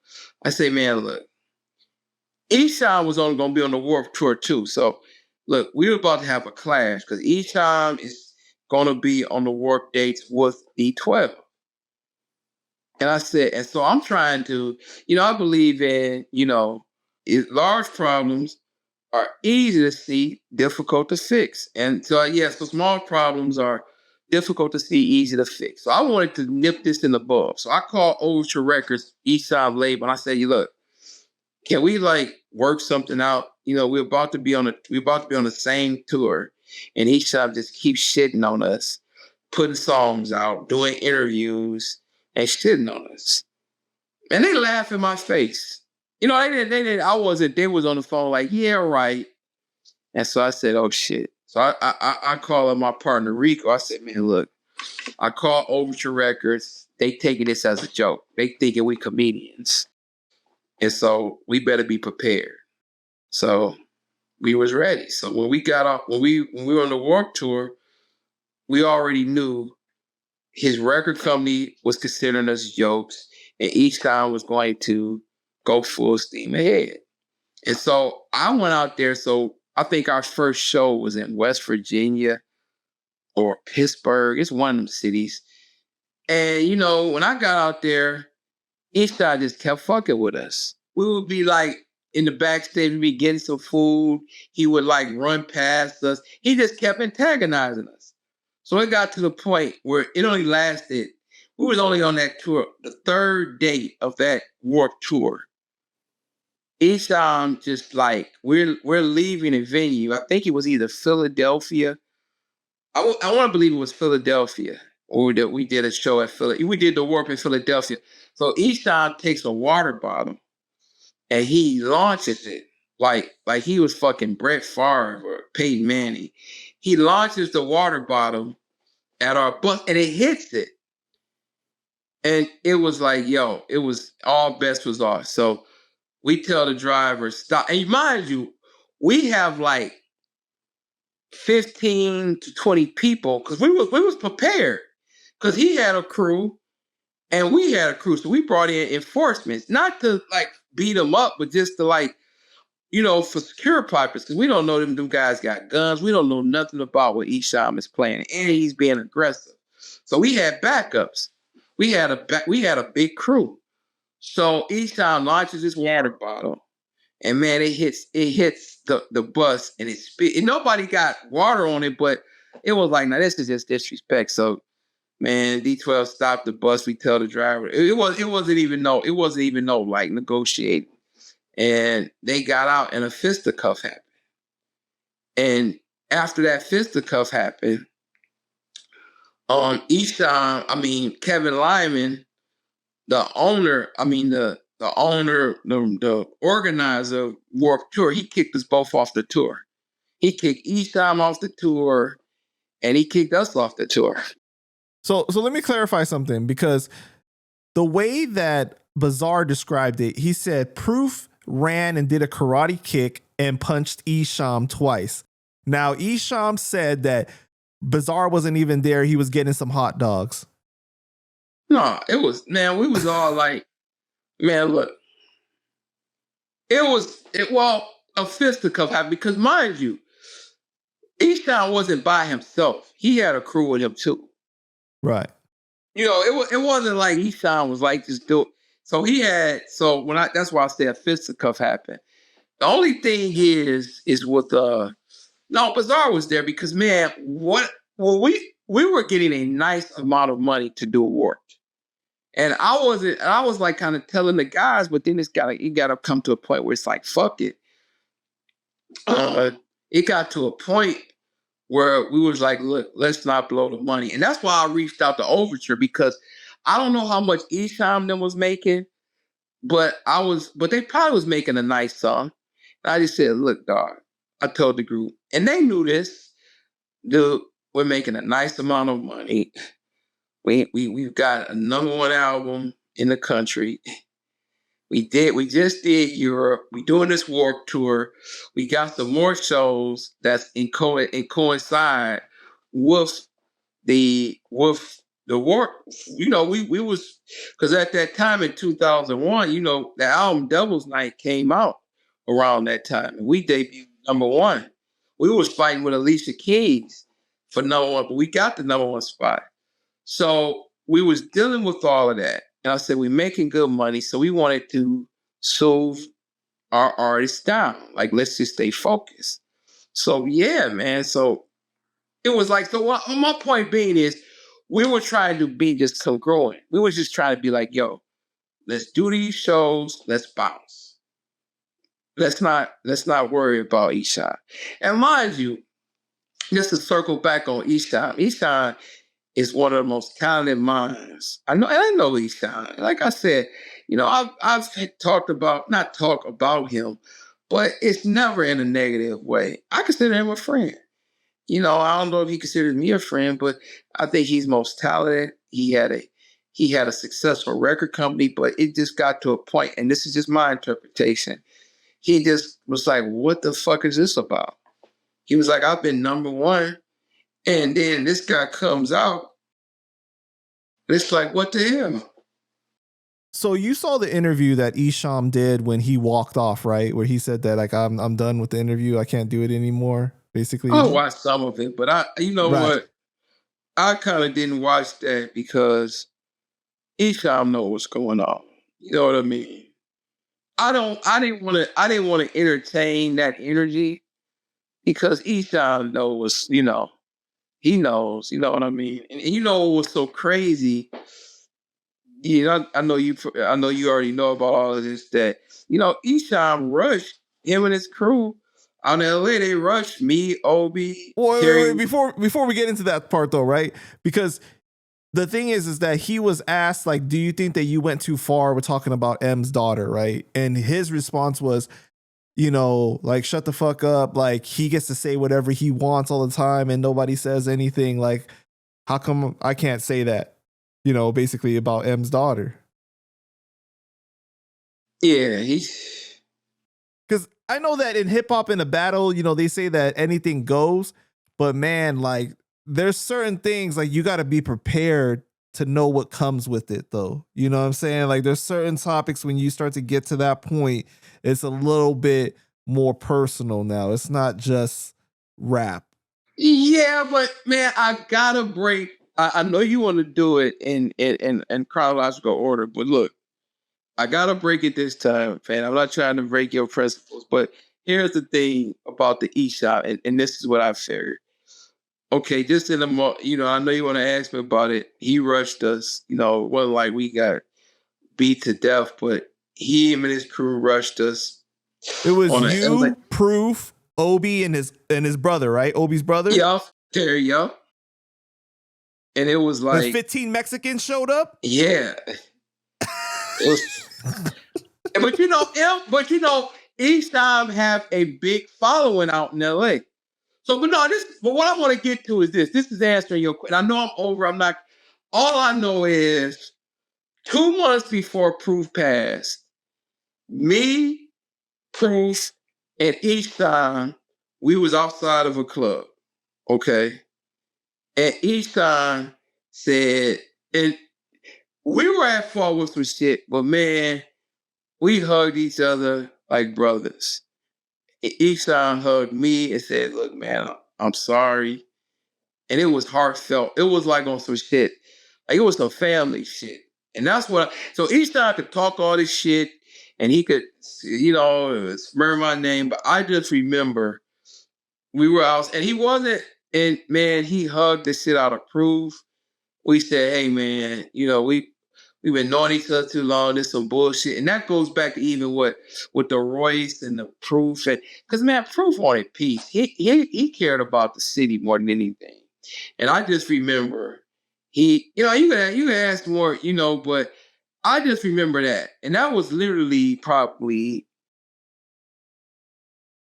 2 months before Proof, because Proof got killed in April. And it was probably a winter night. Like it was like in February. And we was like, me and Proof was walking into this bar and just Esham was outside. He was just hanging out with his girl or something. And he was so happy to see us. And he just was like, man, I'm sorry. And we just hugged it out, man. Literally, we hugged it out. And because we've been knowing each other forever and a day. We've been knowing each other for like, at that point, we had been knowing each other for over 10 years. And it was an eclectic circle, the music, the hip hop family in Detroit. So you had to know each other. You know what I mean? So I digress, but I just wanted to, that's what I remember about Esham. So all of that stuff he's talking about, I just remember he was sincerely apologetic. And we were too. Because, I was like, Esham, man, how much I revere you. And, Proof said the same thing. So it wasn't like Esham was coming on some hand in hand. We did this as real men. And it wasn't I'm feeling sorry for Esham. Esham said it was just, man, look, he just went too far. And we music family. So let's end it here. To your knowledge, him and Proof had not spoken on the phone yet, because his recollection of it is that he had called Proof and they had squashed it. That's how they did it. Yeah, but it was more like heartfelt. It was like, this was the first time we all had seen each other, I believe. Now, he may have squashed it, and you know what? I believe you're right, but this was like, man, come on. Like when you see, how it is, man. When you see somebody, you might apologize, but when you really see somebody, you look at them, and this wasn't like an arranged meeting. It was like I think me and Proof was, I don't know, man, we might have been on a double date. No, it wasn't it might have been like a double date. And we was like hanging out. We was like, hey, let's just go for a last call. And it happened so inorganic. We getting out the car. We got a great parking space. And we get out the car. And like I said, it's February. February in Detroit ain't no fucking joke. But we get out the car. And Esham is just standing there. And we like, man, this is like the vibe. We're sitting here talking to you. You see what I'm saying? We sitting here.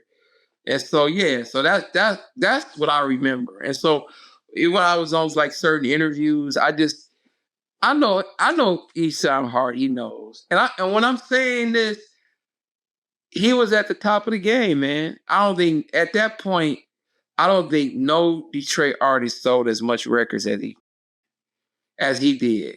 But hey, when Interscope got in that machine, man, it was Murder, She Wrote, Now let me ask you this, because Big Nas, Eminem's former bodyguard, Yes. said that his uncle Al Williams managed Esham, right? And there was a time where E was supposed to sign to Shady Records, and it didn't happen. No, that did not happen. You know, it's so funny. Is that man. true though? Is that true that No. was supposed to happen? No, that wasn't. I'm gonna tell you what really happened. And I kind of skipped over this, right? Here's what happened with that. And you know, if you read Big Nas' book, you know I was the one who suggested he got hired. If I don't know if you read Big Nas' book, because a guy who worked for me, you know, when I had my promo company, it was a guy named Wolf. And M and Paul we was about to do a rave. And one of the security guards didn't show. We didn't have security, and so I had suggested Big Nas. It's in his book for real. So Big Nas that's how he got on with Eminem through, you know, me and his cousin Whoops. Now, what did happen? Now, this really did happen. We was all at the MTV Music Awards. And Big Nas was there. You know, this is when Big Nas was employed by, you know, Eminem and Paul. So we're in a hotel and we're walking like 2 blocks to the MTV Music Awards. All of a sudden, at our hotel, Esham pops out of nowhere. I swear to God, he pops out of nowhere. And he says, "M, can I talk to you?" And it was like, you know, because we all know each other. M was like, talk to him, and like each time was like saying, "Hey, why don't we do some stuff together?" But it was never about to be signed. You see what I'm saying? It was never that. Now the meeting did happen. It happened in the lobby of where we were staying at the MTV Music Awards that year. But you know, M was like, "Well, we'll talk." But you know, it's kind of odd, you know, because each time really was by himself and he popped out of nowhere. We didn't know even how he knew what hotel we were staying at. So but, it was kind of a little more like a shock factor, kind of like like whoa, like was it blindsided? Yes. So he may have taken that as like M was disrespecting him, like he didn't really want to fuck with him, or like what? Well, no, it was a shock factor if you see somebody like, whoa, okay, and you know, it was like, you know, everybody. It wasn't like, you know, Esham said, "Hey, can I talk to you for a minute?" Yeah. But it was like 20 of us. You know, it was so, you know, M did stop and talk to, because man, anybody in the music game here, you pay respect to Esham. Anybody, you know, you pick up Esham phone call.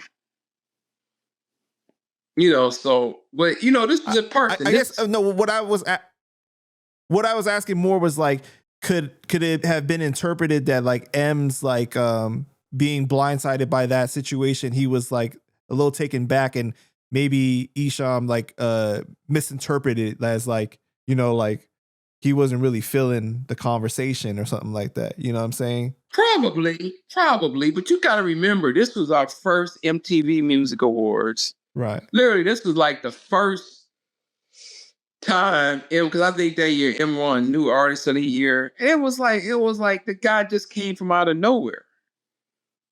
And we was like, what the fuck? You know, everybody know Esham, but you know, it was just weird. It was just like some crazy shit.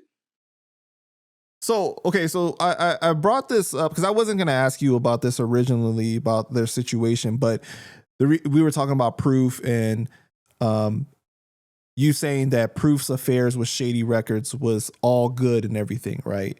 Right. But Esham has said on a podcast that when he spoke to Proof on the phone, Proof told him all the discrepancies that was going on with his label and what Paul Rosenberg was doing and everything like that. The picture he painted made it seem like things weren't good between Proof and Shady. It wasn't like that. I don't have no I always was thought we were family. And we did have, you know, is anything perfect? No, but Proof wouldn't even. Proof was such a dedicated person that it would, even if he had a problem with M and Paul, we kept that in house. I don't think, no, I don't, no. It was, Maybe Proof. he misinterpreted the issues that Proof was having with his independent record label deal. Probably so, because Proof was very stressed about that. It was a very stressful, and that's why I always gotta really, and this is like, man, I'm not trying to like cap for Shady, but anybody knows Proof had his own freedom to sign his record label. That was part of the negotiation. And so Proof could do what he wanted to do. Proof could have signed to the Sultan of Brunei. He could have signed to the president of Dubai.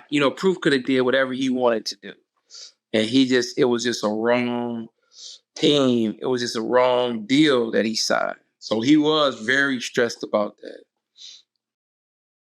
So when you guys squashed it with Esham, why didn't that squash it between him and M though? Like, I don't get that. Like, wouldn't that have like resolved issues for everybody involved? Well, it wasn't, M didn't never have beef with him though. I mean, it really wasn't. He didn't. I know, but like he's like attacked him multiple times since then, right? Like, well, they said that M dissed him on the Recovery album on the song Almost Famous, but what did he say, you don't hear his name. So. He didn't say his name or anything, but people tried to say like some of the bars were about him, but I couldn't really see it personally. Yeah, but then I noticed after that, that's when E started dropping some diss tracks, you know what I'm saying? And then like over the years, he's been very vocal about M. So I gotta go back. I can't answer that. I don't, man, because M just be like, I mean, and I'm not speaking for him, but M like, man, I'm not beef with nobody. That's how M been for like, literally for like 15 years. I mean, he, like right after like Proof died, if you notice, he may like joke around like we made you or something, but it'll just be like, man, I just don't want it with nobody. If you really notice it, right, he may make a little joke or two, like it'd be really, really funny, but he don't really want nothing. He don't really want no rhythm. So I don't think so, man. I don't think so. I would have to really listen, but it's part of his strategy. Like, man, I just don't want to, because he's like, if I diss him, then I'm gonna give him more attention, and then it's just I didn't like, take Almost Famous. I didn't take the song Almost Famous that they're saying that M dissed Esham on. I didn't take it as a diss. I can't see it, the connection that they're trying to say that was. But all I know is that after that, that's when you saw multiple diss tracks coming from E. You know what I'm saying? right. To M and like public interviews, things being said and stuff like that. So I was just asking more like, I thought that when E has squashed it with Proof, and it seems like everyone else in D12 has spoke positively about him, that everything would have been okay with M then from there, Right. Yeah, man, I just don't think Esham. And Esham has such a brilliant marketing mind. Right now, Esham could resurge if he really wanted to put his mind to it, and he got with an independent label. He could resurge like so crazy. Well, man, shout out to both of them, and I hope they can work that situation out, though. Well, you talking about Esham? Like you said, it's yeah, just because it's better to for Detroit to stick together, bro, than anything, right? You know what I'm saying? Because especially because they had interactions in the past and stuff like that. Like it seems like it's over a lot of nothing, really. Well, man, I'm telling you for real that. And once again, I'm not speaking for him. I'm happy. Like I'll say this as a friend. M is in a nirvana. He is so peaceful, and he is like, man, he is like, it's almost like I'm saying him, but I have some friends that are in the, I always strive. I tell people that I think I'm in a nirvana. I may be in a nirvana, I may not be in a nirvana right now, but M is just at peace, man. So I don't even think the character that he is now, I don't think he got no issues with nobody. You know, I don't even think he could. I really don't think he has a hostile bond like with, you know, with only when he raps, he's a little more competitive, and that's the reason to come out like that, you know. Yeah, but that's just the competitive nature of him. But he is like really, you know, he don't really, and not to say his old ways was vindictive, but man, he's just in a really great state, you know, and he just, I don't think he really, he maybe Esham is fighting a ghost because I don't think it's him, you know. Yeah, for sure, man. Last question, man. Even though I know, like, I already moved a whole bunch of questions to our second interview, you know, in the future. Let's go. Because I just had so many written down, bro. I had so many written down. Let's do it. And I know in the comments, in the comments, people are gonna be like, well, why didn't you ask him about this, huh? Why you ain't ask him about this? And I'm like, man, I probably had it written down. I just couldn't get to it because, you know, we just had so much to cover. But what does Detroit mean to you? Detroit is in my soul, man. I think about how my mom and my dad met on a humbug. You know, my mom was on her way to work, and my dad was spinning around in a Cadillac. And I still, to this day, I love Cadillacs. I inherited that, and I just think about how my mom and dad met on a humbug of getting to know each other. You know, I wouldn't be here. You know, and I just think I'm blessed. Like, I believe that Detroit is in my soul, man. And Detroit has blessed me with a career. And honestly, Detroit and hip hop is like a milkshake in my life. It's like a gumbo. It's like both of them have blessed me with so much. And like I said, it's been times where I could have left here and I had job offers, significant job offers, but it's nothing like Detroit, man. And every time, man, I get bitter over women or different things. But man, I just loved it. I just love the whole area of Detroit, man. It's beautiful, man. And it's just like Detroit is like a family spirit of mine, you know.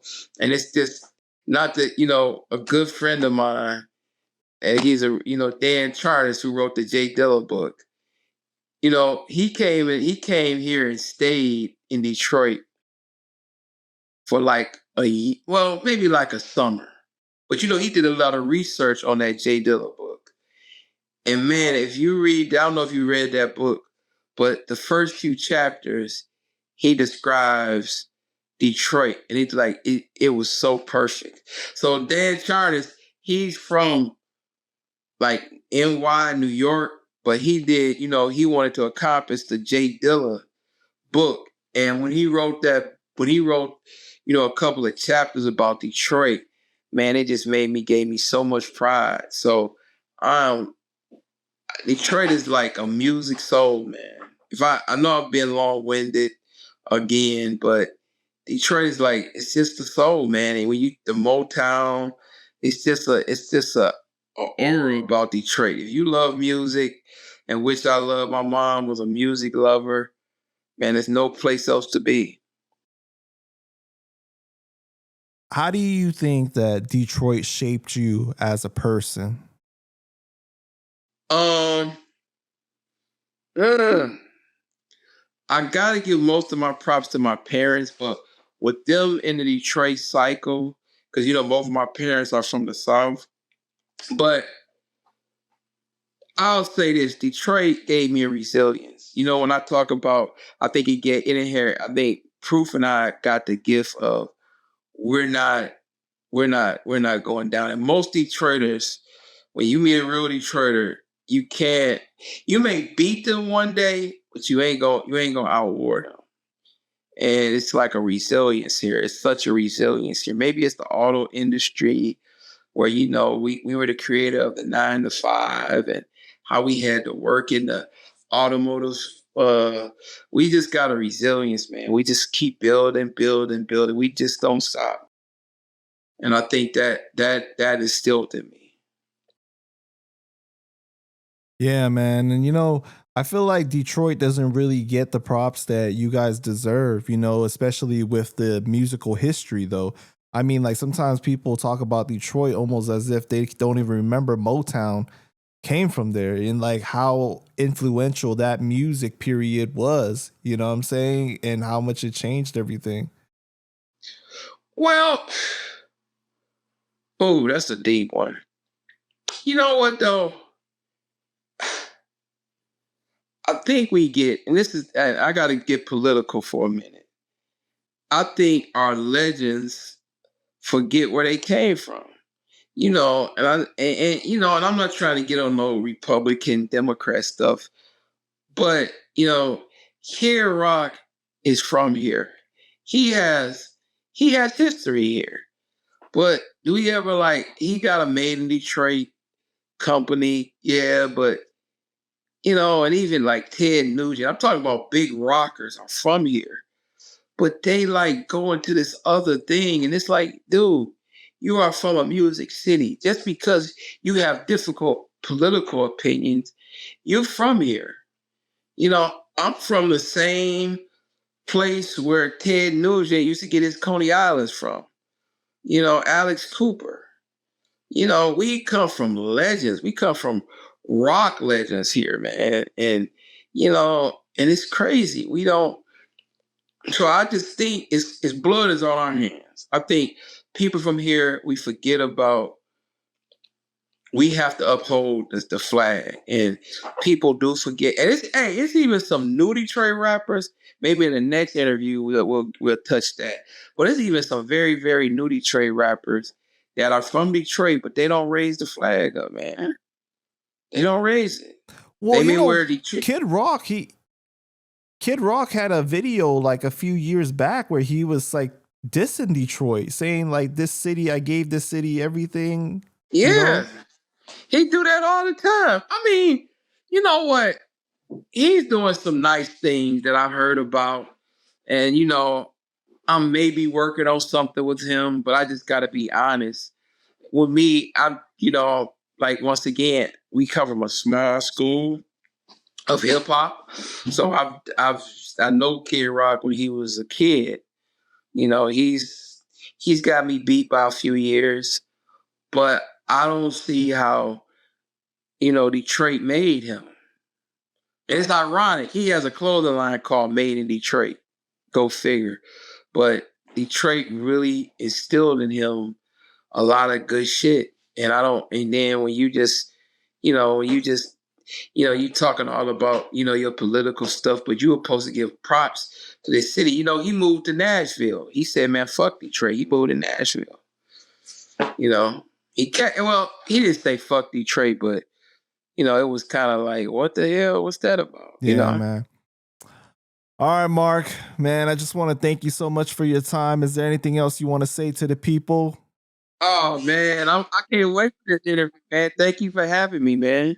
I appreciate you, man. This was a long one, but there was so much more that I wanted to ask you too, you know what I mean? But we're going to save that for part 2. Oh, man, when you think it's going to come? What'd you say? When you think it's coming out? Oh, I know you ain't cut it off yet, but I'm like, when you think this coming out, I'm dying to see this interview, man. Oh man, I gotta edit it up. I think we probably did 4 or 5 hours, right? So it's a lot to edit. You know what I mean? Yeah, I'm looking at and it went by. I'm like, damn, it's midnight. Oh shit. Yeah, but I'm glad that it didn't seem. I'm glad that it didn't seem long to you though. So if the time went by fast, you know what I mean, then that means we had great convo. Oh, it went by like seconds. No, man, I swear to God, it went by about seconds. I gotta get up I gotta get up in the morning. But yeah, man, I mean, we all gotta get up in the morning. But I'm saying I feel energized. I'm gonna go get me some rest, and I'm gonna be ready for the world tomorrow. All right, Mark, appreciate you, bro.